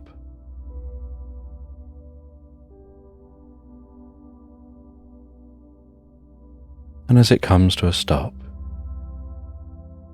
so you turn everything off and press a button to recall the parachutes.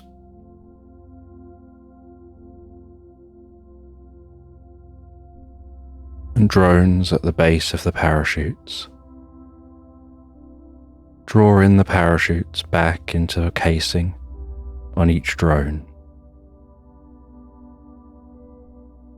And those drones autopilot back to the ship and auto-dock back in their pods in the ship, locking themselves back into place. And ordinarily, specialists would check each parachute, make sure everything's okay before the next flight.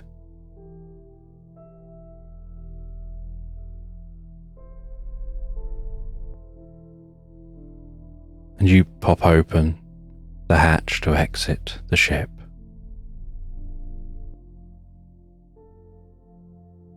And standing in the meadow, you feel very heavy.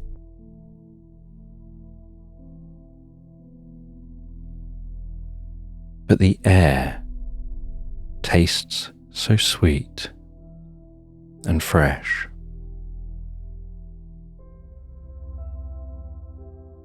You think to yourself that journey went very smoothly, like a melodrama, just incredibly calm. Everything worked just right.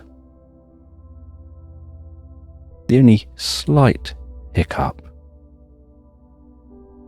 was that you followed all of the guidance, and you seem to be in a meadow when you should be on a runway.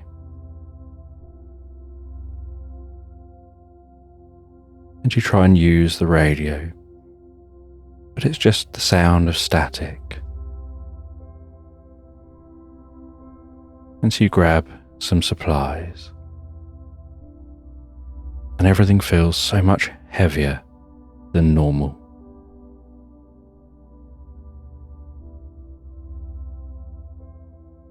And you lock up the ship and decide to explore and see if you can find out where you are. And you walk through the tall grass. And as you walk through that tall grass, so you just watch the nature enjoying this meadow. The birds flying overhead, bees bumbling from plant to plant, some rabbits gnawing down on some grass while their noses twitch and their tails flick.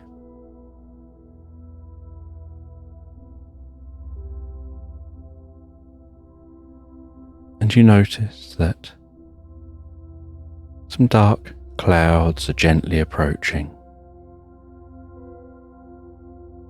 And so as you near the tree line,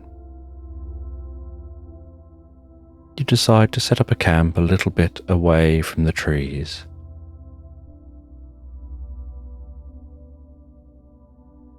And you set up that camp. You sit inside your tent those dark clouds begin to roll overhead, and rain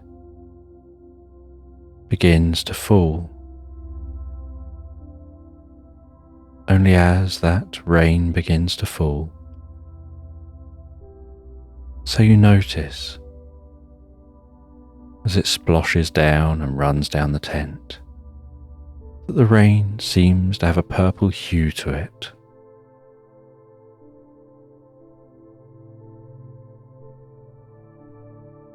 And you have a frying pan outside your tent that you're going to use to gather up some of the rain.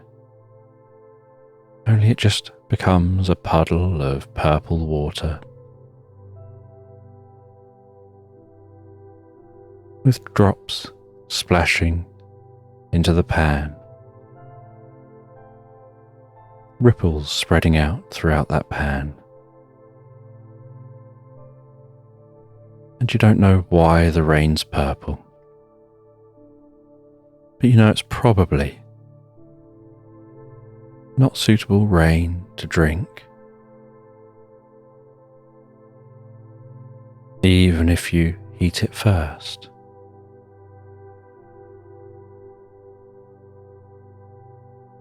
And so you just zip up the tent, the sound of those large drops sploshing on the canvas. You turn on a light in the tent, illuminating the inside of the tent with the coziest of glows. You rest back with a book and read that book. And the rain gets heavier as the storm gets closer. You start to hear the distant rumble of thunder, the occasional flash of light through the canvas.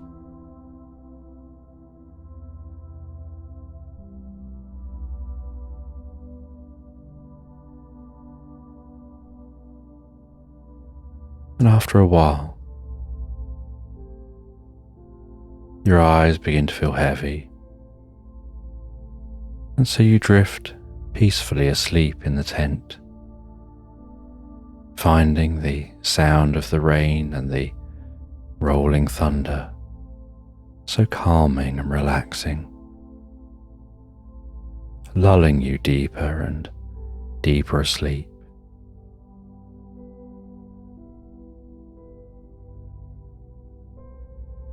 And while in space, you find it very difficult to get a full and proper night's sleep.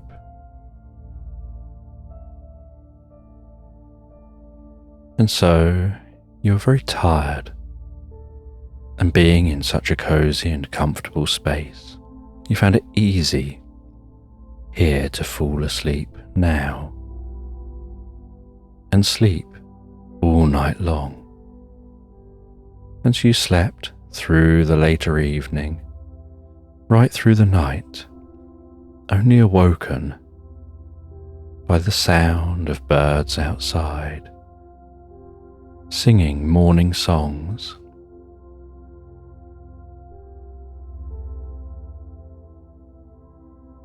There was a glow around the tent of morning daylight. You unzip the tent, with the fresh meadow air wafting into the tent, that scent of rain from the night before. The frying pan full of that purple rain. And you took some of the purple rain, placed it onto a slide, and took a look at that purple rain under a microscope. And as you looked closely at the purple rain, so you could see small cells that had a gentle purple hue to them that almost looked like individual blood cells, just smooth,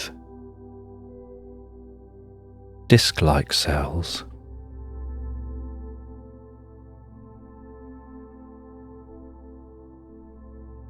And they were just floating in the liquid. And as you looked even closer, on a higher magnification, there was something hypnotic about the way the cells just gently moved so slowly, almost like driftwood floating down a river, wafting past.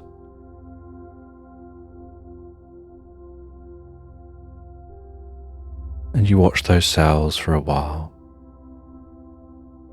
and noticed in those cells that if you got the focus just right, you could see that their smooth outside actually looked almost like they had dense fur.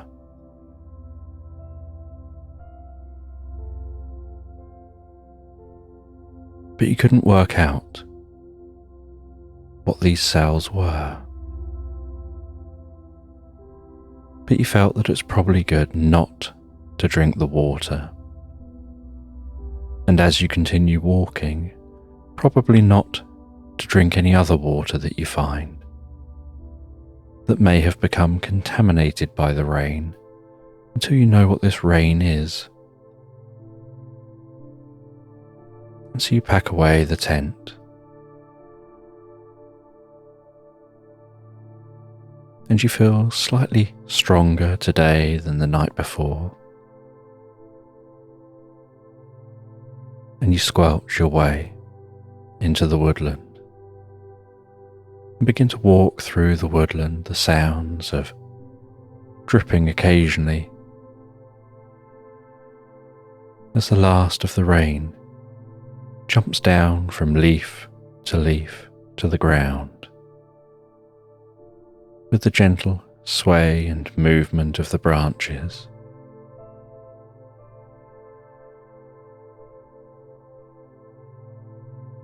And the ground inside the woodland is drier and firmer than the meadow.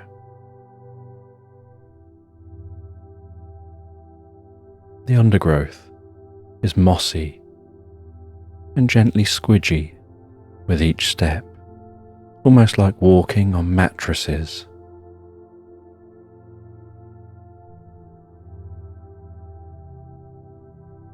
And as you walk your way through this woodland, you start to hear a distant, musical singing, similar to the sounds of birds, only sounds you're unfamiliar with. And you decide to investigate. And you weave your way among the trees. The damp bark smooth against the palms of your hands as you push around one tree then another.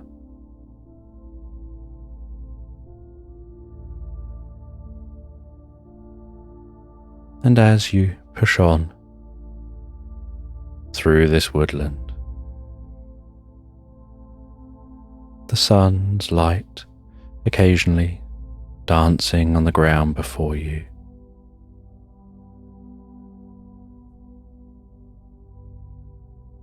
You find your way out into a slight clearing, finding that this clearing is at the top of a gentle cliff overlooking a valley. And you can look down into that valley and you see a river running through the center of the valley, surrounded by trees. And the singing sound, that kind of bird sound, seems to be coming from somewhere down, near that river. And so you look around this cliff to try and work out a way down to that valley.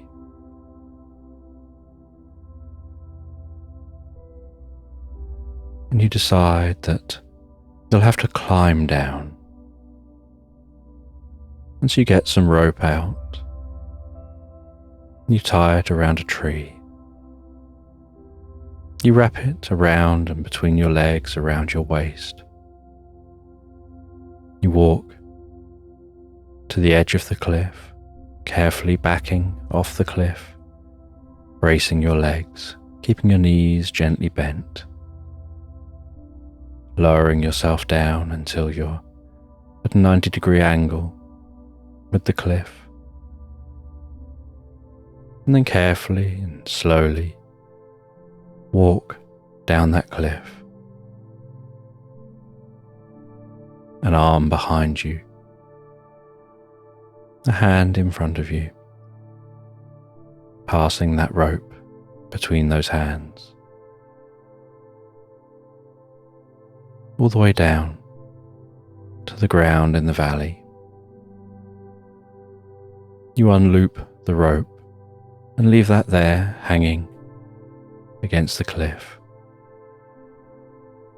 and set off on foot again.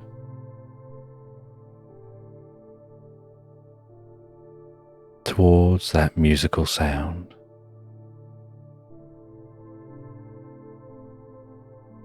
And as you get nearer to that musical sound, you see an unusual sight. You see some rhinos standing on their hind legs with canes and top hats, whistling tunes and dancing in sync with each other, kicking up their legs, twirling around, raising and lowering those hats on their head, spinning the canes in the hand. One of the rhinos wearing a monocle. And in the water, you see some legs poking out of the water, making V shapes, then coming together, and then one leg up and one leg down.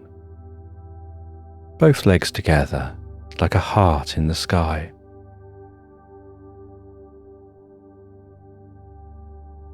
And then you notice they're upside down buffalo, doing synchronized swimming in the river.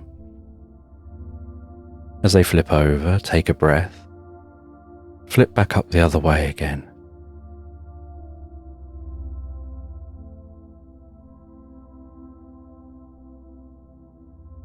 And on both sides of the river, you see a row of elephants, dunking their trunks into the water,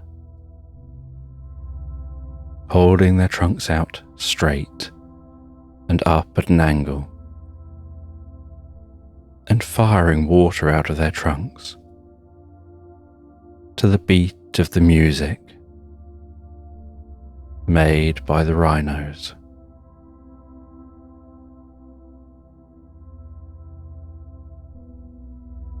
And in the background, on a large, grey, flat stone wedged in the ground, you can see deer tap dancing.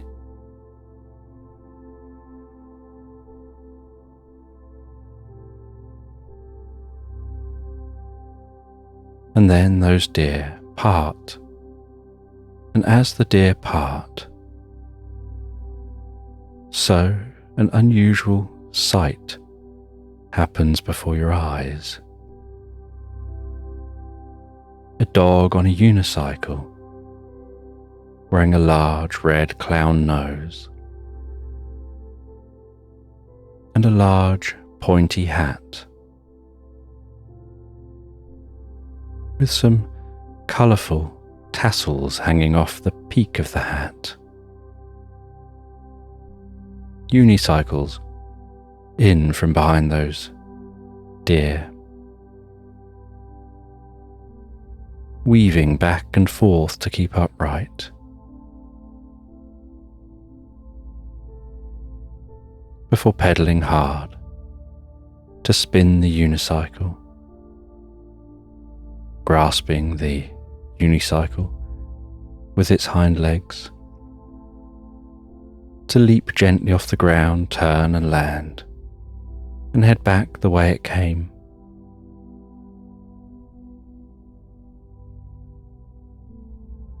And you watch for a while from the shade of the trees.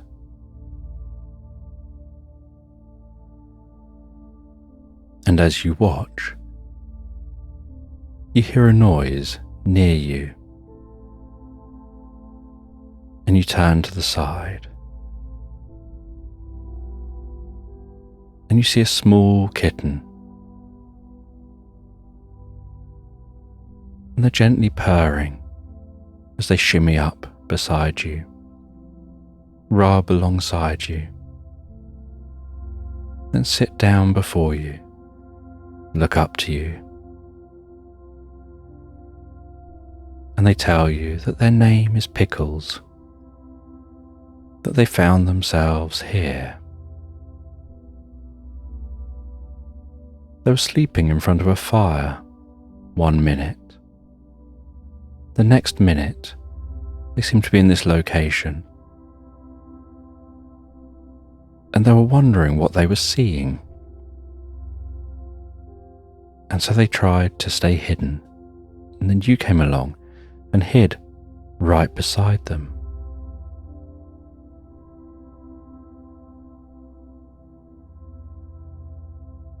And a part of your brain was taken aback by this being a kitten that could talk. But another part of your brain said, yes, but there's a dog on a unicycle. There's deer tap dancing. There's rhinos wearing top hats, flipping canes, whistling musical tunes.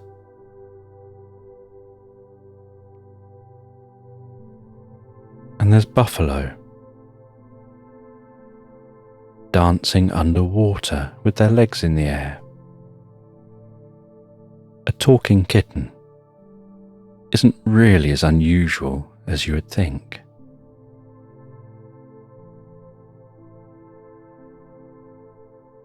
And with the kitten, you head carefully out into the clearing. You get noticed and they all stop their performance.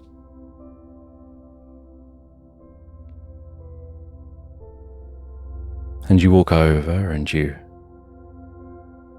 decide to try and strike up a conversation.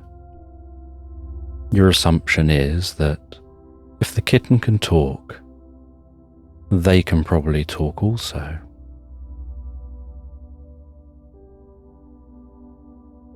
And as you strike up that conversation, you ask where you are, who they are, and they don't understand the first question because you're here. They don't know any different. Here is here. But they do explain that they're practicing for a show. They came out to this quiet spot where they can practice and train, ready for a show later. And this show is for the silver fox.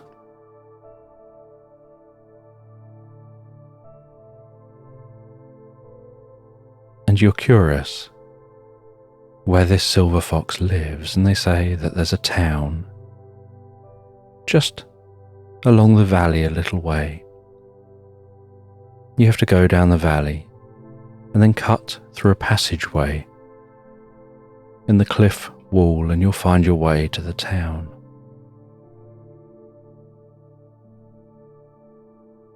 And the kitten says that they want to go with you, and so they climb up your leg, scramble up onto your backpack, their head poked up next to yours, their fur gently tickling the side of your neck, occasionally purring a little as they rub against the side of your neck while you walk. And together you walk along the side of the river. And you continue heading along that river, the sound of it bubbling along beside you, until you find that tunnel, that gap into the side of the cliff. And something about this strikes you as unusual, because the view through that gap looks like a view into a town, and yet you would expect it to have been a tunnel, perhaps going some distance through the cliff, maybe rising up, maybe heading through the cliff and out on a cliff the other side, not like a tunnel straight to a town. But you walk through that tunnel, and just a pace or two, you find yourself in what seems like a Victorian street. And you walk along this Victorian street, and it's nighttime here.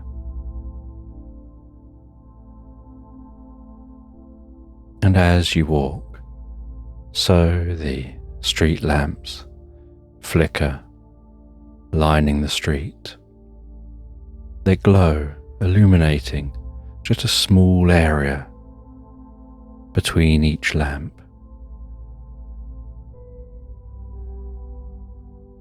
And occasionally you see a horse and cart clop their way along the cobbled streets. And most people seem to already be in bed. And you continue along the streets into the main area of town, seeing pubs and inns and other buildings, enclosed shops and market stalls with the canvas pulled around each stall,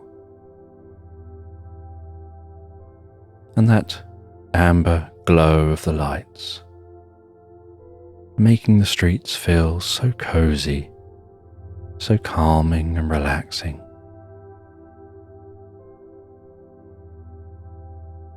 Then you head to one of the pubs. You walk into the pub and you say that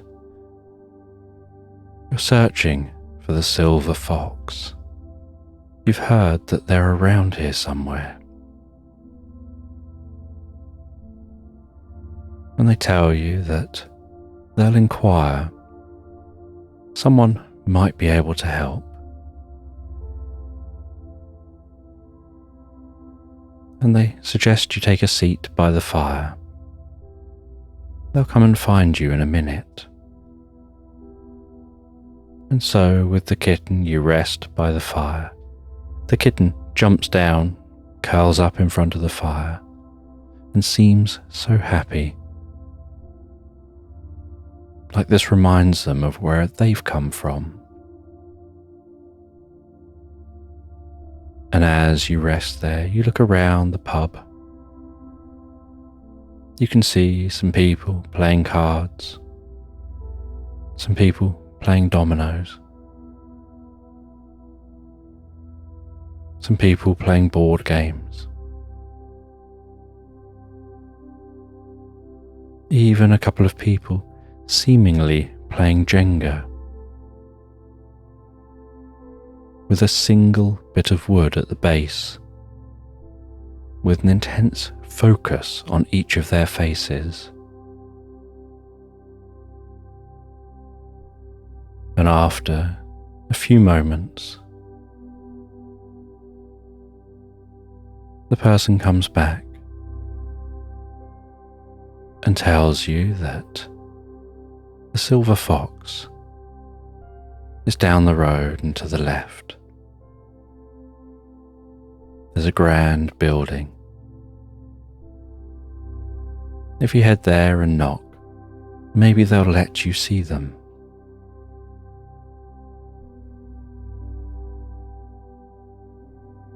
And so you pick the kitten up.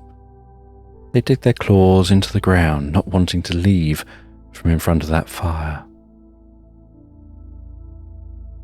You both make eye contact, as if to say, "You know we've got to." And the kitten lets go, and you place them back on your shoulder. And you head back out into the night, smelling that fresh night air. As you continue along and then left, and you see a large building at the end of the street. And you head to that building, and there's a silver button in a grand wooden door. You press the silver button and hear an ornate tune play from within the building.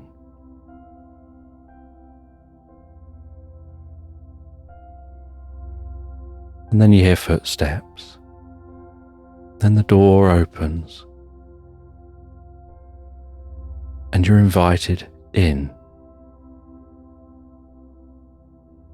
And you walk into this building. You sit down in a waiting area. And then a silver fox with the most incredible fur saunters into the room, and in a deep and booming voice, they introduce themselves as Tom.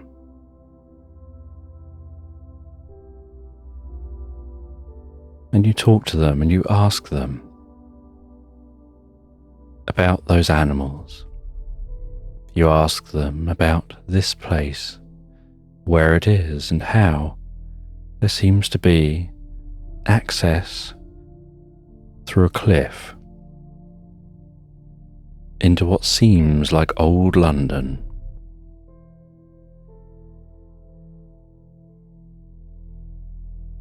And you try and explain, not thinking they would understand at all, about how you came here in a spaceship. But when you landed, it wasn't your home. This definitely was a different place. And they tell you about rips in space and time, and that as you descended, you must have passed through one. They swirl around the planet like vortices of wind, like strong, dense patches of wind spiraling overhead.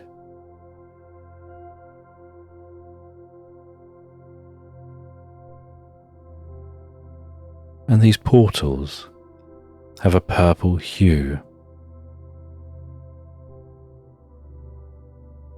and they're powered by a specific ancient being.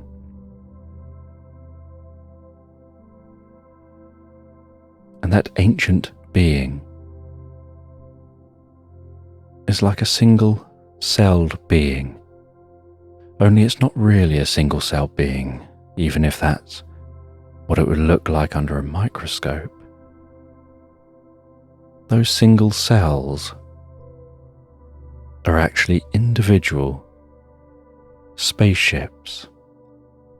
And if you could zoom in to see them close enough, you'd realize that in each and every one of those single cells are tens of thousands of beings.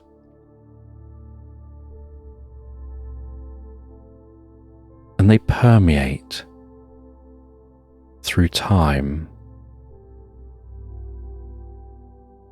only interacting with space at the points of the portals, where they seep through the portals. And as they seep through the portals, so because they're such small particles, they can seed clouds and get trapped within drops of rain, and they'll fall from the sky. But they're so small, they're virtually indestructible. And so it doesn't really affect any of the individual ships.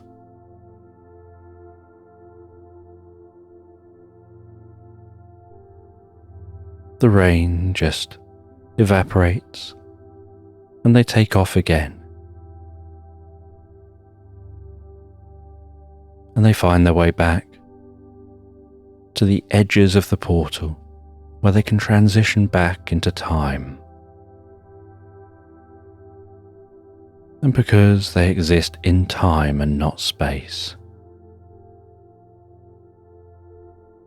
they exist in a timeless space. But these portals penetrate the multiverse.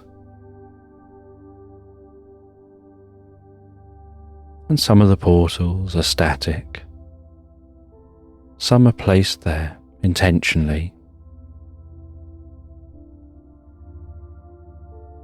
And others just pop temporarily into existence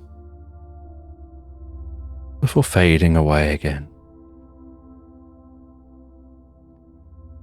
And the one you must have passed through was probably like a vortices in the sky. There'll probably be a few more, because they normally come in clusters and they last a few days. And they're hard to see, but you can map where they are. And Pickles must have passed through one that must have spontaneously appeared where they were sleeping. Maybe it was created on purpose or accidentally. And there's a permanent one in that cliff that connects there with here.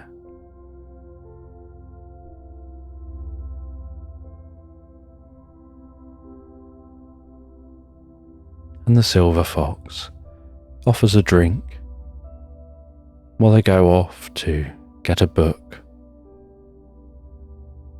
And they say this book will contain the secret to helping you return home. And they come back with that book. And on the cover, it says the treasures of Anubis.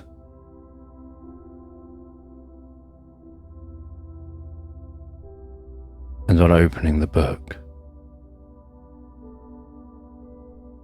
instead of pages, it's cut out.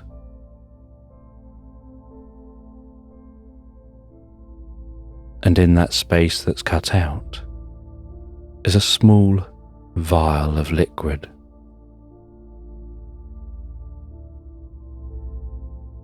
And they tell you that This honey in this vial is made with the purple rain, drunk and passed through 1,000 bees.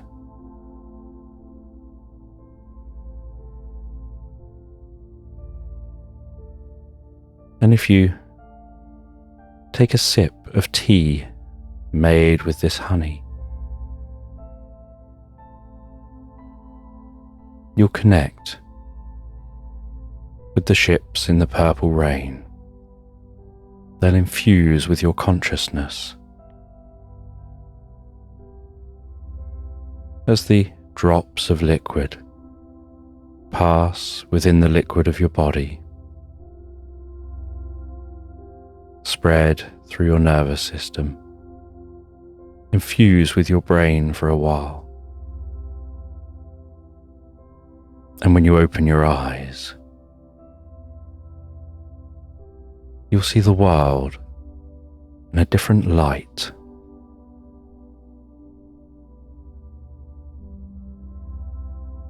When they take the lid off the top of that vial, they get a pipette and they draw up a little bit of that gloopy liquid and they drop it into a container. They boil up some water. They pour a little bit of that water into that container. They pop a cork in the top of the container and shake that container up vigorously until it's a yellowy, bubbly liquid.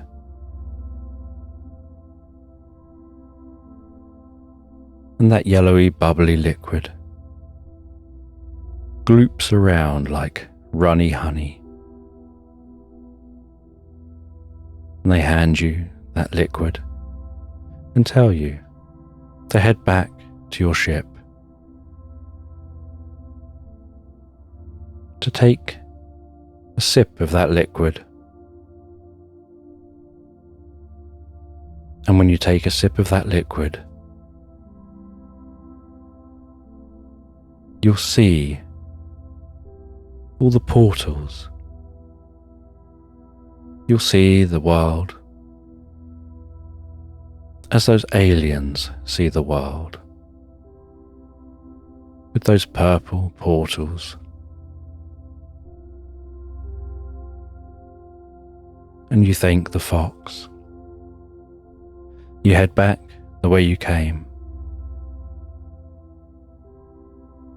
You head all the way back to that woodland. And back at the woodland, you turn to the kitten and you ask them where it was that they appeared. And they tell you where they appeared. And so you head to where they say. And it's there that you choose to drink that liquid. And as you drink that liquid, so you feel a warmth fill your body, passing through your head, almost like it's massaging the inside of your skull, tingling on your cheeks, tickling your ears, soothing your throat, your neck, your shoulders, your arms, your hands, your chest, your back, down your sides, your stomach, all the way down through your legs to the tips of your toes, soothing, softening, calming, almost like it's pulling gently on the underside of your eyelids, tugging them shut, while it fills you with peace and harmony, with calmness, and a deep sense of relaxation and stillness, and a comfort from the top of your head to the tips of your toes. And then your eyelids relax again, gently open, and wrapped around everything you can see is a purple hue, and there's sparkling purple lights, and what looks like ruptures, a bit like broken glass that's cracked. And you can see a portal near here. And you carry the kitten to that location, to the portal they can't see. And you can see the other side of the portal is half a rug. And so you pop that kitten through the portal. And the kitten thanks you and tootles off away from the portal, and you watch as it rests back down by the fire and nods a goodbye to you. And then you cut through the woodland, head out near your ship.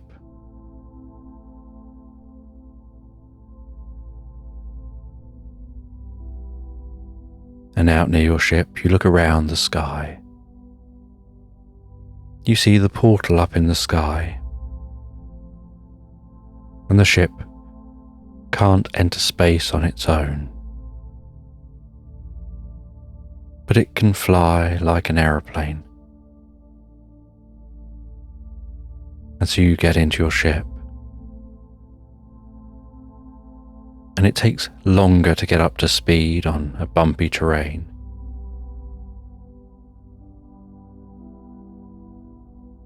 But you push the throttle forward. You speed along this bumpy meadow, lifting the nose up towards the end of the meadow, flying up into the sky, circling around, and directing yourself towards that portal.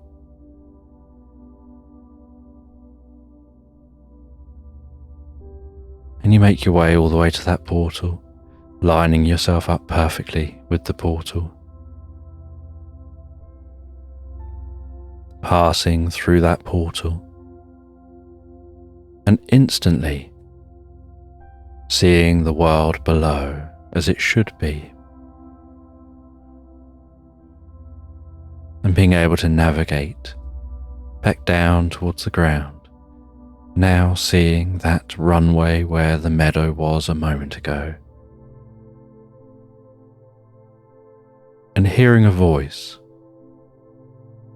asking if everything's okay, that you disappeared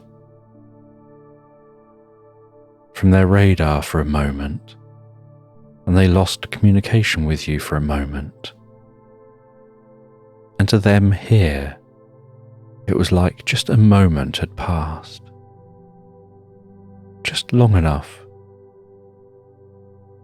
for them to question whether everything was okay. And you confirm that everything's fine as you head down to land, and they observe that your speed is coming in much slower than they expected from that point in the sky, as if you'd slowed down rapidly, not realizing you've already been through this once. And you land, and you leave the ship, and you're taken to a debriefing center. But you really look forward to when you can make it home. And after debriefing, you journey home. And at home, you put your stuff down. You find that vial of the little drop of liquid that's left, place that into a drawer. And you never told anyone during the debrief about your experience, unsure how they'd react if you told them what had happened. Or if you told them that you still see the purple haze everywhere you look. You still see what looks like rips in space and time and swirling eddies of portals in the sky.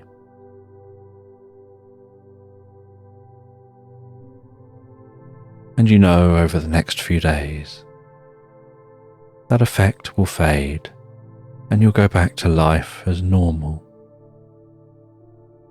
And although you'll go back to life as normal, a part of you is still curious. You would love to have seen that final performance of those animals for the silver fox. You'd like to know where Pickles came from, whether Pickles came from your time and place, or a different universe.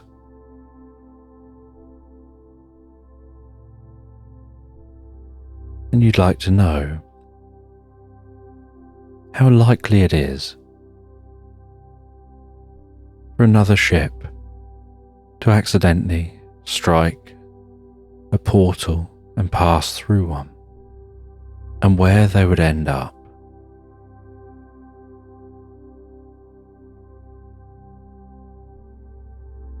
And with all those thoughts running through your mind, you head to bed. You rest down in bed.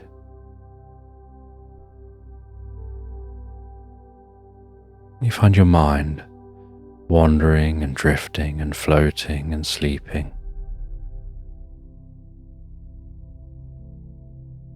As you so easily and effortlessly drift peacefully asleep, relaxing into Slumberland.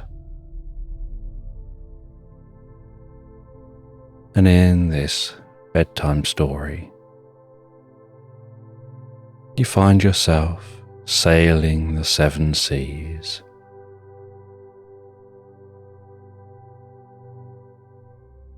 You wake up every day.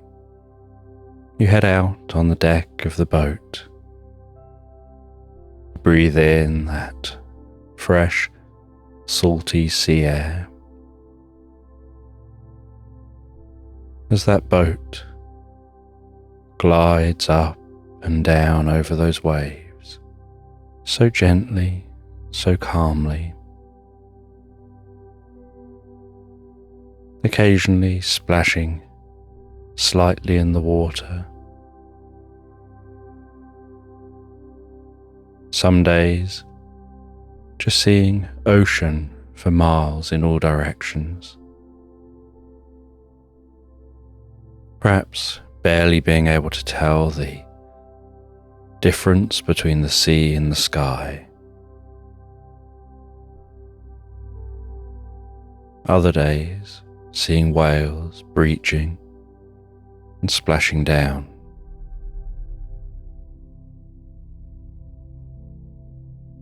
Some days it's misty, and you can barely see where the boat is going. And when it's misty, so the sound seems more subdued and calmer and quieter.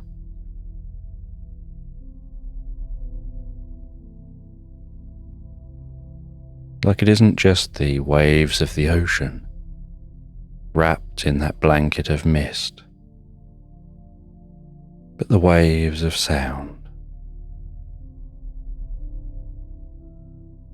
being softened on their journey to your ears.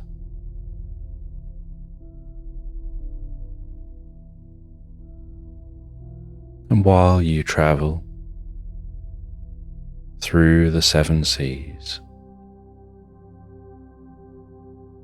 you stop at unusual places, the first to chart these locations, making new discoveries.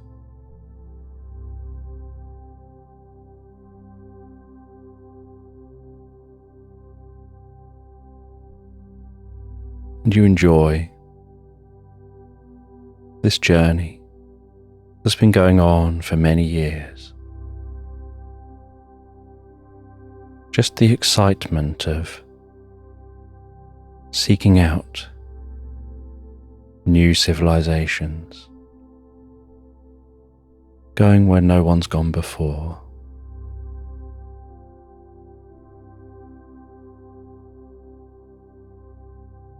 And one day, as you're ambling around the deck of the ship in your finest fuzzy slippers,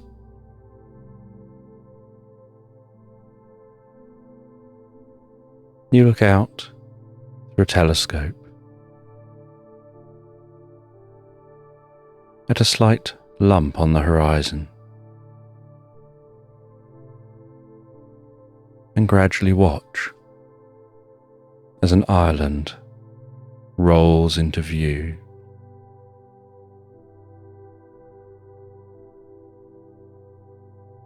And the captain directs that ship towards the land. And you stretch out those maps on the table, weights holding them down. And using rulers and writing in pen and using other devices, you explore that map and you begin to mark on the map this new location you're heading towards. And you can see where it is in relation to other locations that are already discovered and that you have newly discovered.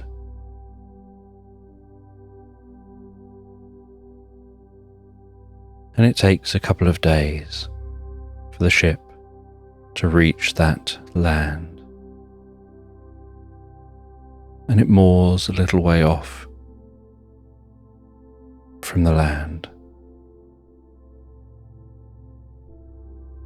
And you descend into the water in a sailing boat, and you descend into the water in a small rowboat dropped off the side of the ship, splashing, bobbing on that water.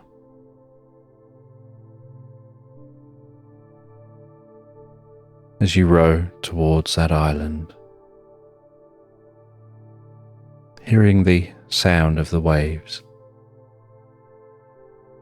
rolling up onto the shore, that sound getting louder as you get closer and closer.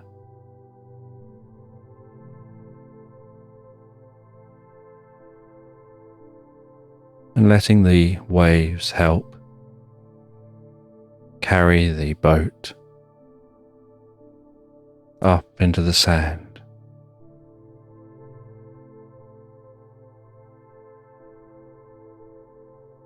The sound of the keel of the boat sliding, scraping through the sand and wedging into the shore.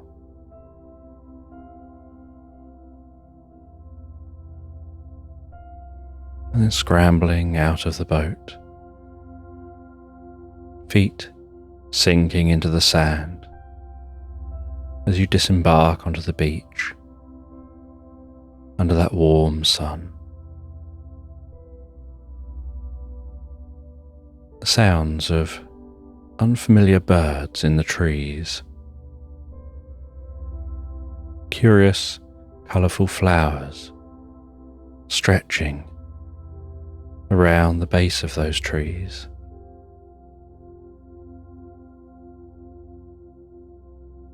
Bees that look like giant, fluffy bumblebees, seemingly barely able to lift themselves up from the flowers they've landed on, finding it almost humorous, the sight of the flowers bending and straining under the weight of the bees when they land.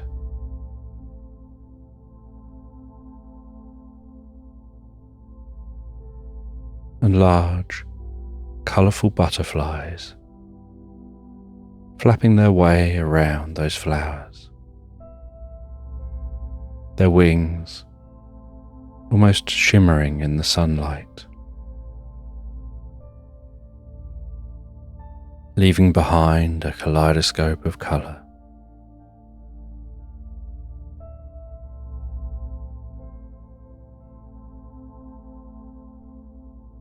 And you take a backpack out of the front of that rowboat.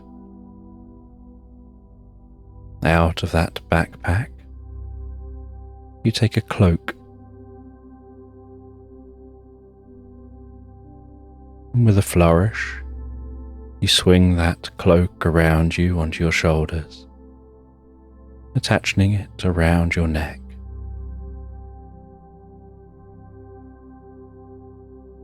You pick up the backpack. You slide that on underneath the cloak.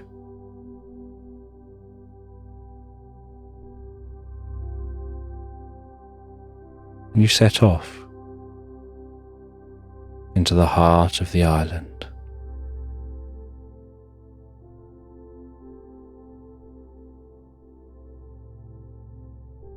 And as you walk up the beach, and then walk into the vegetation, you leave behind the sound of the ocean, the scent of the salty water,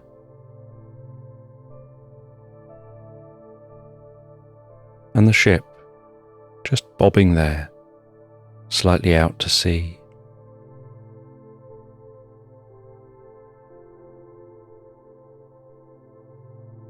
And as you walk deeper into the countryside,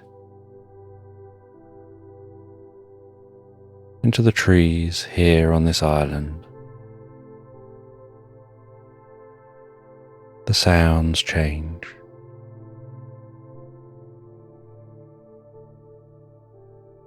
The unfamiliar bird sounds, the scampering sounds of small animals, and you're unsure of the size of this island. But you push on, and you have a journal to record your findings.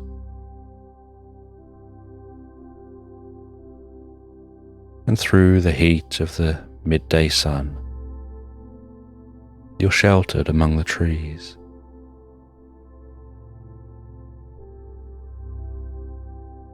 The light dancing through those trees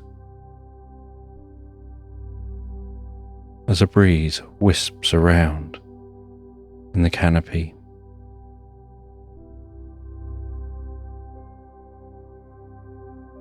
And you hear a faint, distant, musical sound, like chanting or singing in an unfamiliar language.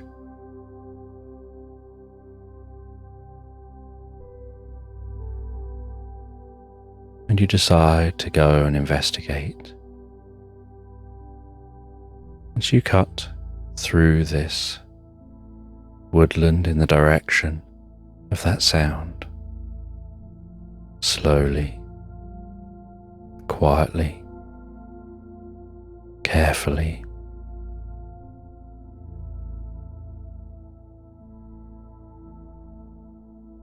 as the sun continues creeping across the sky.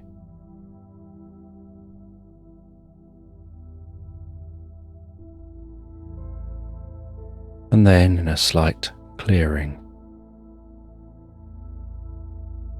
you notice light flickering and can smell that scent of a bonfire.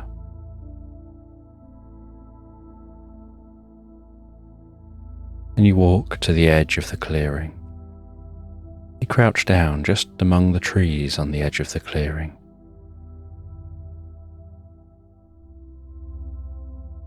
And you see small little people dancing around that fire.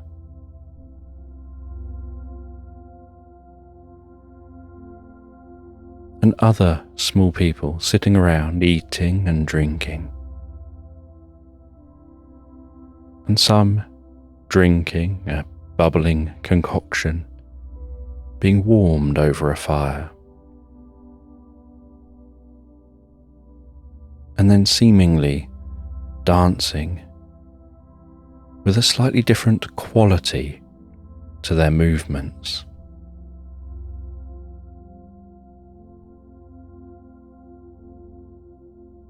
As if there was something spiritual or magical about the experience for those people. Like they're accessing something deeper than just those who stood up and danced. They were doing more than getting lost in the music.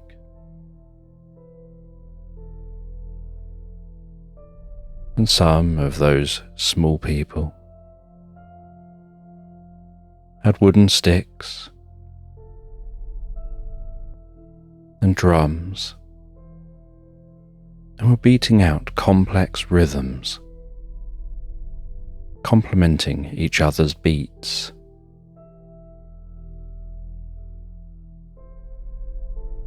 And those who drunk that special liquid had a robotic quality to their dancing. There was an economy of movement.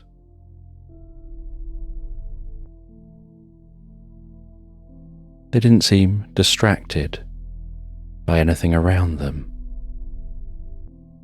They just seemed to be going with the flow.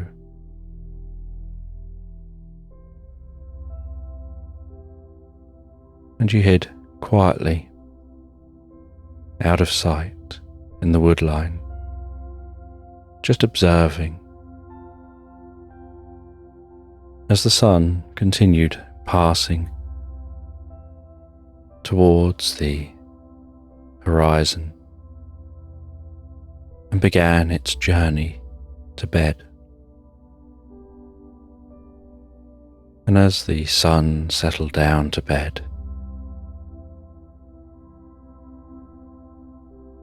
and the blanket of colour changing from that daytime blue to reds and oranges and purples, and then an inky blue darkness, and then black was pulled up over the night sky.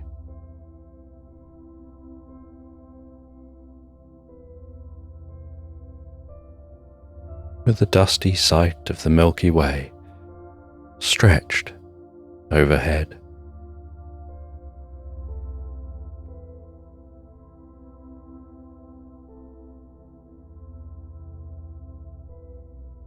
And then you notice something shoot across the sky and fizz across the sky.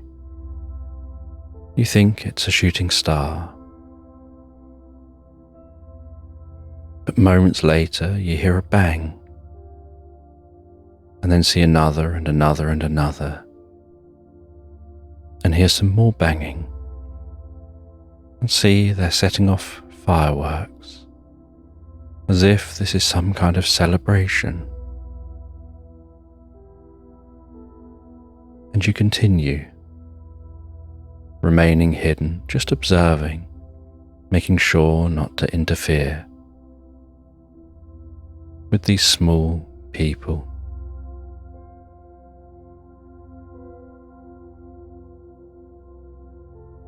And after many hours,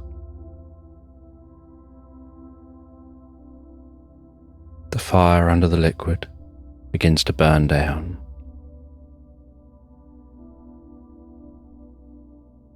The bonfire starts to collapse in on itself,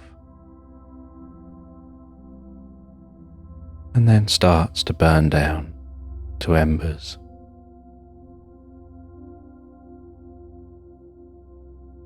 These people begin to settle down around that fire, engaged in quiet, almost contemplative conversation. Just gently engaging with each other.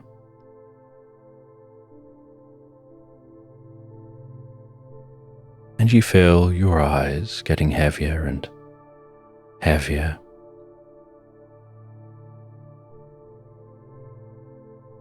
And you watch as these people head to bed in tents, and the fire is just the faintest glow.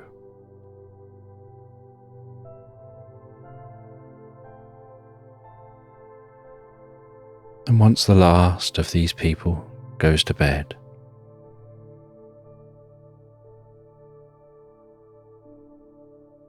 you sneak out quietly and carefully, making just the gentlest of rustles as your feet and legs push through the tall grass. And you walk over to that pot over the fire, and with curiosity, you take a ladle of that liquid, now cooling. You pour that into a bottle.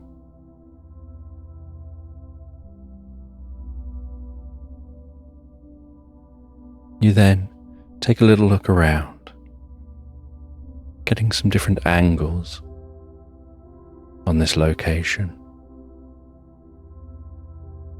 before sneaking back into the trees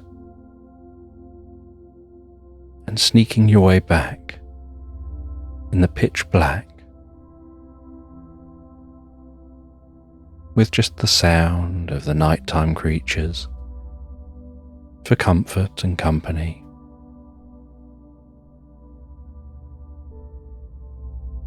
Finding your way back to the other side of this island,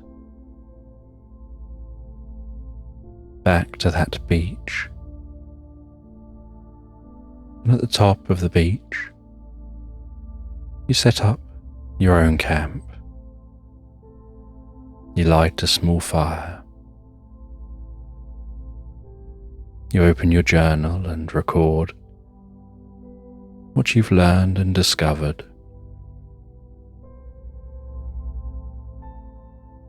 Before folding that up and placing that to one side.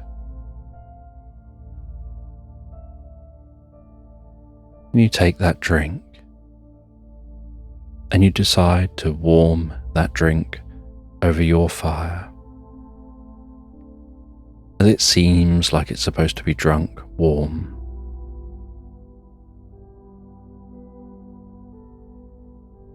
And when it starts bubbling gently,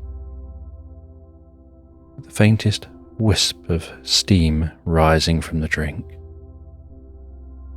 you remove it from the heat. You let it cool just a little bit before taking a sip of that drink. And a bit like breathing in mint, you feel that drink tingling up behind your eyes, down your nostrils, out of your ears, down your throat,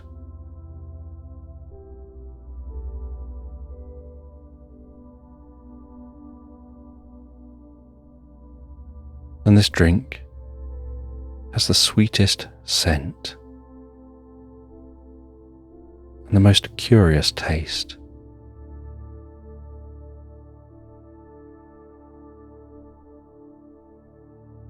And you tuck yourself back into your tent. You slide on your fuzzy slippers.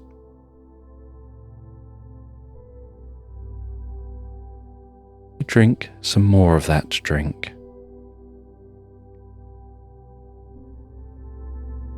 You feel that spreading down your arms, down through your body, filling your head, all the way down your legs to the tips of your toes, seeming to soften every part of you, relaxing your muscles.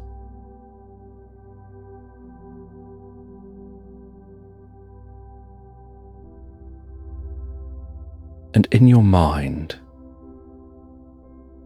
you feel yourself relaxing deeper and deeper. But after a few moments, your body begins to want to move and dance. You start to hear rhythms in your mind, finding rhythms and patterns in the sounds around you. The rhythm of the waves rolling onto the shore.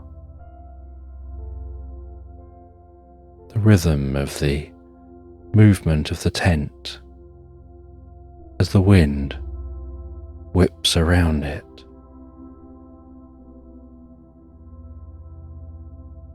The pulsing rhythm of the rustling canopy of trees.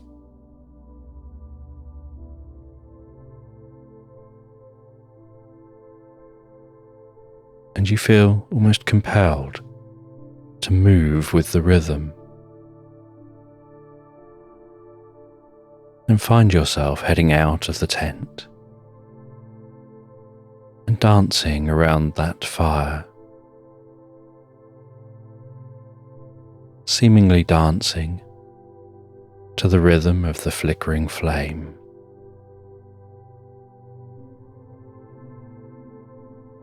And feeling like the dancing's happening automatically,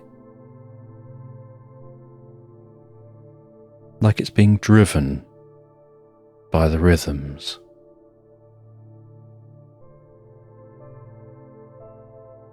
And yet your mind is becoming increasingly calm and relaxed. And your body, despite wanting to move, feels like all those muscles are deeply calm and relaxed. Like all the movement is happening automatically and effortlessly, without any tension or effort on your part.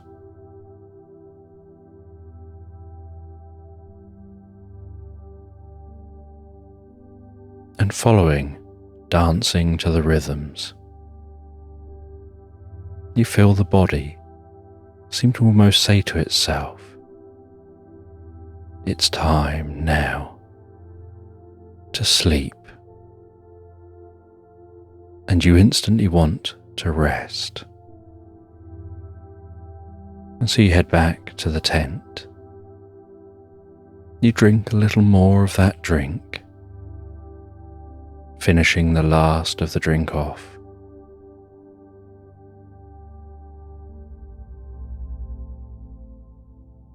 And you don't know if you actually rest back to sleep, or if you just imagined resting back to sleep, but you suddenly feel the feeling of falling gently backwards,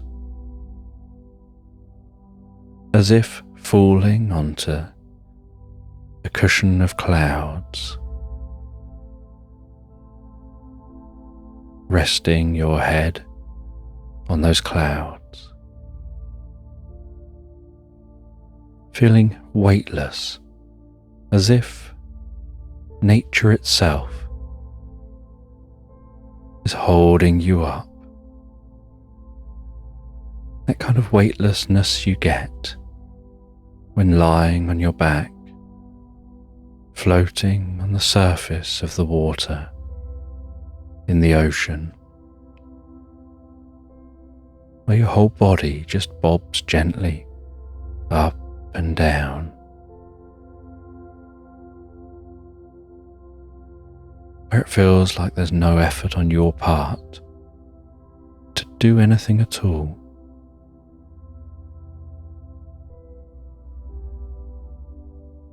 And while your body is resting on that cushion of clouds, it feels like your mind drops deeper and deeper, as if to say, your body is supported and rested so calmly, so comfortably there, that the mind can go deeper into the most profound experience, easily and effortlessly. And you find yourself hearing the sound of horse and cart, looking around you, seeing old cobbled streets,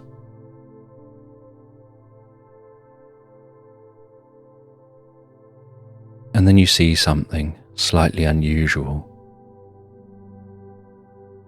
A frog driving along the cobbled streets in a matchbox, being pulled by two snails.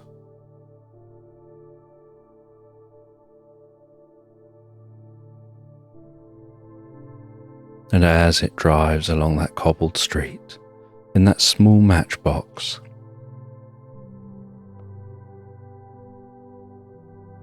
you stop and inquire as to who this frog is.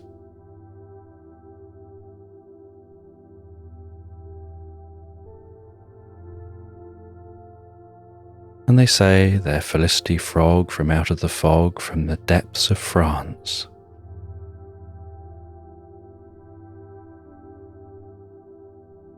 They rescued these snails from some whales on their journey over to England.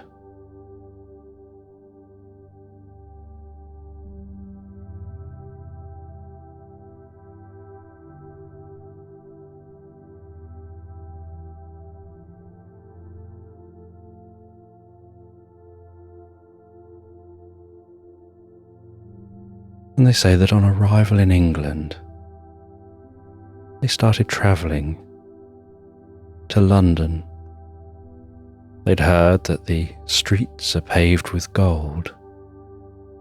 That's what they were told.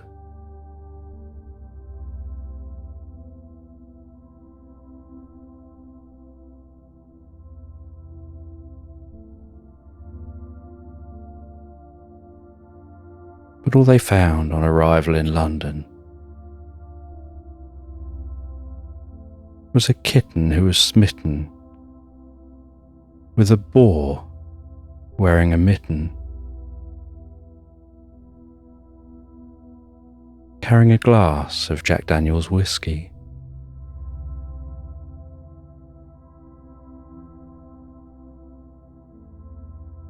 And they took a taste of that whiskey.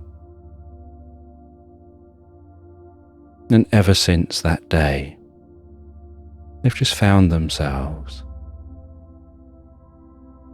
sitting outside a specific pub on the cobbled streets,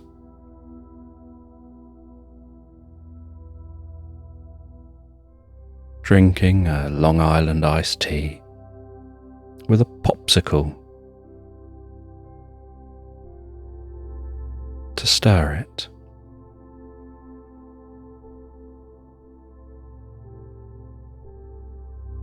And so this frog explains. They were told there's one that may be able to help them to find a path that's greater than what they found here in London. They've been told that deep in the streets of London is a magical potato cellar, and that you'll know when you find them. And so they've been travelling the streets of London, up and down the cobbles, in search of the streets of shops and markets where they'll find the one who sells potatoes.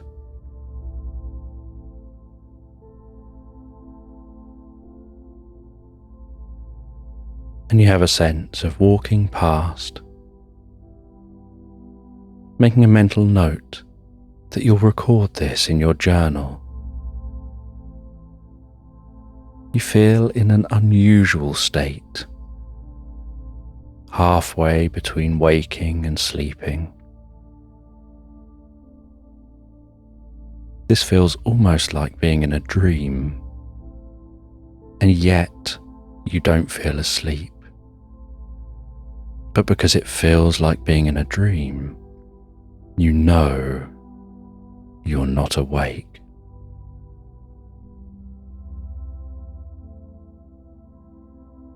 And you walk these cobbled streets.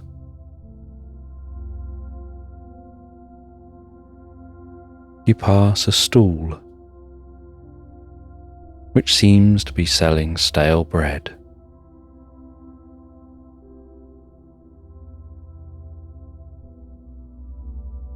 You pass another stall with a wolf with a red cape on, selling hot springs warmed in a frying pan and then placed in an oven to keep them warm.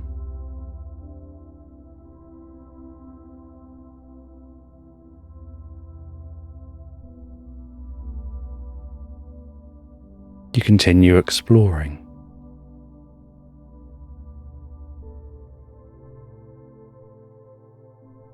And you start to hear a voice.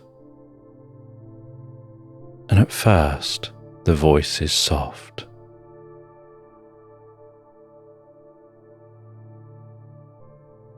And you try and figure out where it's coming from. You head down different streets. And despite all the sounds of horse and cart, of sellers lining the streets,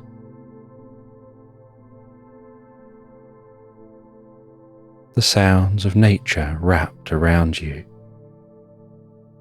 you can still hear that voice. Almost as if the voice, although very faint, is seeking out your mind. And you try and find that voice, weaving your way through different streets.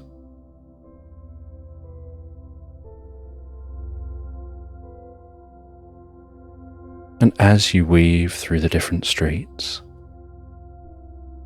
so the voice gradually gets louder and louder.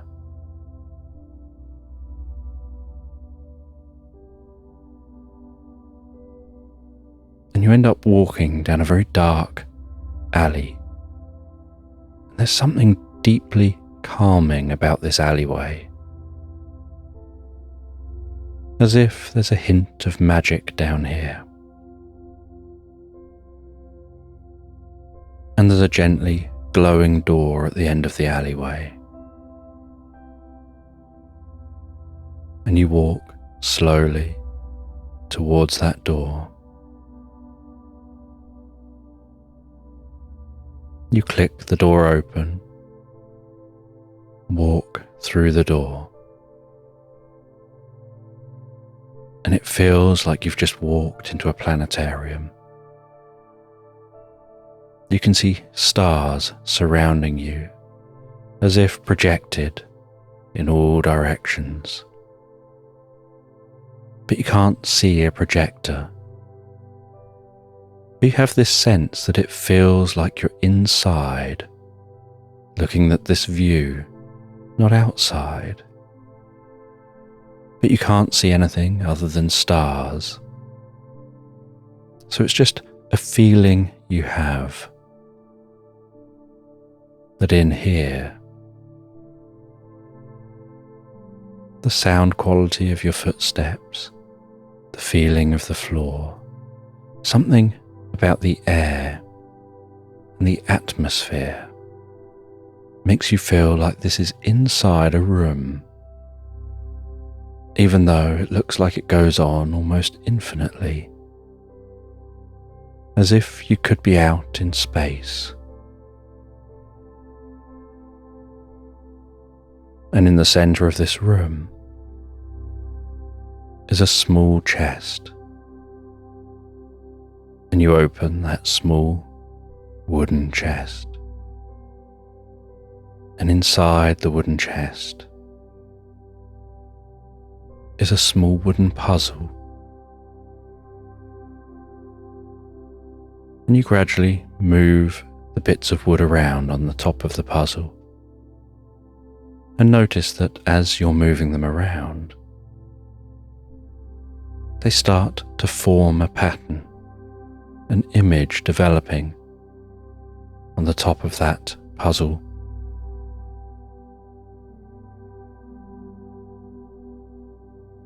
And as you move the last piece into place, the puzzle clicks. You open up that puzzle, and a beam of light stretches up into the air. A purple, sparkling beam of light. And out of that beam of light, a voice can be heard, telling you that this is your mind, interpreting the experience of connecting with the deeper layers of reality from drinking that drink.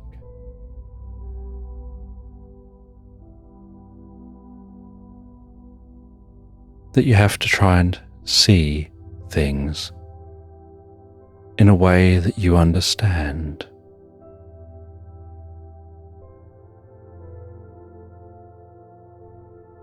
And so this takes things which you're familiar with, but combines them in a way that's meaningful,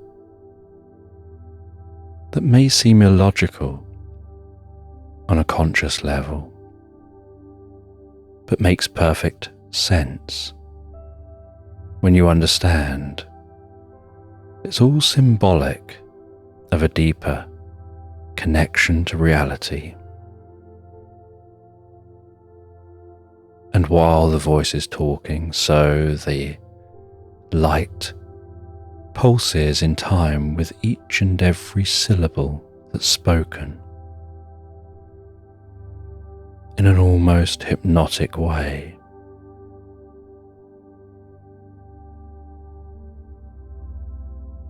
And you listen deeply to that voice, knowing you're understanding it on a level way beyond consciousness. Understanding it almost like this magical reverie resting in the tent is like a pre-bedtime story you're creating for yourself.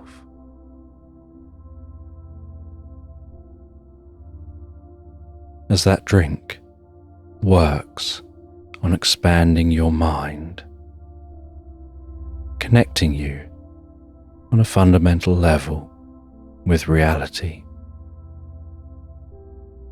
right down to the waves underpinning all of reality.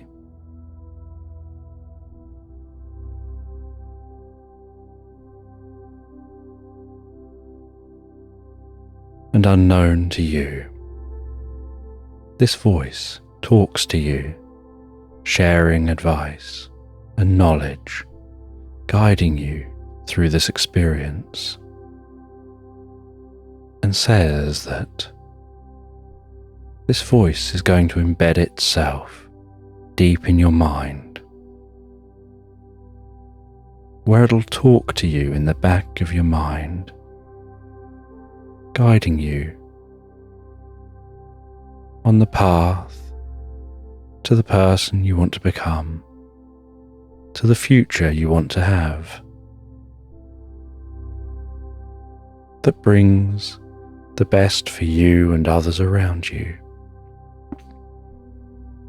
Through its deep understanding of the nature of reality, the connection of all things.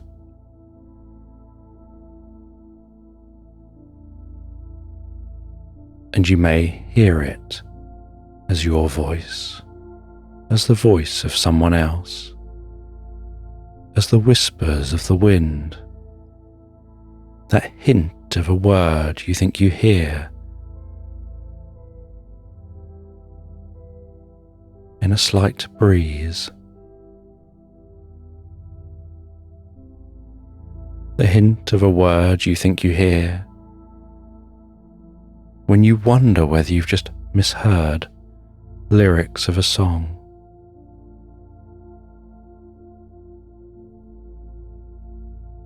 That voice that brings peace and calm to your mind. The voice that seems to almost give you a hug when needed, reassurance when needed, encouragement when needed.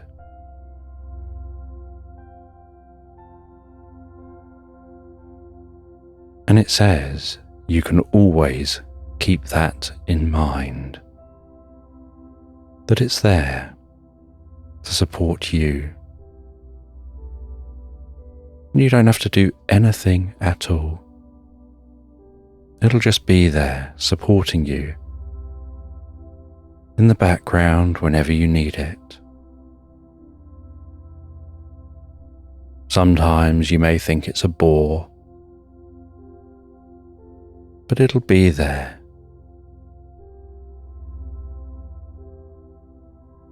Even when you turn your attention away from it. A little bit like Jiminy Cricket.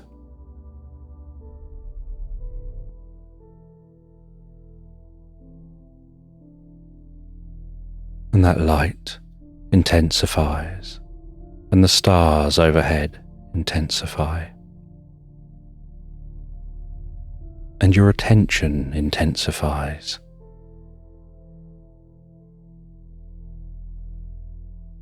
Before you feel like you're starting to fall asleep,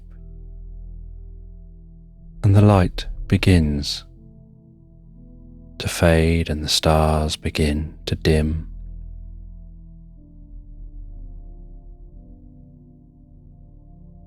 And you feel the experience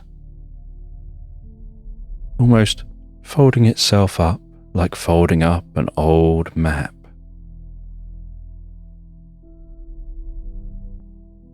The entire world around you folding up into that wooden puzzle box until you experience yourself sat cross-legged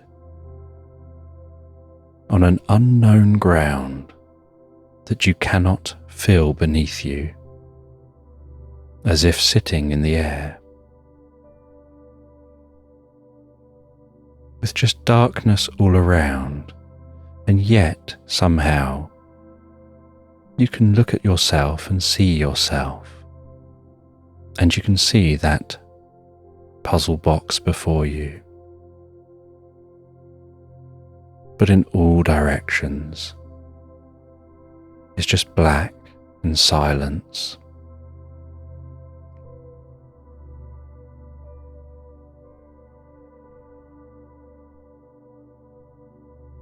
And you sit in that silence for a little while, exploring the silence, curious whether this silence is going to lead to sleep. Maybe this is the transition from the experience into falling asleep in this tent. Or maybe you'll wake up from this experience before settling down to sleep. And so you just wait in anticipation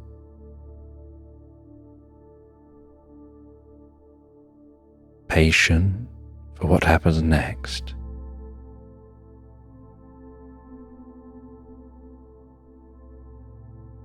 And then out of the darkness, you see a yellow, almost golden brick seemingly being painted before you,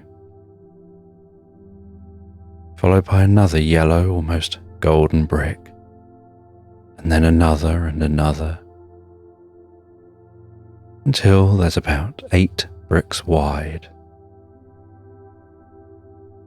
And then you see a row of bricks painted in front of that, and in front of that, and in front of that, and in front of that, and in front of that, and in front of that. Those painted bricks stretching off as far as you can see, making a point on the horizon, way off in the distance, in the darkness. And you see those bricks gradually taking on a matte finish, as if the paint is slowly drying. You can even smell the scent of that paint as it dries, and you feel compelled to stand up and begin to walk slowly along that yellow brick road. And you follow that yellow brick road in a straight line. As you turn and look back, you see where you are sat. You see yourself getting further and further away from that point. And you turn back again and walk further and further, feeling like you're following this road almost for an eternity. Like the further you walk, the more road appears, and the more road that appears, the further you seem to walk. And the more you walk, the deeper you go, and the more relaxed you find yourself becoming, and the more compelled you feel about what you're going to discover. And eventually, in the distance, at the end of this yellow brick road, you see what looks like a flagpole with a flag waving very gently in a non-existent breeze. And you walk towards that flag. And as you arrive at the flag, you see at the end of this yellow brick road, right in front of you, with the flag beside it, is a full-length mirror with an ornate golden frame.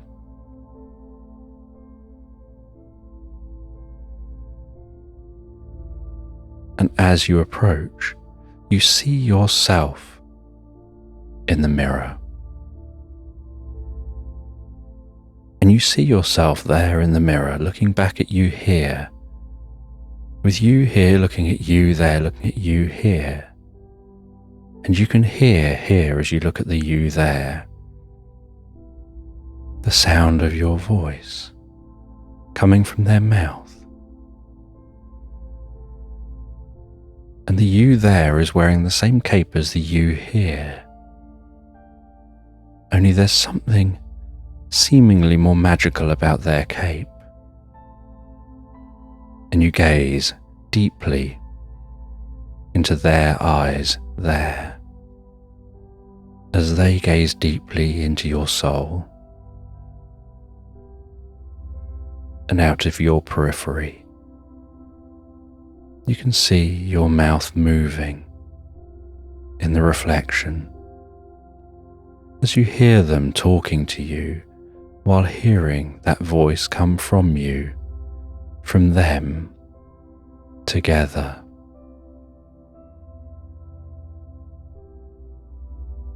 I am the wizard at the end of the yellow brick road. I am you and you are me and we are one, and you have one.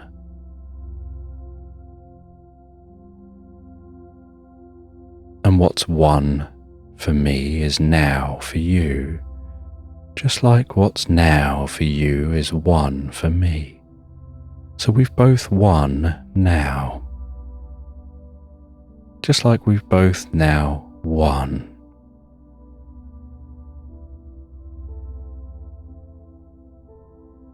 And you can look at me and listen to you, while listening to me talking. And as you listen to me talking to you, you can hear you talking to me. And while you listen to me talking to you and you know you're talking to me, you can hear me talking as I talk to you. And you're only going as deep into the experience as you can take yourself now while hearing your voice. And as you hear your voice guiding you deeper and deeper into this experience, you're connecting on a profound level with your inner self, with the truth of reality and your inner possibilities.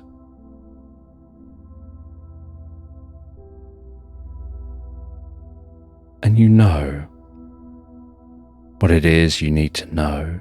You just don't know you know it yet. And you found that puzzle just like you discovered me here. And I found the puzzle just like I discovered you there. And the more you look into my eyes, the deeper and more relaxed you can go. And as you look into my eyes, everything around can begin to fade. Because none of that is important to pay attention to here and now. In fact, at the end of every day, when you're done with it, tents can be taken down.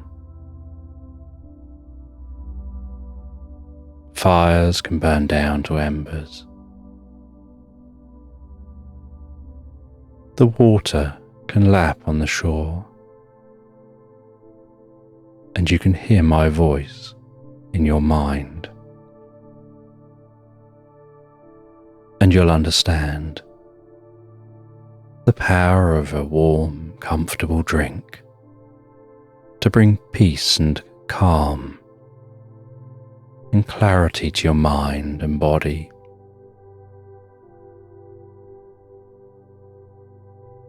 power of a warm drink to bring peace and calm and clarity to your mind and body.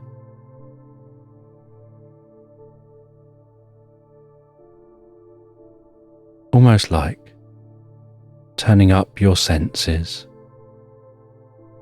to what you need to focus on,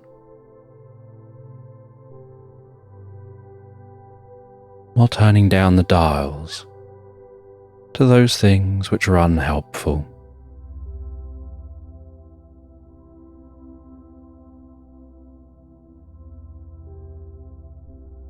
Like I'm there in your mind, because I am you and you are me, and we are one together.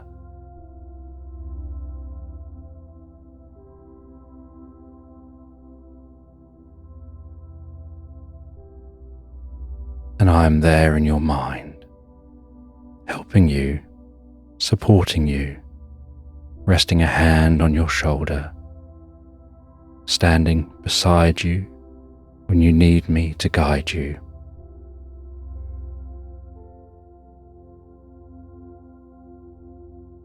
And you're going to fall asleep in a moment, and the drink is going to wear off. But you can have this experience any time you drink a hot drink.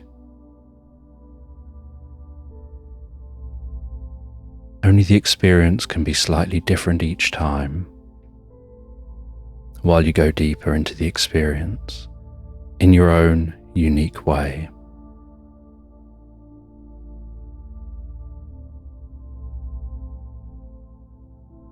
And perhaps in a moment, just before sleep, you'll read and your eyes will follow the page, but they won't close until they reach the bottom and are looking all the way down.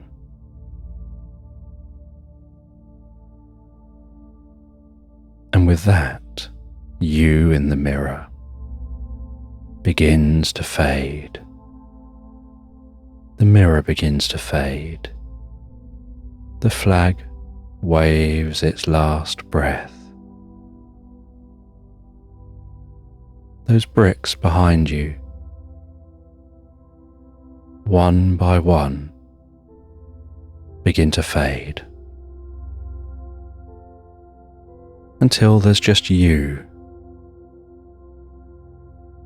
and then you begin to fade and hear the sounds of being in that tent. And you wake in the tent briefly, in a very calm and yet almost psychically frantic way. You write down as much as you can remember before it fades now from your mind. You write down as much as you can remember before it fades now from your mind in that journal. And you record it all, everything in that journal, in as much detail as you can, so that it's all just in that journal there, for whenever you want to know it, for when you review it at the end of your trip. And it has been some trip.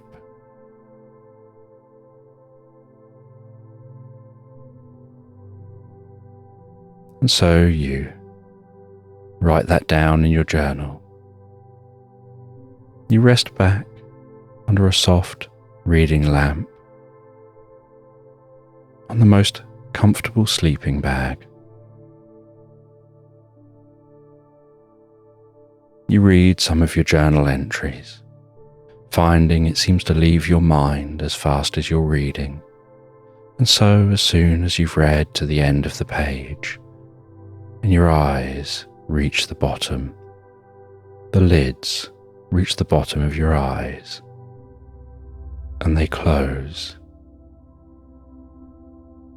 And with that you drift deeply asleep.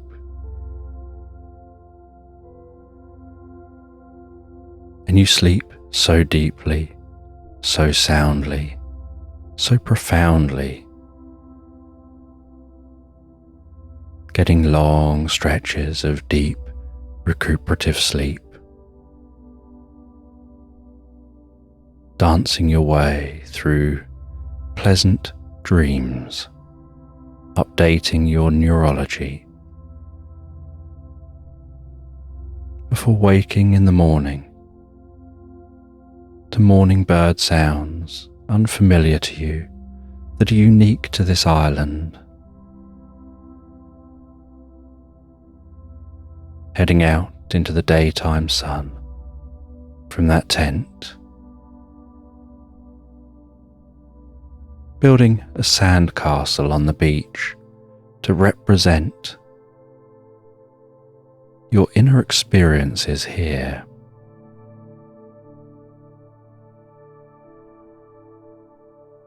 Placing a makeshift flag in the top of the sandcastle. And with a bit of effort, pushing that boat back out into the water, rowing back to that sailing boat, being hoisted back up onto the boat, sharing your findings as the boat raises anchor and the journey through the 7 seas continues, with you deeply curious what else you'll discover.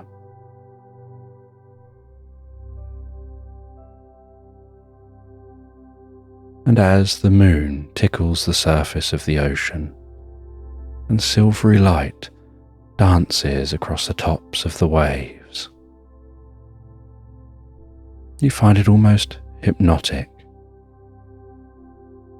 while resting in a hammock, gently swaying in that boat, gazing out to sea towards the moon. Your eyes getting heavier with each sway, as you sink deeper and deeper, aware you've got so much more journey to look forward to in the future. As you drift now and float deeply and peacefully, relaxed asleep into Slumberland. And you're walking through some country woodland, crunching on the undergrowth,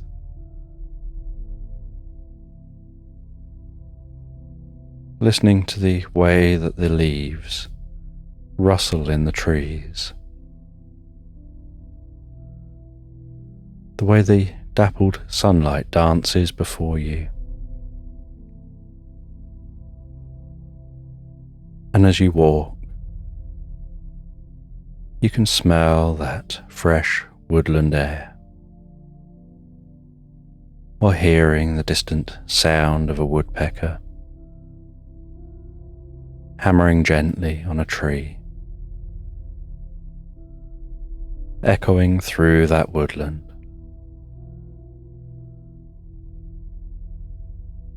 The distant sound of a cuckoo calling out, and then a reply coming from elsewhere in the woodland.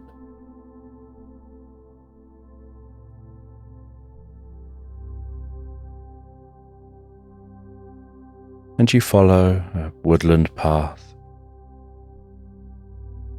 crunching through that undergrowth.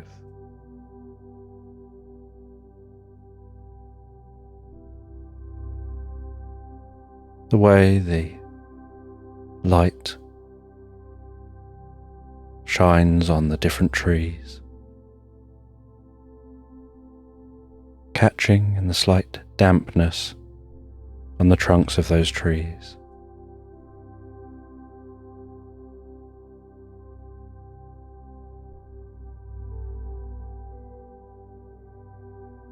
the toadstools growing out from some of those trees.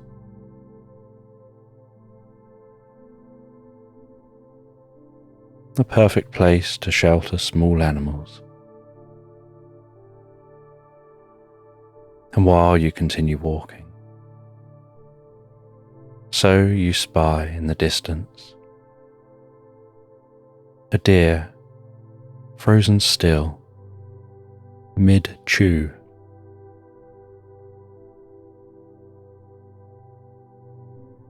Just looking at you, watching you.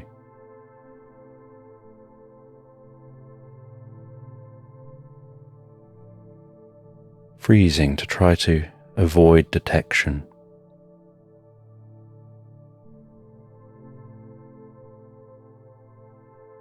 And so you slowly walk past, gazing over towards that deer, but doing your best to walk slow and steady,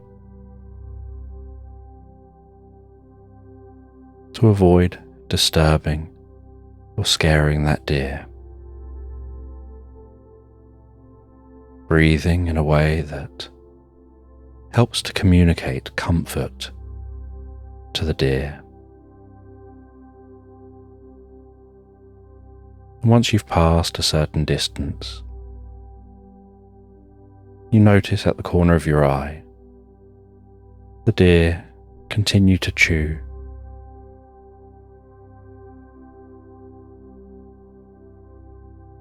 And relax its body and seem to go back to breathing again, and comfortably continuing what it was doing before you walked into its space.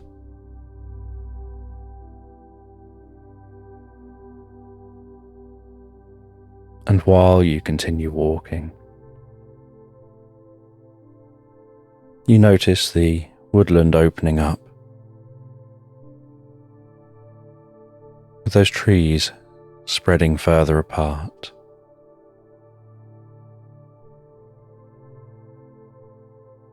And the ground here, carpeted in the most incredible sight of bluebells delicately stretching up from the ground.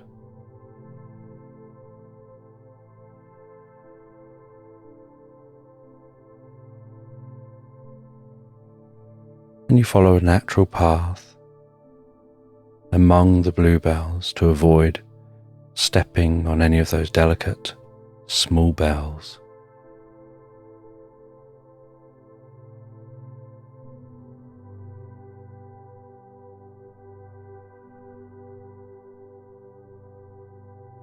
And you can see a cabin in the distance, and that's where you're heading. And so you walk towards that cabin. But the path you have to follow weaves you around a little as you journey to the cabin. Following the path of 1,000 deer, until you find a path that crosses this path and heads back in the direction of the cabin. Just to make sure you're avoiding damaging any of the bluebells.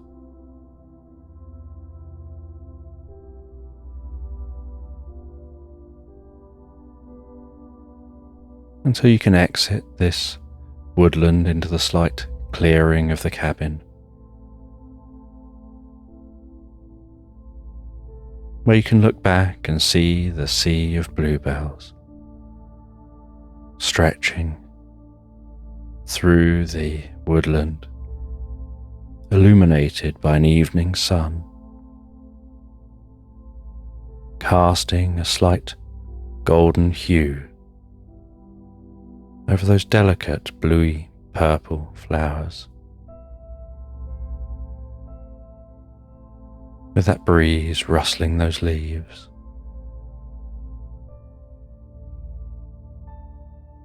and the underside of the clouds in the sky, illuminated with a slight lavender.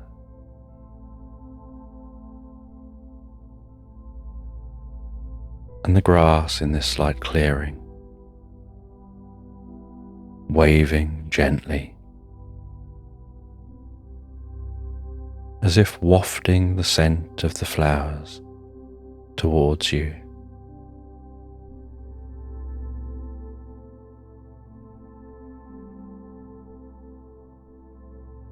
Then you head into the cabin, closing that wooden door behind you, placing your jacket down and taking your shoes off, making a warm and comfortable drink.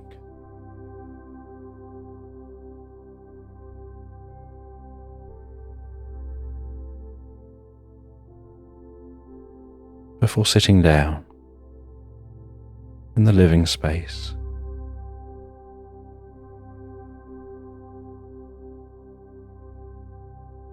with Krusty the cat purring away on your lap.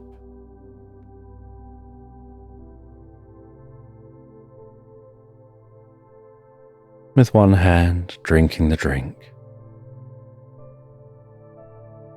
the other hand delicately stroking the cat, while just gazing out of the window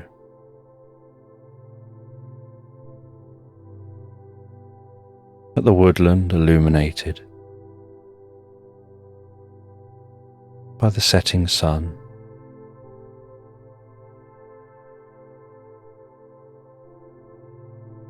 With the purring of the cat almost lulling you deeper and deeper into relaxation, as if your breathing is synchronizing with the rhythm of the cat.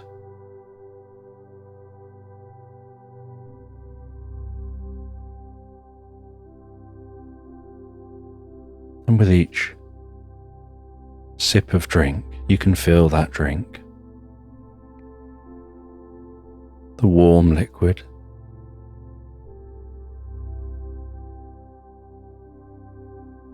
the steam rising up and tickling your nostrils and the underside of your eyes, and the liquid warming your mouth, flowing comfortably down your throat, and the warmth of that liquid emanating gently out towards your arms and down to your feet, deepening your relaxation.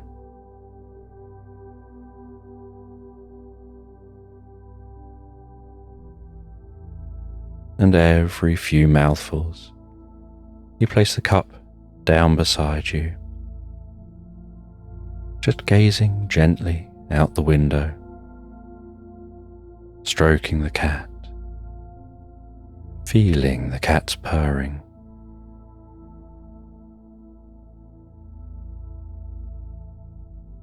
almost like a powerful, visceral feeling.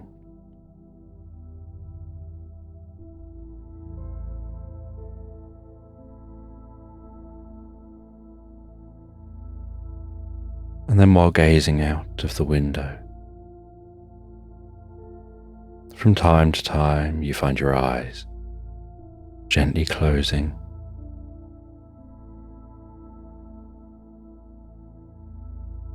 as if you just want to drift inside your mind, deeper and deeper.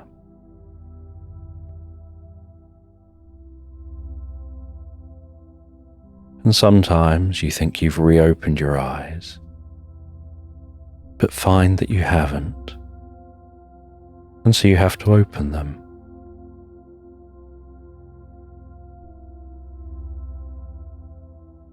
And other times you think your eyes are closed, and yet they're wide open.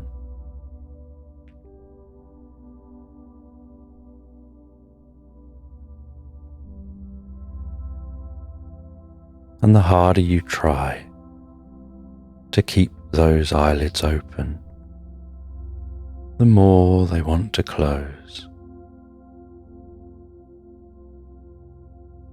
Because you find you're becoming more relaxed, following that drink, resting in this cabin, listening to the muted sounds beyond the cabin, from the woodland, the gentle evening sounds starting up, the slight creak of the wood settling as the wind blows on the outside of the cabin.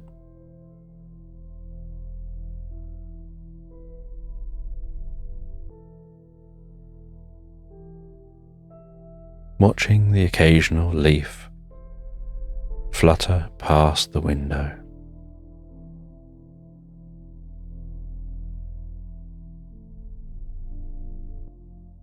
And then the approaching moonlight rising over the horizon, bathing the landscape in a gentle silvery glow, tickling the tops of the trees that you can see through that window.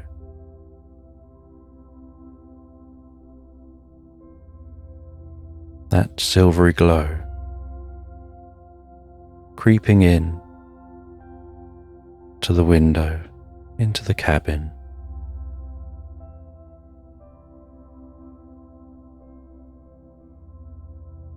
Catching gently on a stained glass vase standing on the windowsill,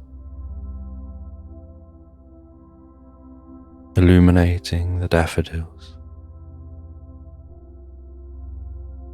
That silvery glow almost seeming to carry the scent of those daffodils over to your nostrils, as if serving that scent up for you to enjoy.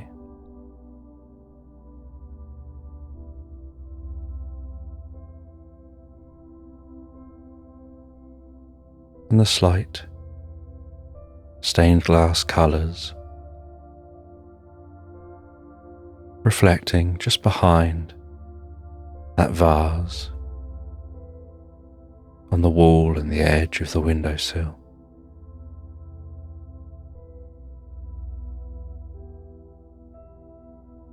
And the light in the cabin only coming from the bounce light, from that moonlight.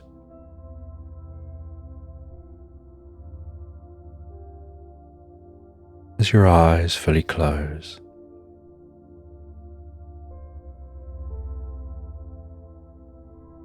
and you find yourself drifting gently asleep in this chair, feeling so calm and relaxed. That hand automatically continuing to stroke for a little while, before even that hand comes to a halt, and the sound of the purring fills your awareness. There's a slight glow of moonlight through your closed eyelids.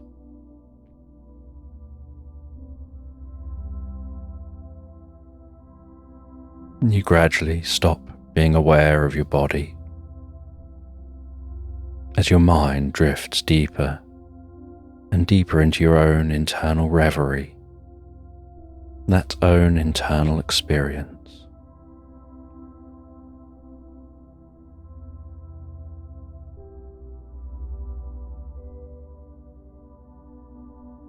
And then out of the darkness of your mind, comes the light of a spring day, and you find yourself in your mind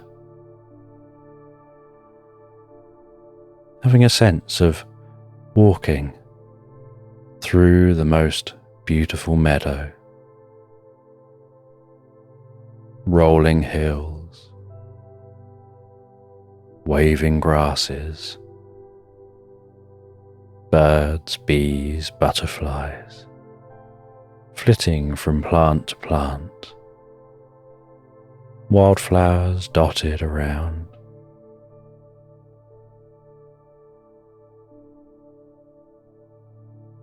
And you catch sight of an African swallow flying overhead, carrying a coconut.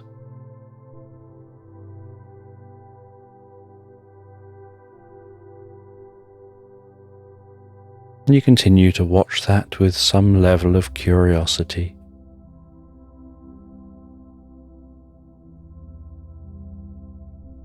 Before it heads out of sight over some hills. You begin to walk through this meadow, descending the first hill, and as you descend, so you see a rabbit bouncing past on a pogo stick.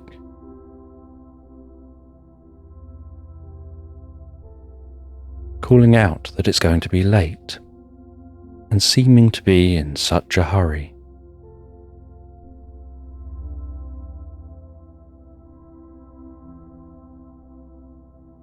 And you begin to walk in the direction of that rabbit.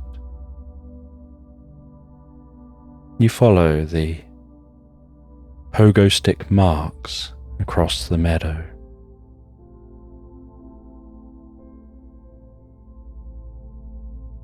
You find that those pogo stick marks seem to stop at a rabbit hole. But as you look into that rabbit hole,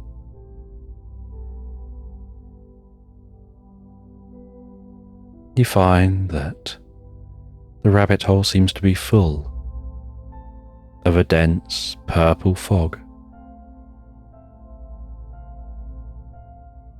pulsating, glowing gently.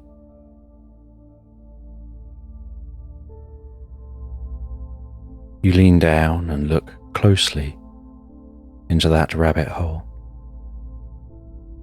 And the more you lean and the closer you look, the smaller and smaller you get.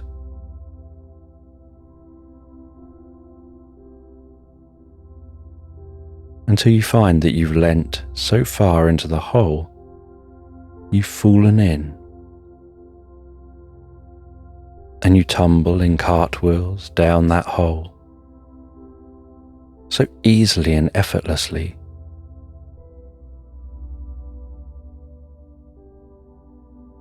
Until you land in a heap at the base of this hole, on the softest ground.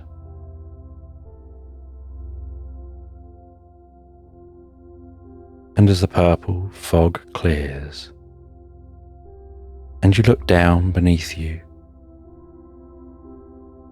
you find that you seem to be sitting on a giant sponge cake. And with every subtle movement, the smell of that sponge cake wafts up to tickle your nose. And with it is a slight hint of orange and a slight zest that seems to twang at the roof of your nose.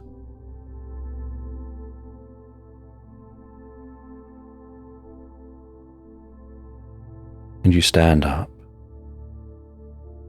and start to walk across that sponge cake, each step slightly springy.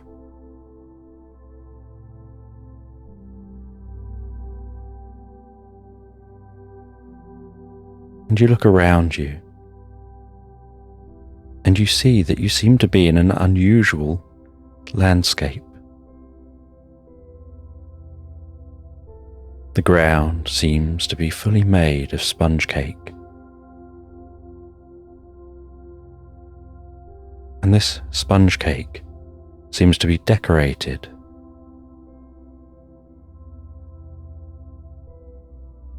with green icing piped on top for the grass.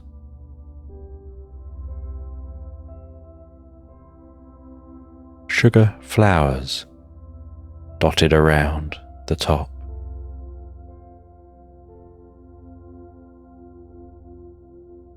A chocolate waterfall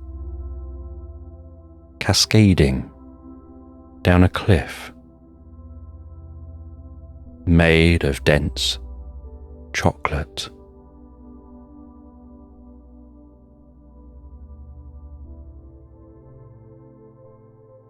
A family of swans swimming along a chocolate stream, honking as they go.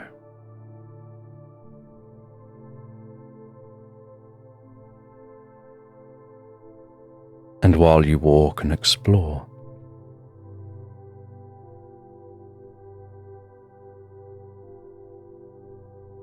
you're approached by a cat in a polka dot dress,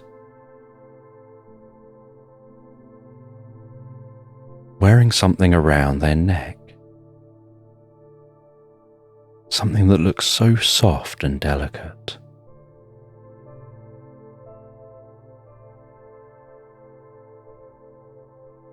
And in a very friendly way, you approach that cat, and they appear a little awkward, unsure who you are.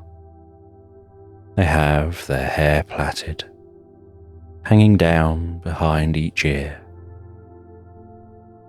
and draped round, framing their face. Their whiskers gently curled at the tips. Their eyelashes curled.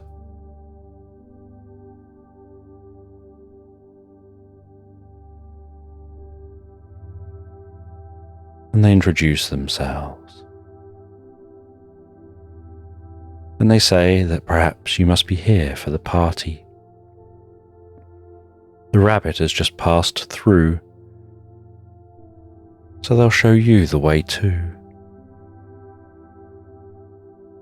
And you ask them about that delicate thing round their neck, saying it looks so soft and delicate, so well woven. And they say that it's a necklace. It's the most delicately woven lace. It's woven with the weave of a caterpillar that carefully weaves that together, taking the finest silk threads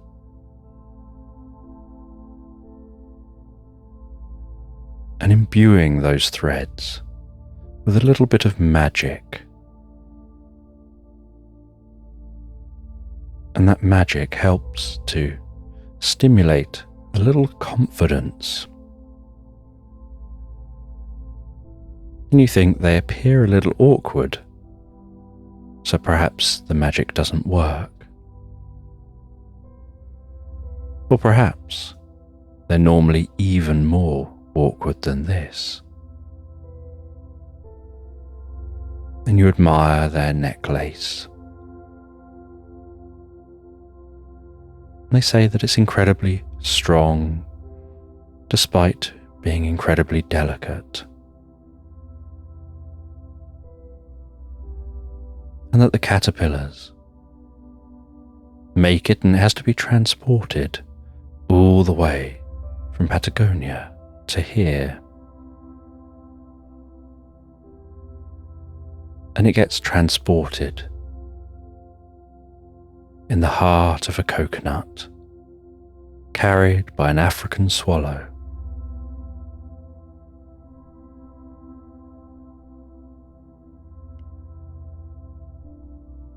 And they show you towards the party. And you don't know what this party is. You've just kind of found yourself here. And are going along with the experience. And in the heart of this land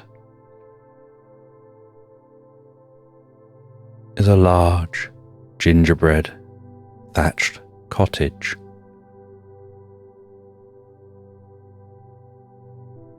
With the thatching seeming to be made of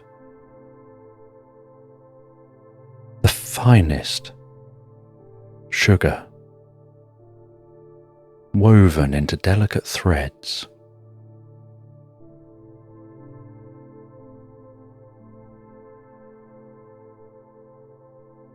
Like the most incredible candy floss.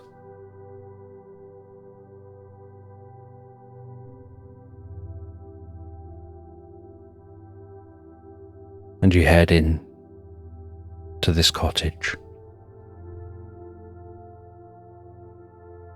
You're asked to place any gifts in the pile of gifts before walking through to the party in the back garden. And so you head through the property, past a giant bowl of punch, and out into the back garden. And in the back garden you see an unusual sight. You can see a giant hand in the sky, drawing a giant hand in the sky.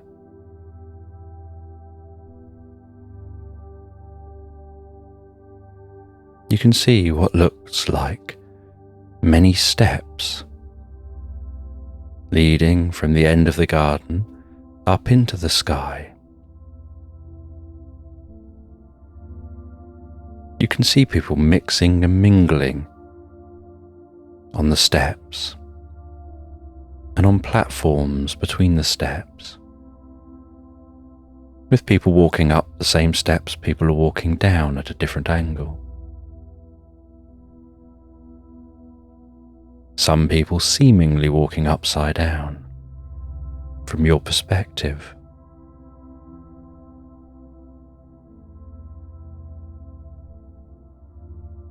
And people at 90 degrees to each other.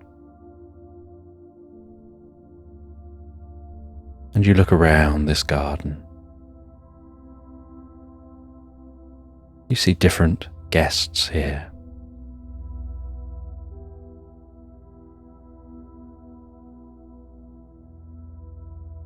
And you assume that the key guest is the one dressed in the weirdest outfit. And so you head over towards them to introduce yourself, to find out what this party is about.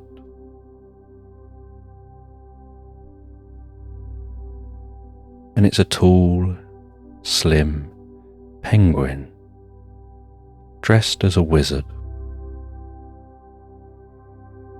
wearing a pointy wizard's hat.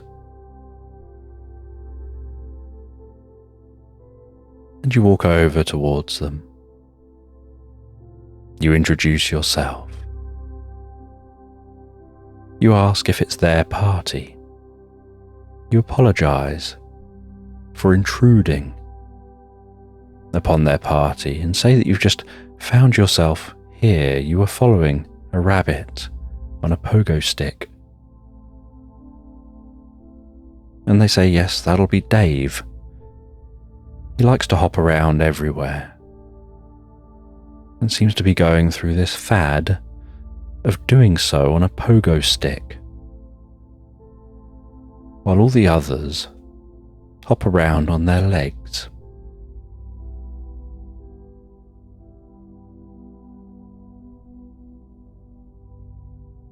And you ask why the penguin's dressed like this.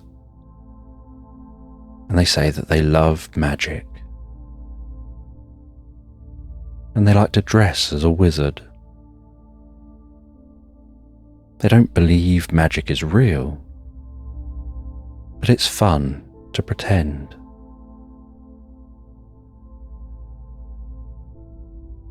And they say that you should go and mix and mingle. Once you start to walk around the garden,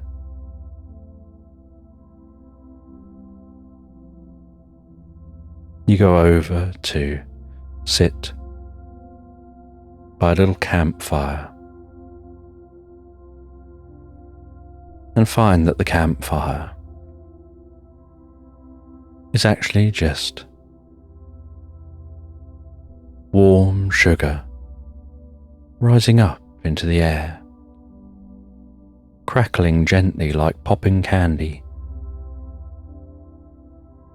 releasing little puffs of sugar. And above that campfire is a gingerbread bowl of bubbling hot chocolate with the strongest chocolatey scent.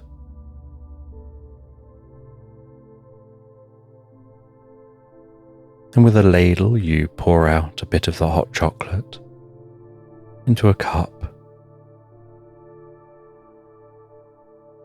and walk around drinking that hot chocolate. And the cup is made of unmeltable chocolate, so that once you've finished drinking the hot chocolate, you can dispose of the cup by eating it. And you walk around the garden. You walk towards the back of the garden. Begin to ascend those steps, walking past people at a 90-degree angle who are heading down the same step you're heading up, only stepping on the opposite step. And as you ascend, so you realize when you look back that you're now at an unusual angle to the ground, and yet perfectly fine, as if the ground is beneath your feet. And so to you, down is sideways to those on the ground.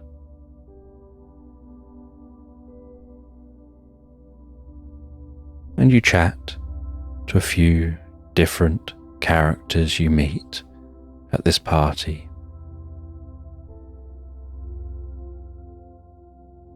Exploring these unusual steps.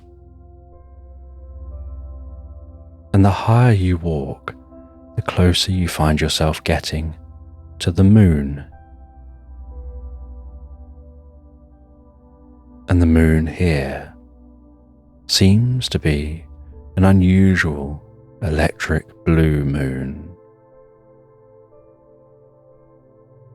And at the top of the steps is a hot air balloon. And you board that hot air balloon.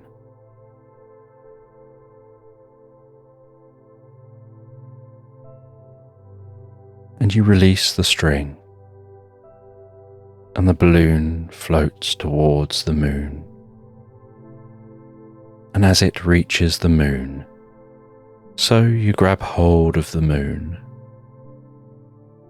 and a bit of the moon breaks off in your hand. And you realize this moon tastes a little bit like Parma violets, an acquired taste for some. But when you try that little bit of the moon, your senses begin to shift. Those giant hands drawing each other begin to turn crusty and mottled, and everything around you changes.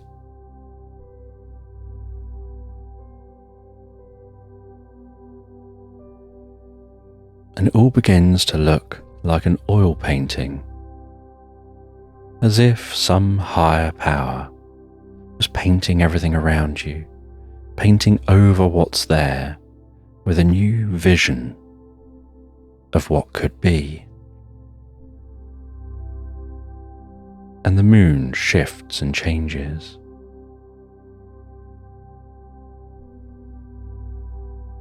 And that hot air balloon turns into a boat. A boat that's bobbing gently on a vast, calm blue ocean. The most beautiful tropical sea with a distant tropical island. The sound of this oil painting blue sea wafting against the underside of this boat as it drifts towards that sandy tropical island.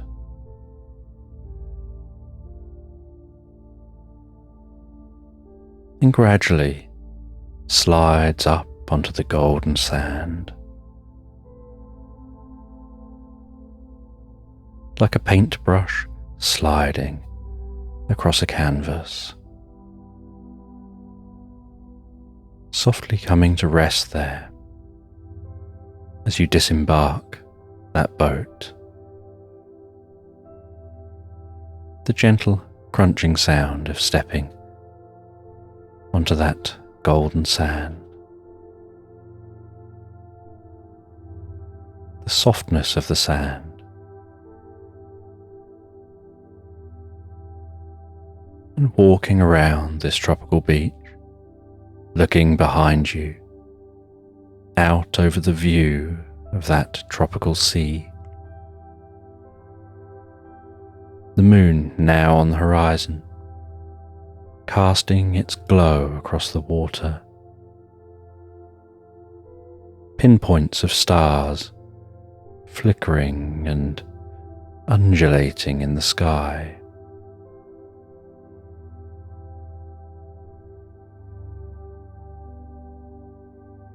The stars seeming to almost swirl around you, forming different shapes and patterns, almost hypnotic, drawing you into wanting to sit down and rest on this beach. As orbs form, grow, and fade away.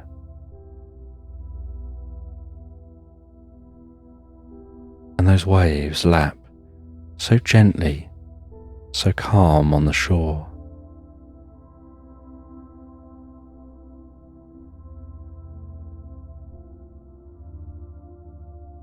And you feel yourself laying back and resting here. The temperature of the air here, so comfortable. You find your eyes closing.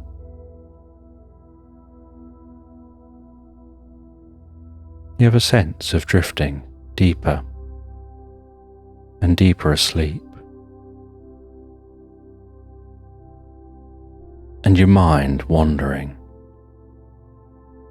through space and time to a deeper time.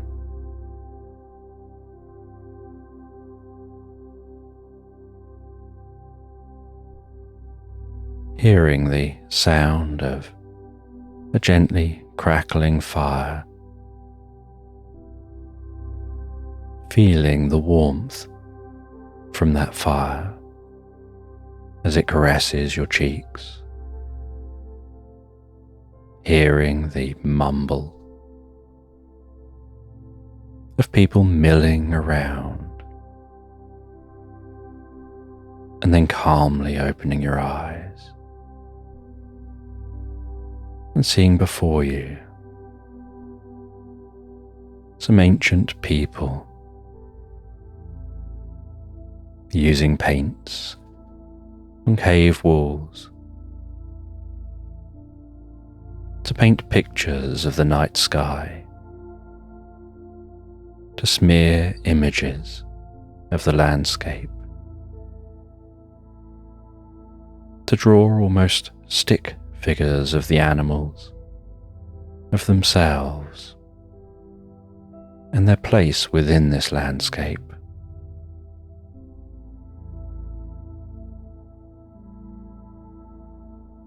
And the way the firelight dances around the cave walls, and they glance over at you, but seem to almost not pay you any attention at all, just accepting you're there like one of their own, resting by the fire.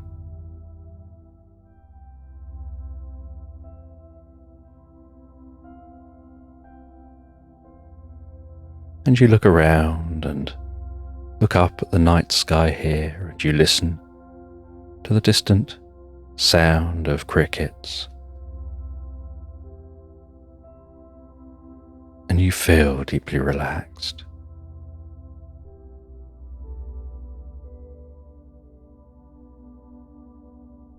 And you watch as these people use their drawings to plan what they'll be doing tomorrow. And you see the way they're moving along from one drawing to another, as if working out what to do on different days.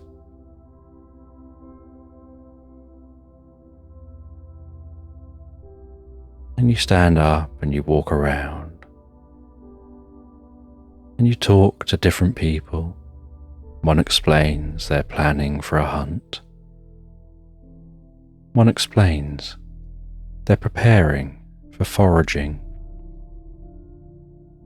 Another invites you to come and see where they keep the baby plants, and they show you to their plant nursery.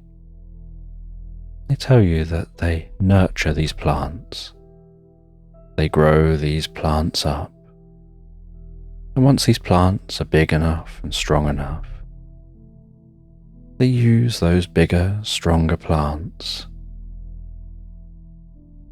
to plant them in their own nursery, to nurture them and grow them up.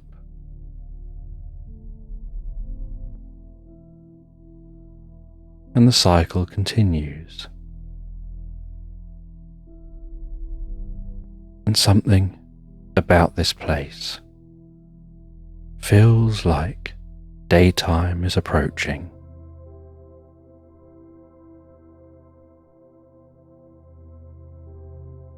And so you walk towards that daytime. And the more you walk towards that daytime, the more you find yourself aware of the purring cat.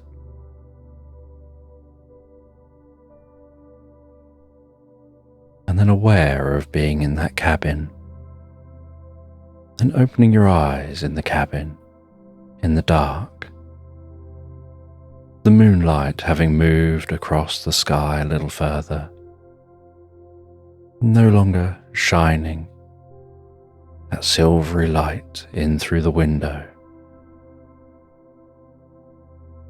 You carefully place the cat on the floor.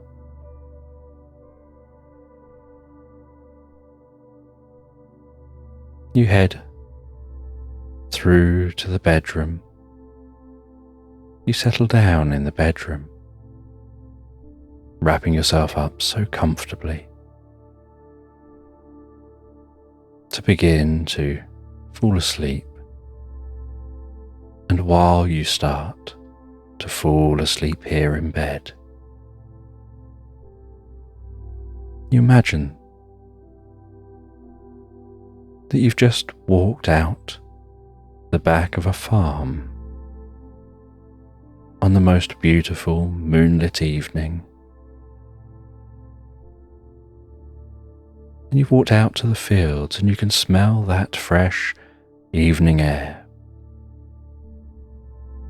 Notice the stillness of the air, the fresh scent of wildlife, the flowers, the gentle bleat of sheep, the sight of sheep, some sleeping and some awake, filling a field, and the way the silvery moonlight almost seems to make the white backs of the sheep glow against the dark backdrop.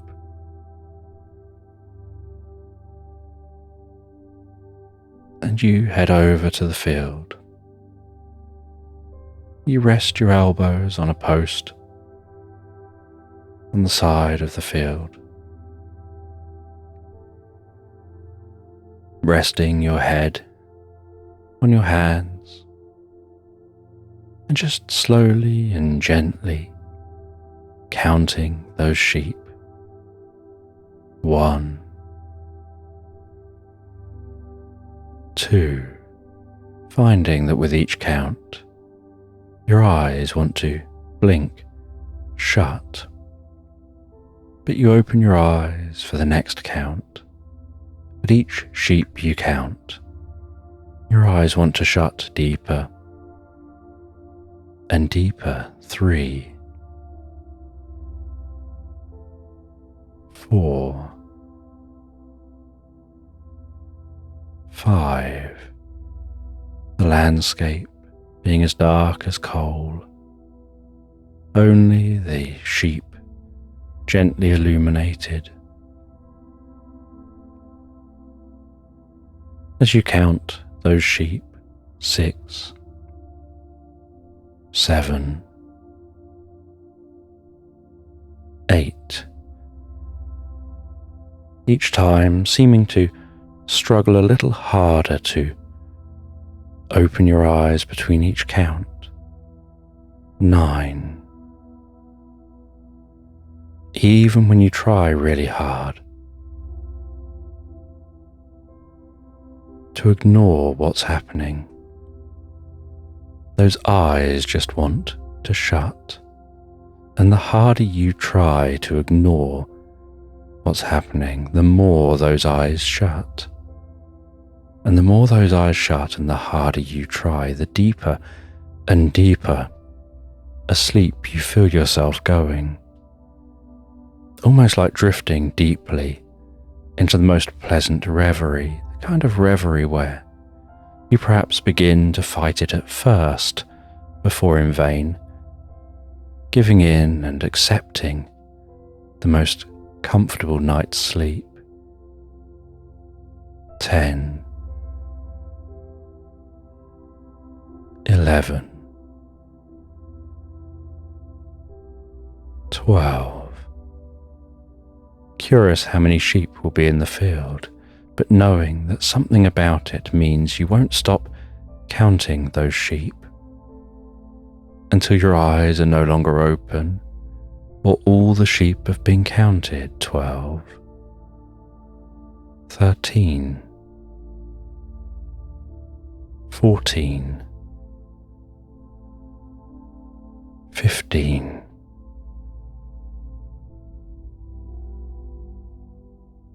16, as if time slows down and your eyes get heavier and heavier, and your mind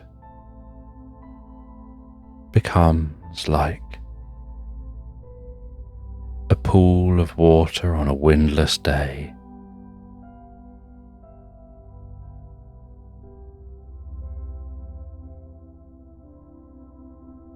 As you gaze into that pool of water and notice the way light reflects and refracts,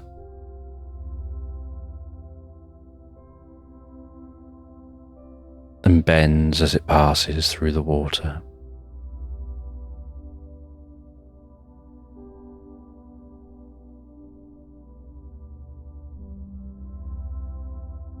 And feeling yourself reaching into a pocket and finding in that pocket a key, and realizing it's the key to sleep.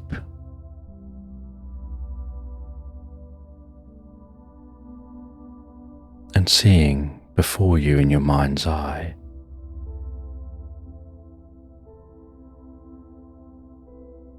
what looks like a keyhole.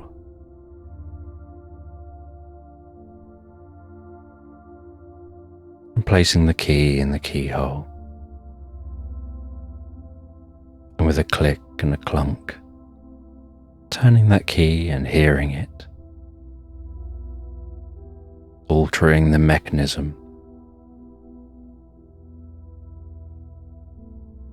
and then hearing what sounds like ticking and tocking, and gears gently whirring, like a clock starting up.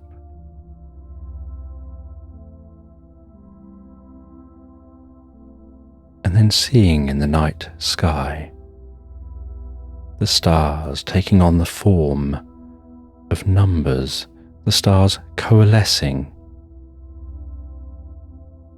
into 10, 9, your awareness fading, perhaps before you realize it, or maybe only discovering your awareness has faded after it's happened, but really trying to focus on what will happen when those numbers have counted all the way down. 8, 7, the stars taking the shape of 6, 5, 4, 3, all the way, 2, 1, and as those stars form one, so you find you've won, making it to one as the stars fade. As the sky fades, as the view around you fades, as you find yourself in a place of nothingness, a place where thought fades, like turning down the sound on a TV set, like turning off the picture where there's no up nor down, no left nor right, no back nor forth, just nothing. No echoes, no sound without or within, nothing to see here or there.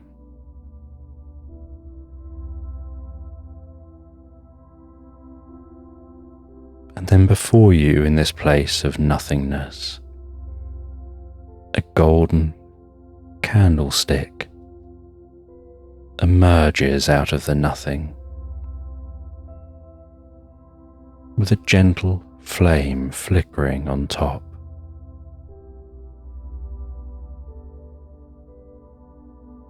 As you watch that flame flickering softly, the wax of the candle melting and running gloopily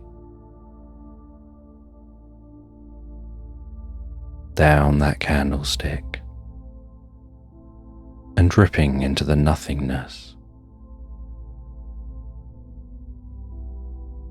And with each drip, you instinctively find yourself sleeping deeper and more profound.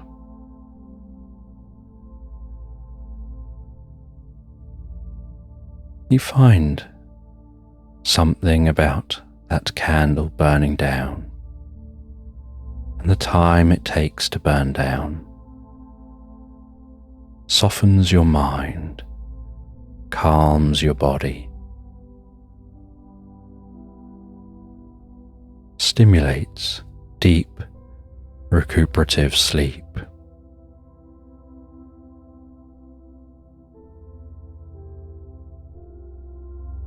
And when the last of the wax has dripped away, so the flame goes out,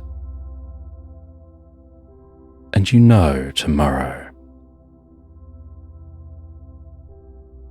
you're here specifically to go looking for that thing you're most grateful for.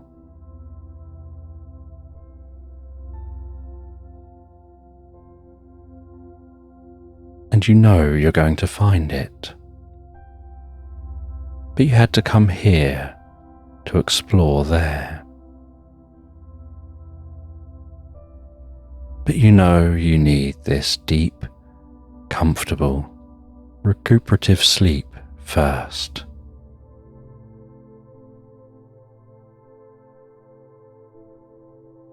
The sleep that's only possible in this magical cabin, deep in this woodland.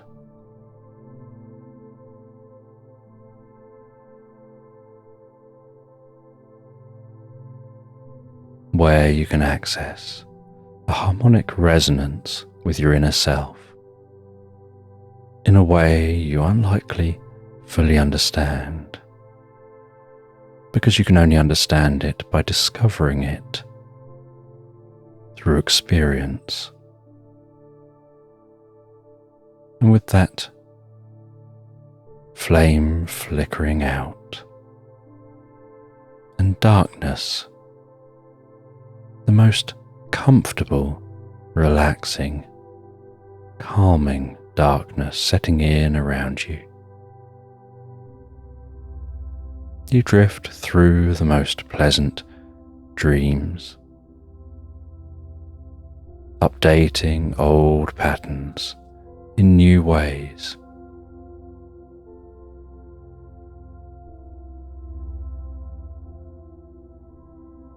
Making changes that you'll discover in the most pleasant of ways and the most unexpected ways, where those pleasant changes happen and you don't know about it until they do.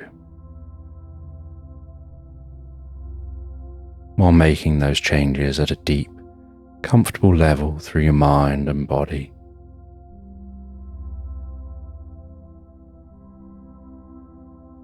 And healing within yourself, ready for tomorrow. And drifting deeply and profoundly asleep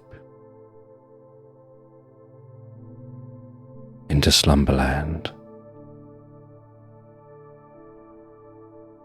and swimming under the sea, The teddy bear's fur is flowing in the water.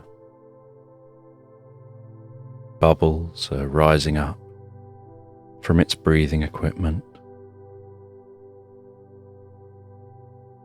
There's a distant sound of some singing humpback whales. Time seems to be running slow.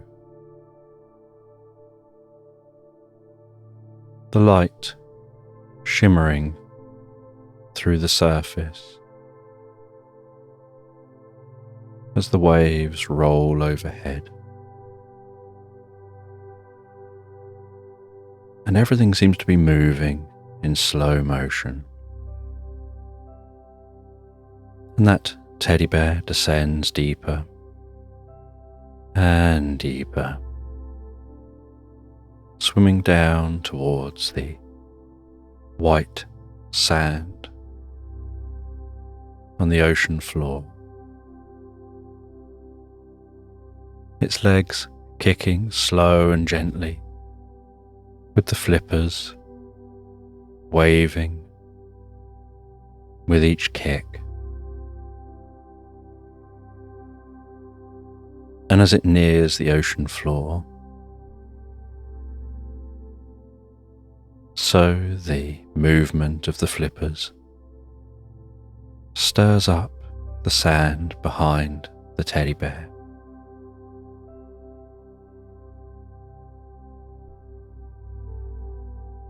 And the teddy bear reaches down, runs a paw through that soft sand.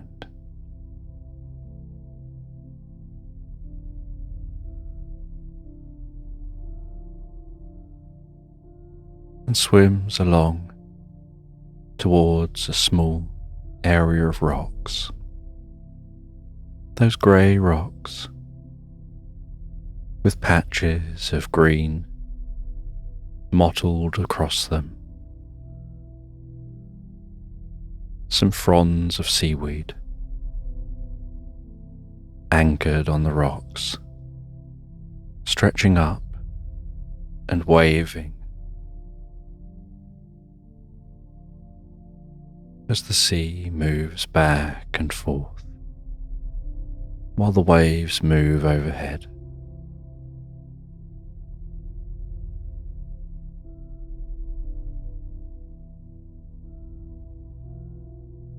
And swimming around those rocks, suddenly spying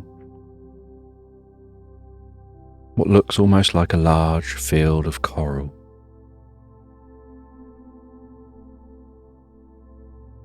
A dense patch of sea life.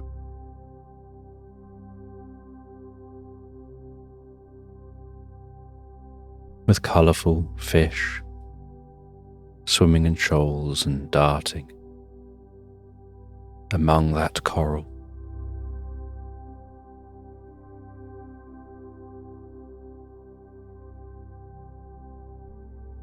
Some of the coral seeming to gently move within the water.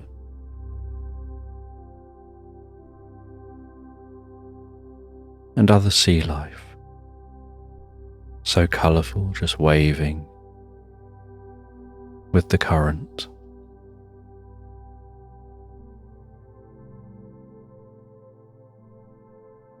And bubbles rising from the breathing apparatus with every out-breath that the teddy makes.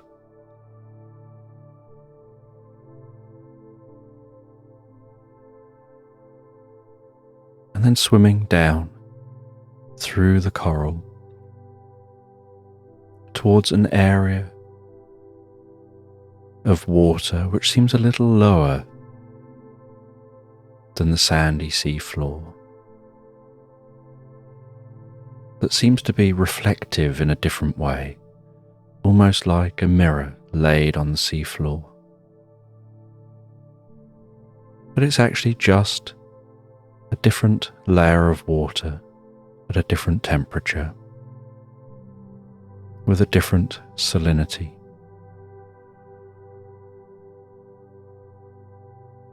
And the teddy dives down through that mirrored water. And while passing through that mirrored water, so the sound seems to soften and quieten a little further, as if the transition between the two layers of water interrupts the whale song, the gentle sound of the waves moving overhead, the other sounds within the ocean.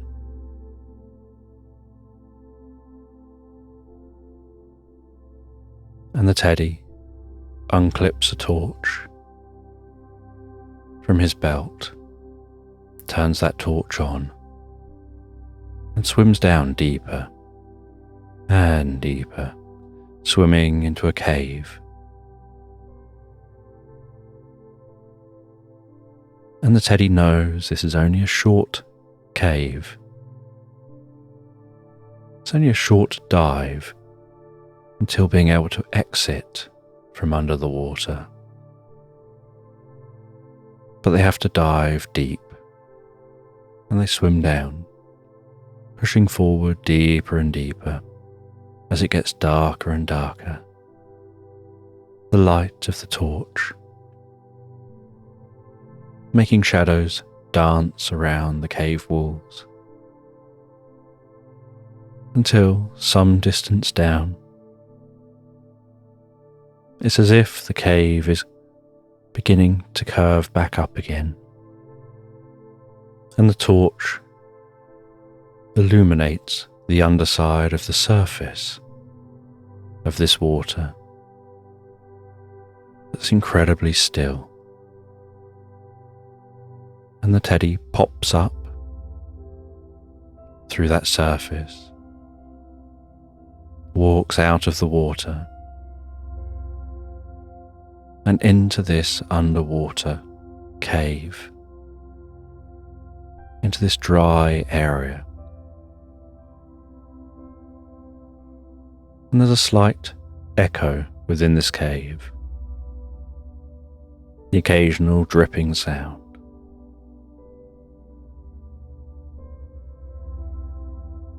And the teddy looks bedraggled and much thinner than normal, with its fur wet and sticking to its body. And it takes off the swimming goggles and the breathing apparatus and the tanks from its back.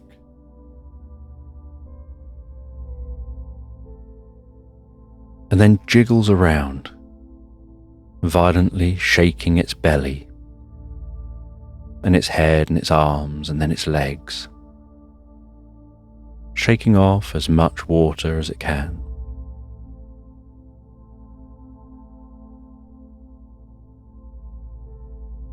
Until it looks like a puffball, and then tries to smooth down its fur a little, dabs its paws in some water, just to apply a little bit of water to help smooth its fur down and neaten its fur out a bit, until it's happy with its appearance.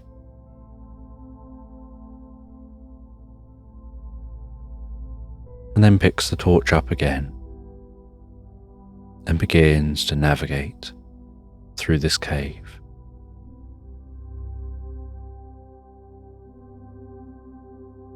And as the teddy navigates through this quiet cave, it knows what it's looking for, and it knows that it'll know when it's found it.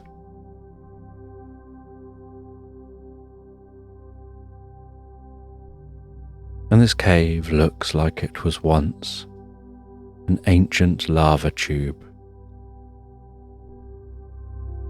that has somehow managed to remain dry, with the water never quite making it up, filling this tube. But there's also a slight warmth to this cave, a very comfortable, calming warmth.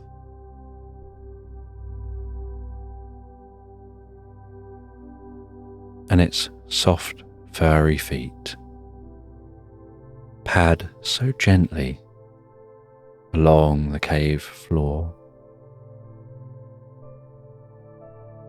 barely making any sound at all.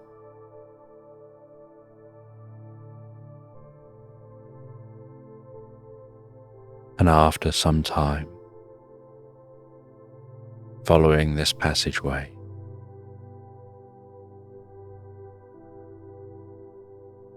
this passageway begins to turn and deepen,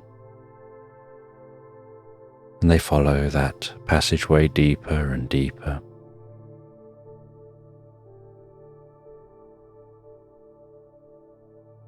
Feeling the stillness of the air,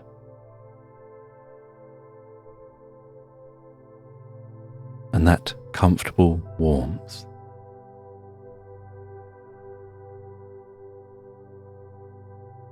And the way the light dances on the cave walls, until at the end of the passageway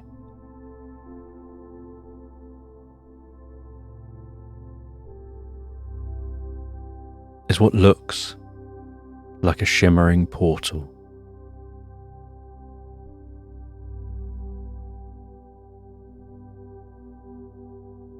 And it's a jasmine-looking portal.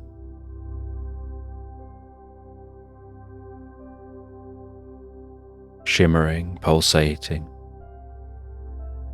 with a slight hint of electric, and a very slight hum.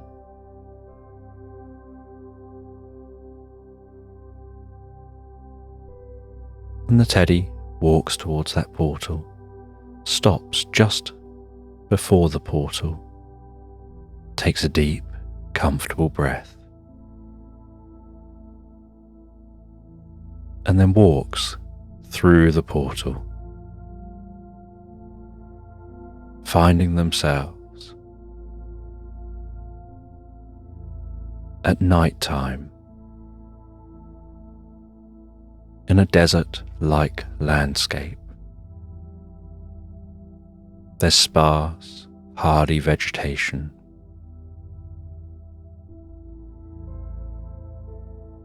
The air is cool and the sky is clear.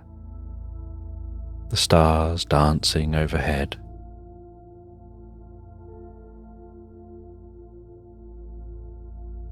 Cactus towering around them.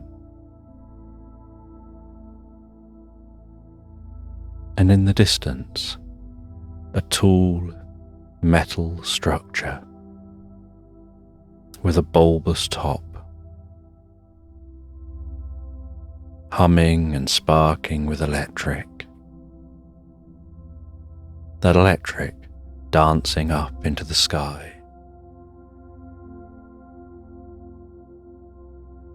Running its fingers through the desert landscape.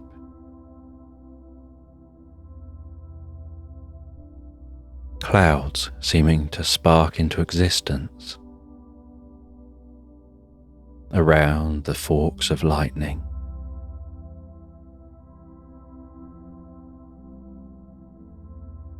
And the teddy walks towards that structure and can see that at the base of the structure is a small white building.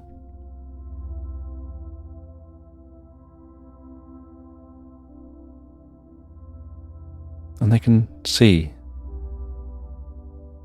those beams of electricity striking all around them as they carefully follow their torchlight, illuminating the desert ground,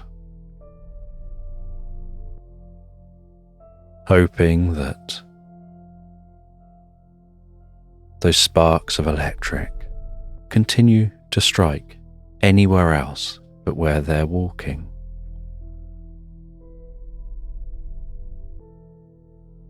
and they walk all the way to the structure.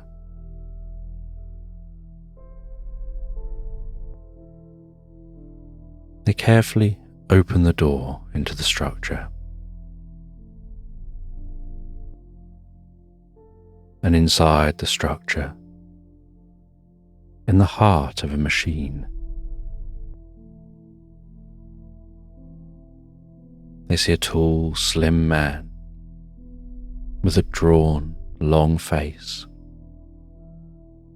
and wide, friendly eyes, engrossed in his work.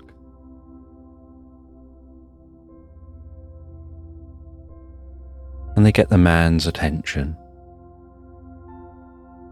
He turns off the structure, walks out of the machine and comes over to the teddy, and seems a little surprised to see a teddy bear walking and talking.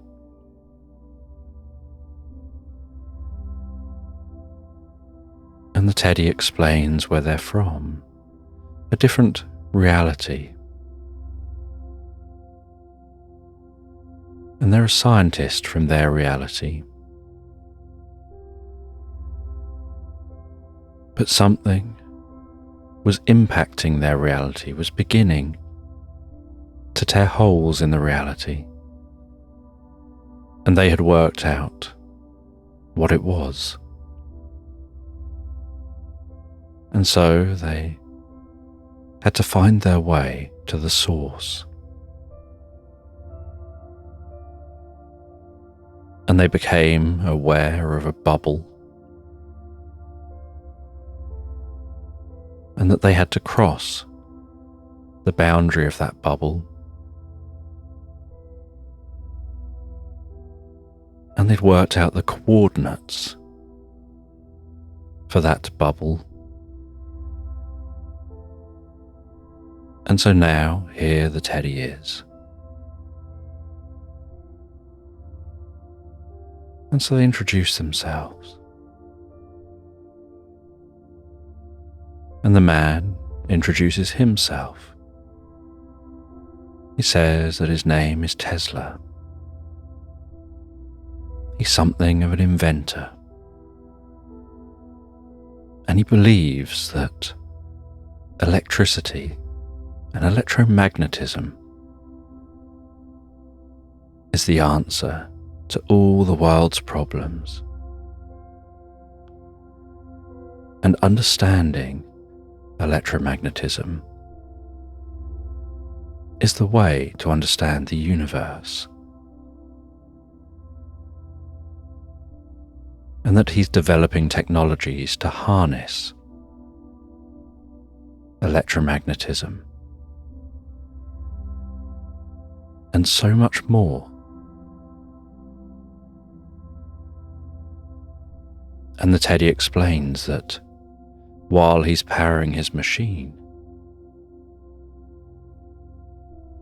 it is doing some of what he says, but it's creating a rift between the two worlds, and tears are appearing within his world. And they'd managed to track the pattern of tears and probe those tears, which was the first they learned that there's a multiverse, that there's more than one reality, and that they kind of overlay each other, all at different frequencies, unseen by the others. And that there's now developing a permanent bubble, expanding. And that's what they'd passed through to get here.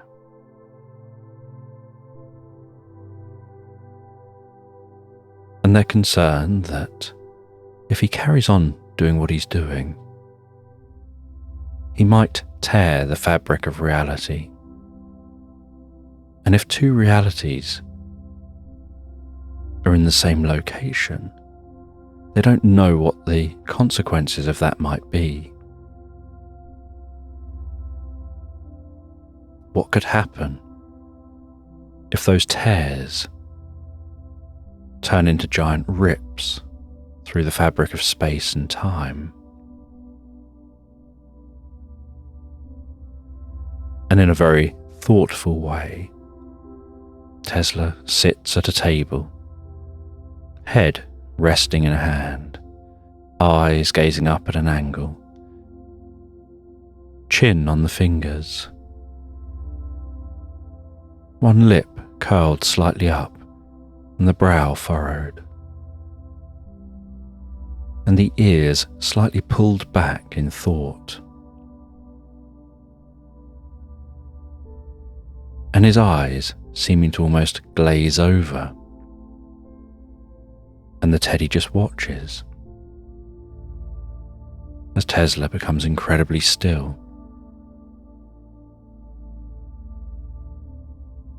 And the teddy watches more,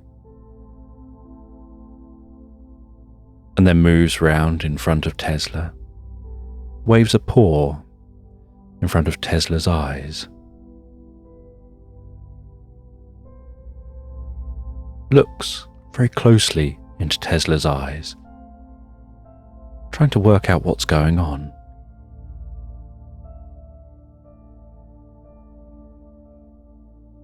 But Tesla's just there, like a statue. And then after many minutes, it's as if someone had just suddenly turned Tesla back on. He jumps to life, leaps up from his desk, and says, "That's it. I know what I have to do. I know the answer." And the teddy is curious what's just happened. And Tesla explains that he's got this ability. He can create things in his mind that are so real that they're indistinguishable from reality. He can build things in his mind, and he can take all the time he needs to do so, as time in his mind can change and slow, so that a year of time in his mind could perhaps last just a minute of real-world time. And so he can start an experiment. He can build an invention. He can see it through. He can make adjustments. He can see when it fails, and then look at why it failed. He can run a machine for hundreds of years until it breaks and stops working. And then he can take that broken machine apart in his mind. He can look at the cogs, he can look at the parts to it. He can see which parts failed, and learn from that, and then look at how he can avoid that from happening with a real machine. And so he's just gone into his mind and taken all the time he's needed to find a solution to the problem, where he can build his device, but have it so that it doesn't affect other realities. But then he thought, what if he refined his device? And instead of trying to create something right now that will give the planet unlimited energy, drawing in the energy from the Earth and from the Earth's magnetic field, and channeling that so that it can be used, giving free energy to everyone on the planet. What if instead he channeled something to a point and just created a single portal to this other realm. And it wouldn't rip space and time anywhere else. And it wouldn't be so haphazard. Just a single portal from point A to point B. He told the teddy bear, "You'll be able to go back much easier than you came here."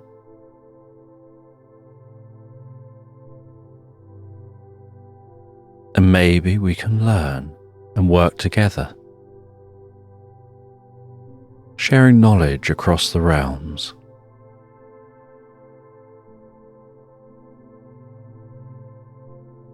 He explained how there are some who are keen to see his inventions fail, because all he's trying to do is create something that will be helpful and free.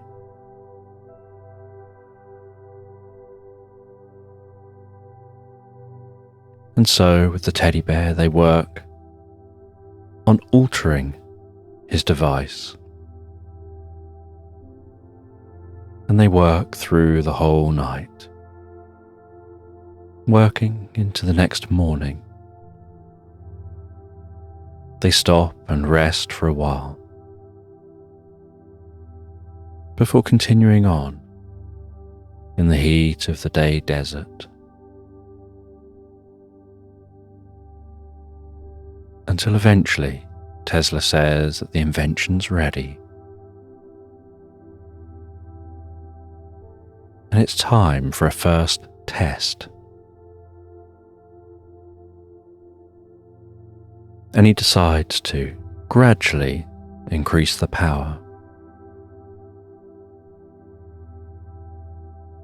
And so he turns the device on. It whirs to life. Purple, sparkling, begins to form around the device. Crackling electricity arcs its way up and down the machine. A beam of mist seems to emanate from the device. And before them, what looks like a portal begins to form. Only this portal, as it increases in strength, can be seen to have shifting images within it, as if every subtle frequency touches on a slightly different reality. And they become aware there isn't just the two realities. There may well be an almost infinite number of realities, all with very close frequencies.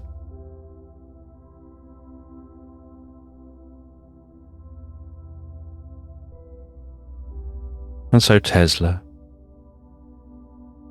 shuts the machine down for a moment and investigates to try and work out the exact frequency the original machine was at. And he works out the frequency it was at to a very, very, very fine decimal place, before powering the machine back up again, but this time focusing just on that incredibly narrow frequency. And once the machine's at that narrow frequency, and the portal is forming and stabilizing, Tesla increases the power while keeping the frequency the same. And the portal seems to strengthen. And the teddy can see through the portal that it looks like their land. And so they head towards the portal. They say that they'll investigate and check it out.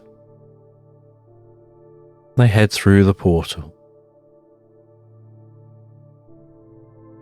and the landscape looks like theirs. The night sky through that portal looks like their night sky. And so they head back to Tesla. They confirm that that frequency is their land. And Tesla asks, "Are you curious to check out some of those other places, some of those different realities?" And obviously the teddy is. And so Tesla powers it up again, adjusts the frequency until he sees a reality forming, and then strengthens that portal on this reality,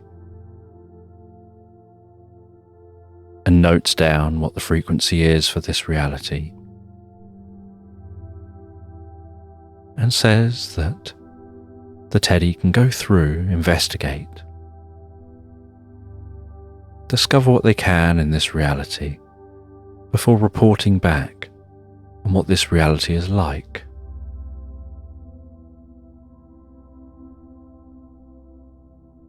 And so the teddy bear heads through that portal, and this reality has a jungle, the sound of jungle birds, the rustling of the leaves overhead,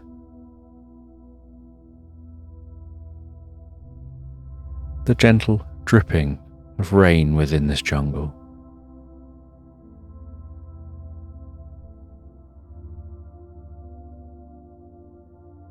and they walk through the undergrowth, crunching their way through the leaves, weaving around trees.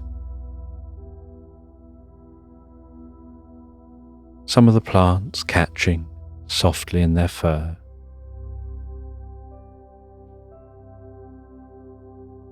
Before heading out into a slight clearing, and the sound of gently flowing water. And on a rock in this clearing is a gorilla with its legs crossed, its arms resting in its lap, palms up, its eyes closed, incredibly still.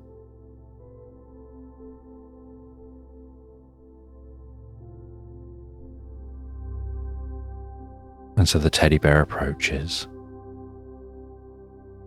very quietly, wanting to talk to this gorilla,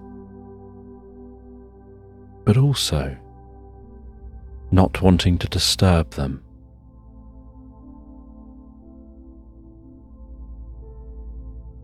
And as they approach, so they feel like the gorilla is in their mind, like there's a deep, booming voice in their mind, asking them to stop, wait, asking them who they are.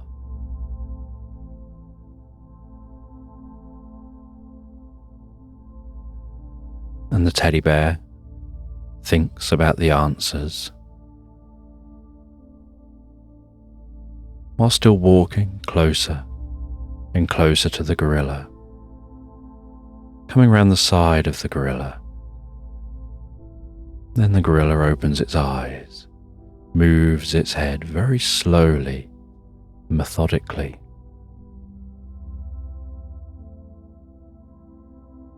and introduces themselves They say that they're albatross. They're a monk. They come here to meditate, to find peace and calm, to learn to focus on the spaces between each particle of water.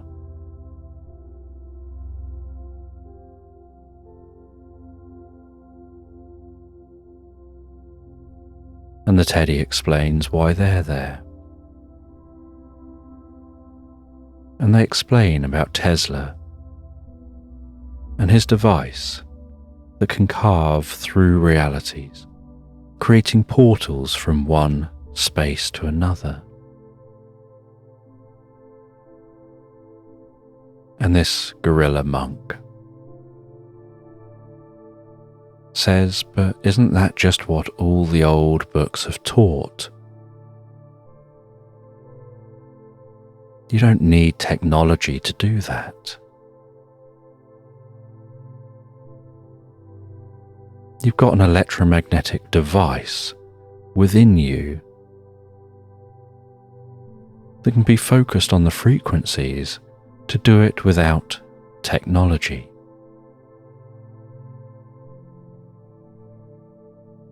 And they describe a technique of meditation that allows you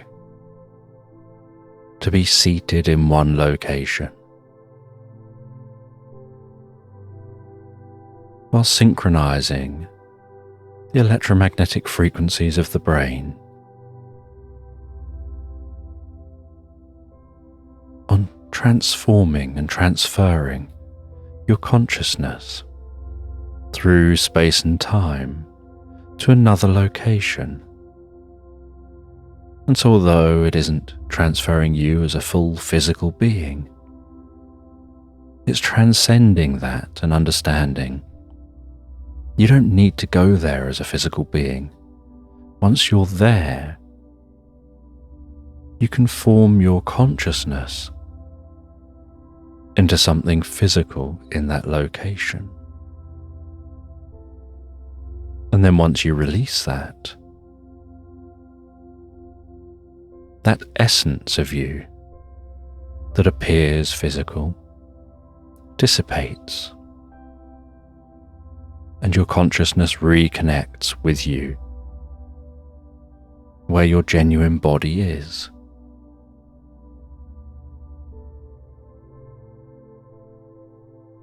And so the teddy bear sits down beside the gorilla, and the gorilla teaches them this technique, and they steady their mind. They listen to the gorilla's voice.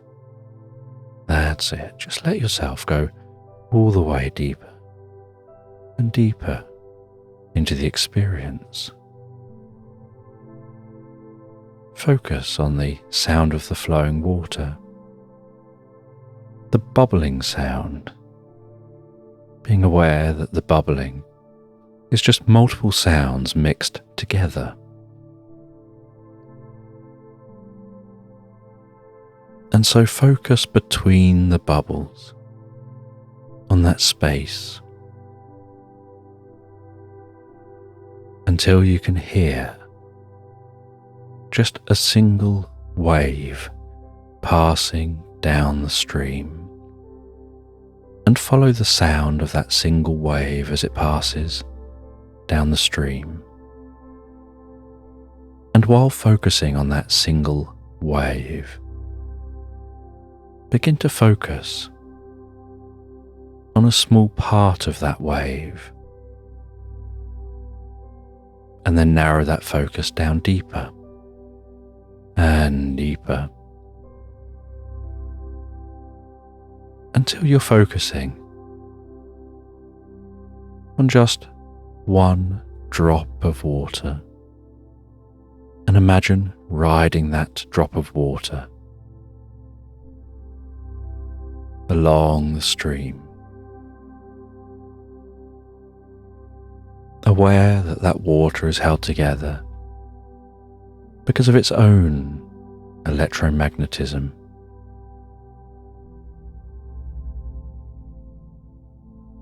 And focus on deeper and deeper until you're riding on the waves, within the water droplet, until you're riding on the waves of a particle. And be aware of how, as you get closer to those waves and you ride deeper on the waves of that particle, that those waves become a sea of possibility.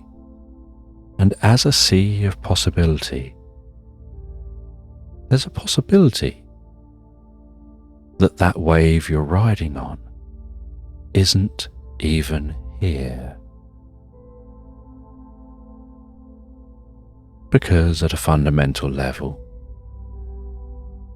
a part of every wave is everywhere,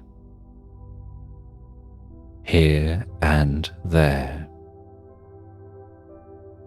and you can flow with that and notice how every wave is a seed of consciousness. And so you can ride on consciousness, piggybacking on that consciousness, following that consciousness to a wave in another realm, and riding the tip of that wave up to the crest, up to the particle, to the water droplet, finding yourself emerging in a new reality. And as you practice this and your consciousness connects on that fundamental quantum level,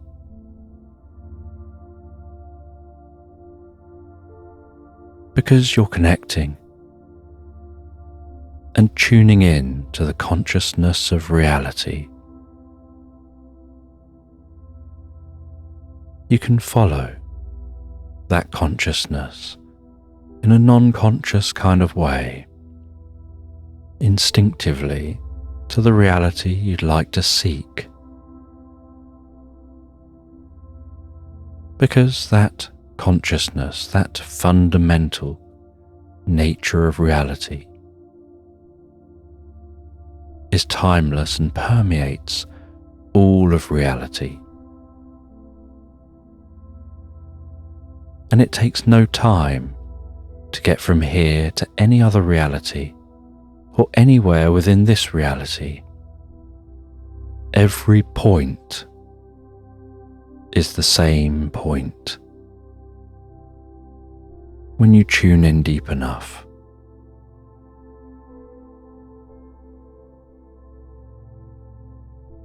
And the teddy bear finds their consciousness drifting, floating, sinking deeper and deeper into the experience. They feel themselves drifting into that water droplet, spreading out through all reality.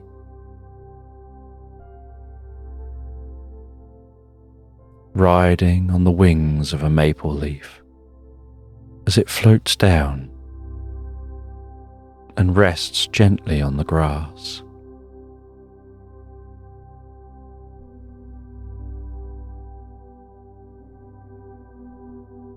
As they see in this reality the most unusual sight. Waves in the clouds, what looks like a giant manta ray gracefully swimming through the sky.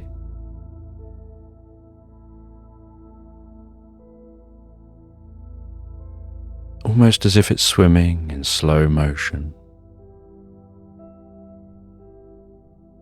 Feeling almost like they're underwater And yet, looking around them, they can see trees, they can see grass, they can see a stream. But there's the sight of a humpback whale breaching through the clouds, splashing down on its back in the cloud tops, the clouds rippling out. The whale swimming beneath the clouds, its song resonating, reverberating through this land.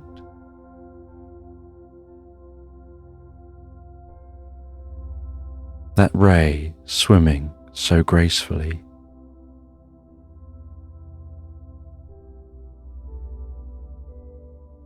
Giant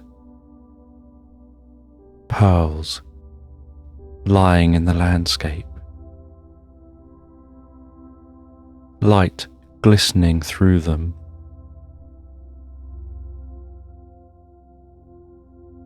making the outside of the pearls almost look like they're coated in a fine oil.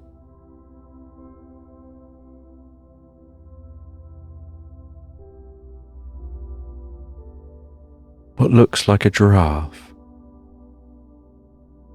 but with a short neck and a long nose and wide hips, ambling through the landscape, munching on the tops of bushes and shrubs.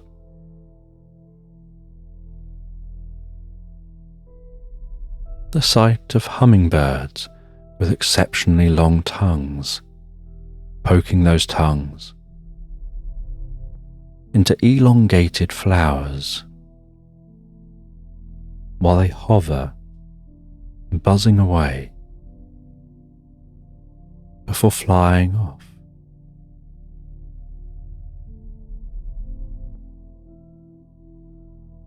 And some pearls still contained within giant oysters, resting, almost like they're resting on a cushion of the softest velvet within an open oyster.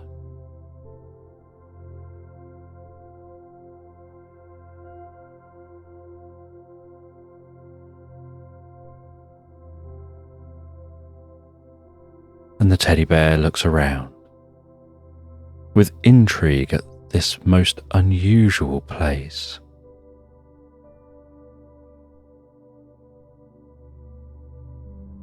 And they follow their consciousness through this place, heading north to see more of this landscape.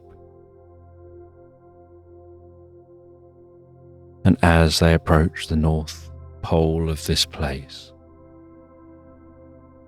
they see polar bear, pulsing with the colours of the northern lights. They hear the whistle of the wind through the snow, the coolness of this place.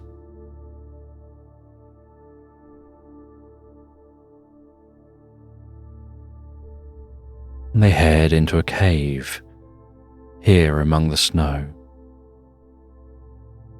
The low drone of the wind rumbling down that cave. And deep within the cave, the air begins to warm. And as the air warms, so they find a pool of gently rippling water. And resting the far side of this pool of gently rippling water is a mermaid sitting on the shoreline, its tail hanging into the water, moving its tail gently under the surface, those ripples gently rolling out and the mermaid talks so friendly and in an almost enchanting way to the teddy bear. As the teddy bear walks around to them, and while walking around to them, the teddy bear notices the way the mermaid's skin is almost pearlescent, almost sparkling in the low light, as if it's emitting a very gentle amount of light. And the mermaid confirms that its skin does emit a gentle amount of light, just enough to help it see with its large eyes, while swimming deep under the ocean, where very little light pierces through the layers above.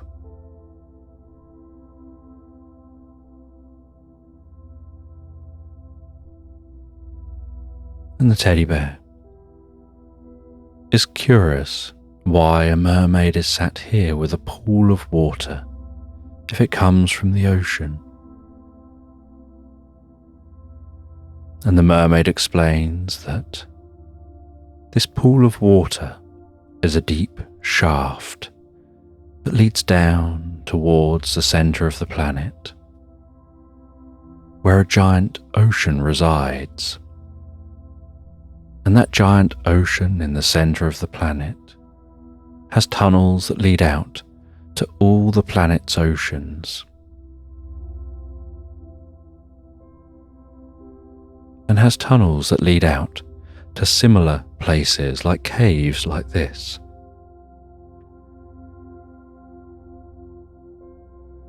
And after the teddy bear learns a little more about this landscape, this reality here, they use their consciousness to find their way back to Tesla, who's surprised to see them not come through the portal. They explain to Tesla that on their exploration, they met a gorilla who taught them you don't need technology to traverse realms. You already have a device within you that can do that perfectly well. And that's what they have been able to do. And they say that although they're here, they're not really here. This is like a projection of their consciousness. And then they disappear and open their eyes sat near the gorilla. They thank the gorilla for teaching them this skill. The gorilla says they can come back any time if they want to learn more, like how to communicate from mind to mind. This is just the first of many skills. And they head back through the portal, back to Tesla. And Tesla closes the portal. They explain to Tesla how to do this traversing the different realms, almost psychically rather than physically.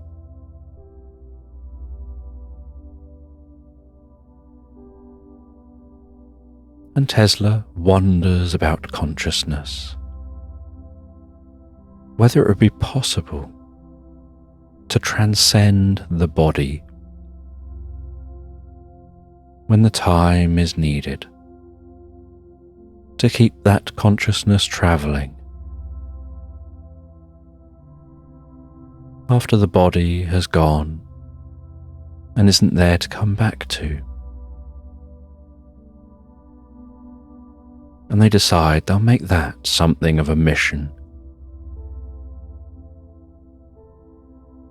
Something that could be helpful to humanity to learn.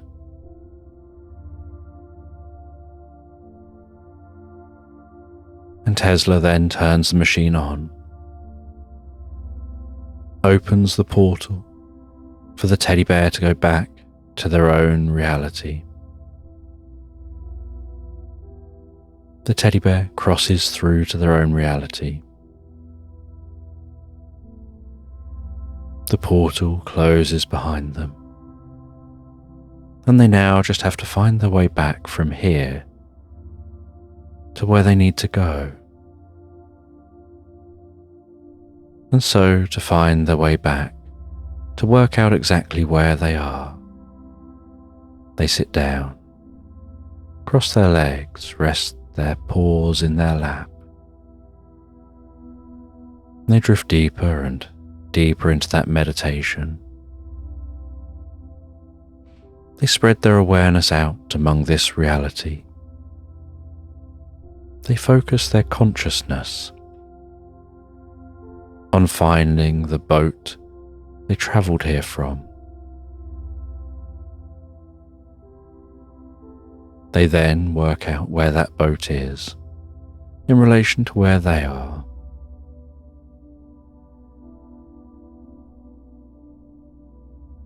And as that conscious self, they make themselves physical by the boat. They then focus on their diving gear.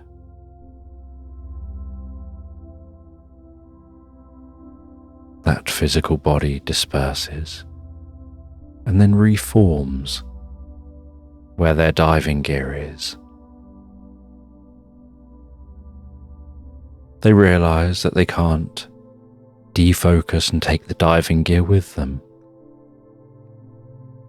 So they decide to put the diving gear on. And as consciousness, they swim back through that cave, back through that mirrored water, swimming across that white sand.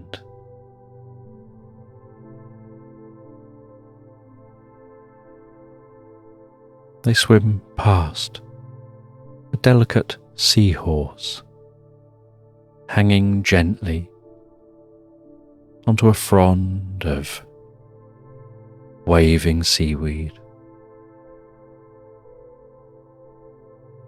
They swim through a shoal of fish. They enjoy how slow time seems to be here underwater, the distant sound of the whales ascending up to the boat, climbing out onto the boat.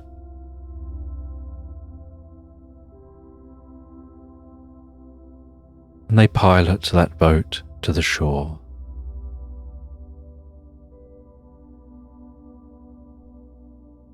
And instead of making their usual journey all the way back home,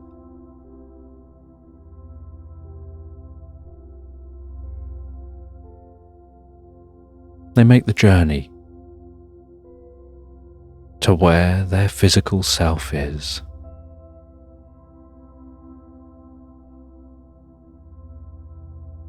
Before disappearing, being there just as that physical self, and then finally being able to journey home with all their belongings, all their learning.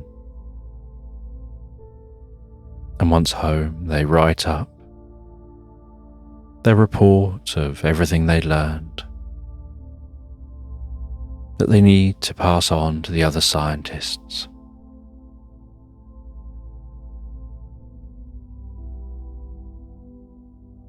And before going to bed, they decide to make part of their new bedtime routine practicing meditation and practicing that technique of Tesla's of being able to create such a realistic inner world that they can test ideas and take those ideas and the ones that work when they've practiced and practiced and tested.